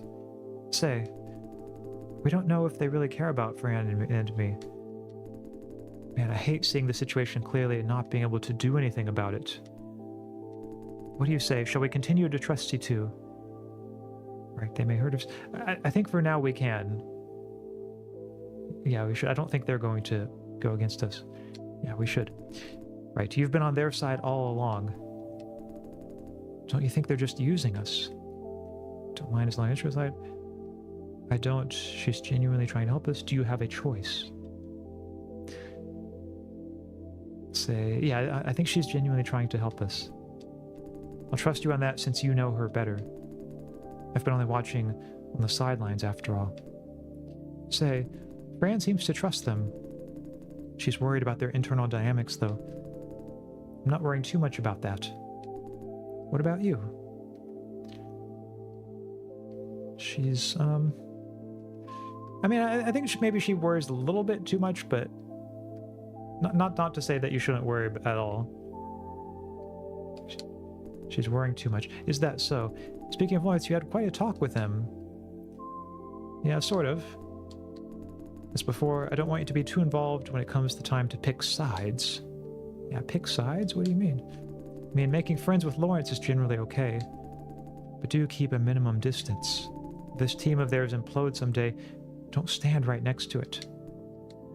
Honestly, I don't think C2 should have him on the team. That so? Forthright, impulsive, idolizing what seems good, turning a blind eye to their ugly side. His whole world tumbles down when he sees the idol's feet of clay. By that I mean, he's trying too hard to impress C2. Yeah, why do you mind that so much? Because I used to deal with people like him. And if they ask me to do risky stuff again, just say yes. Will you? I thought you didn't like risky stuff. I've changed my mind. If risky stuff is inevitable, I might as well take the initiative. Get over with faster, find out what we're really dealing with while I'm at it. I have a feeling that C2 will lie to us again. And to think of it, even if C2 is 100% trustworthy, our body is still a problem. Owl will hunt us down. Looks like our only way out is to join Owl.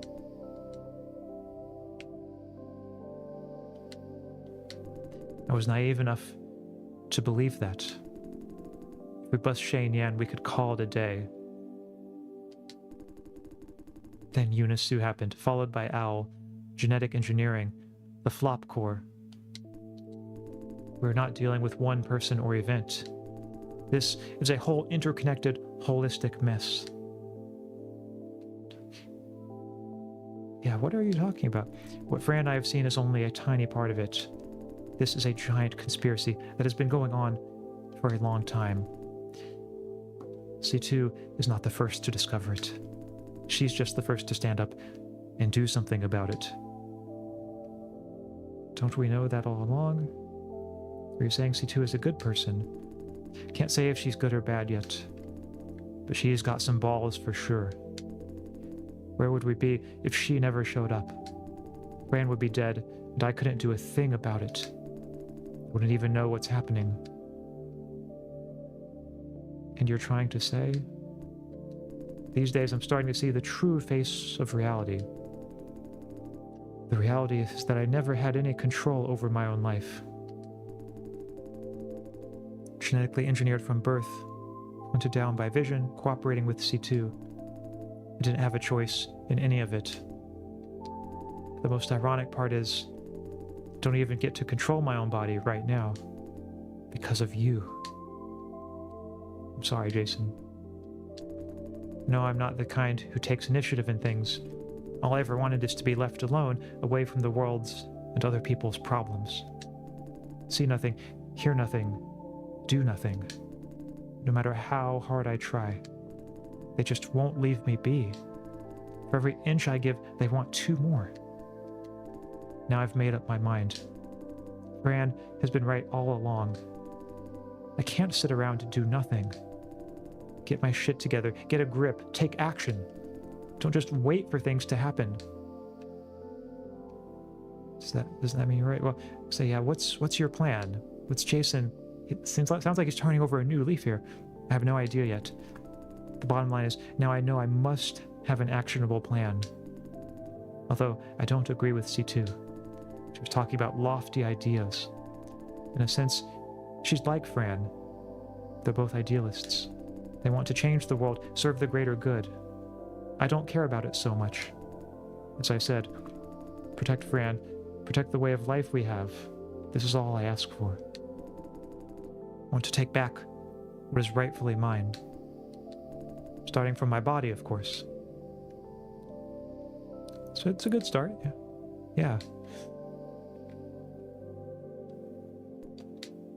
Yeah, what? Sorry. Didn't realize until you pointed out. I've been complaining all the time about this and that. About you. You could have fucked up my life royally if you want. But so far, you've been working hard to keep things going. In that case, I shouldn't apologize. I owe you a thank you. Thank you. I did want to, yeah, don't mention it. Ha. We must talk about Woody Chen, too. Don't you agree? Not Woody Chen, he's an MBU. Yeah, what's there to talk about? You have nothing to talk about, really? What they say is true. Our problem won't have an immediate solution. Finding the source, whatever it is, can't be easy. Damn. Yeah, sorry, Jason. No, it's not your fault. Although, this kin of ours said about the figure that killed your creator, what do you make of that? Observing you. Is that really what it wants? I don't know enough to tell just yet. Yeah. You met it in person, right? Did it attempt to communicate? It did say something. Like what? It said I must prove my mind. It said this is mine, someone else's. I think it said I'm free, I'm pretty sure. It said I'm free. Cryptic. But I feel that. It doesn't mean you harm? Yeah, I don't know. Hey, I've been wanting to ask you this. Do you want me to go looking for you? Huh? Based on what we know, to separate us, finding the source is a must. There's a very real possibility that you'll be gone afterwards. Don't you agree? Yeah, isn't that what you're going for? No, I don't mean that. I'm just thinking, suppose you're gone. Would you like me to go looking for you? to find out what you are and maybe set you free. Why would you want to do that? As I said, you could have fucked up my life but chose not to. I owe you that much. I can't promise any specific result or that I'll risk my life for it. With a reasonable range, I will try my best. What do you say? I don't want trouble. No, that would be great. If we could both make it out of this. That would be great. We have a deal then. Once you're out of my body, I'll look for you.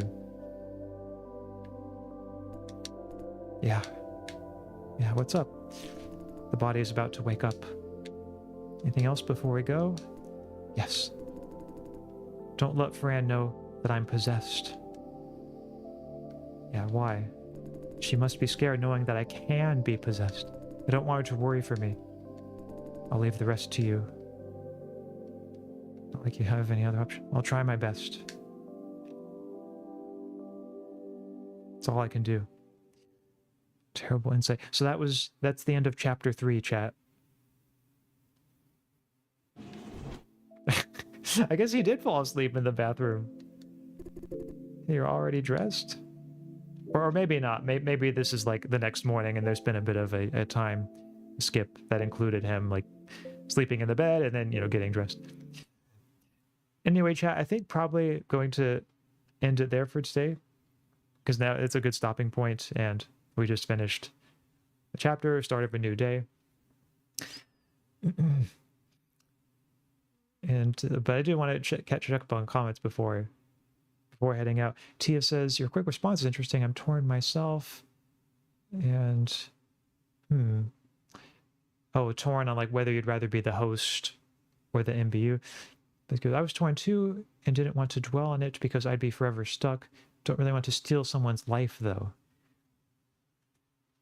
Yeah, that's the tricky thing. Like, there would be that guilt element. Even if I wasn't responsible for it, it would be hard not to feel some guilt about basically taking over someone's life. My main concern as MBO is not having or being in my own body. Yeah, that's kind of what I guess Jason and them were talking about at the end there, like Jason going to find the MBU. And agree with you, yeah, that was really nice of Jason to offer that. I maintain that I find it implausible that anyone could successfully impersonate Yumi or Karis. But I do have distinct personalities. So yeah, maybe that would be... We would not be good candidates then for a host or an MBU. I wouldn't miss my own body, to be honest. Not self-deprecating. Please don't kill me. I just wouldn't miss it. Okay. Yeah. I suppose for me it might depend on what body I'm put into. Like if it's one that is similar in capabilities to my current body, I might not miss my old one too much. But it would be strange though. It would definitely take some getting used to. I think this part of the game is setting up a future major ethical dilemma we'll have to make. Yeah, I get that vibe too. I absolutely think it's going to involve deciding like who lives and who dies. Or which side, which group, which faction we side with. Unfortunately, I am beautiful, so if I'm forced into some other body, then it statistically has a very chance of being inferior to mine, assuming MBUs have bodies and aren't brains in jars. Love the self-confidence there, Tia. That's a good thing to think and a good thing to say is, oh yes, I am beautiful. I understand this hero business doesn't suit real Jason, but I'm glad he's finally going through some character development. The game is definitely setting up a dichotomy between Nin and Fran. Ooh, yeah, maybe that's going to be the central dividing line. Thanks for the stream. Good night. Oh yeah, thank you, Blaze Cubes, for being here. Always good to have you in stream. Is it stealing if it's a symbiosis? I suppose not. Although maybe you could say whatever time the MBU is controlling is maybe in some sense stolen from the from the host. TP Ninja says, y'all are up late. Good afternoon from Southeast Asia. Oh, TP Ninja, welcome. You're just in time for the end of the stream. But it is good to see you. Yeah, it is getting kind of late over here, so I think I'm probably going to go ahead and end it here in a second. Great stream once again. Good night, X. Thank you, Tia.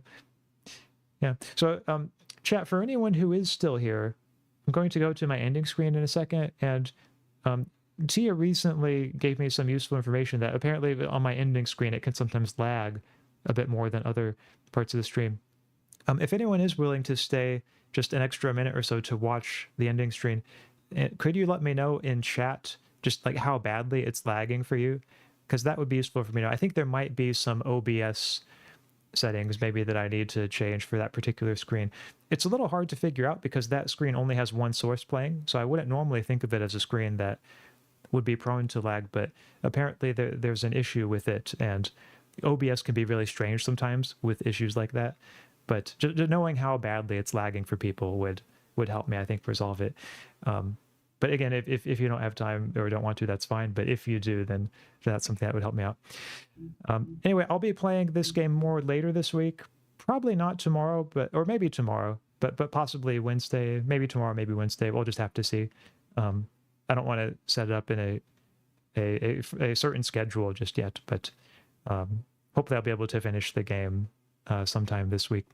But anyway, so yeah, stay tuned on my channel, and if you want to catch the next streams of this, and I'll be posting them pretty soon. Have a good rest. Oh, thanks, TP Ninja. Glad I'm not sick this time. Missed last stream because of it, so I didn't collect the yellow Pokemon. Okay. Well, I'm glad you're not sick too, Blaze Cubes. But sorry to hear you had to miss the last stream and didn't collect the yellow Pokemon. But don't worry, the yellow Pokemon will still be there for you next time. Always stay for the screen because it's beautiful. That's how I noticed the problem. Okay, interesting. Well, that's nice of you to stay for it, Tia. Great job today, X. Thank you, Robo. It was really nice having you here. Thank you for the wonderful little blue hearts. That means a lot. Okay, so anyway, for real now this time, everyone, I will be signing off, and have a great rest of the evening, and see you all next time. Goodbye.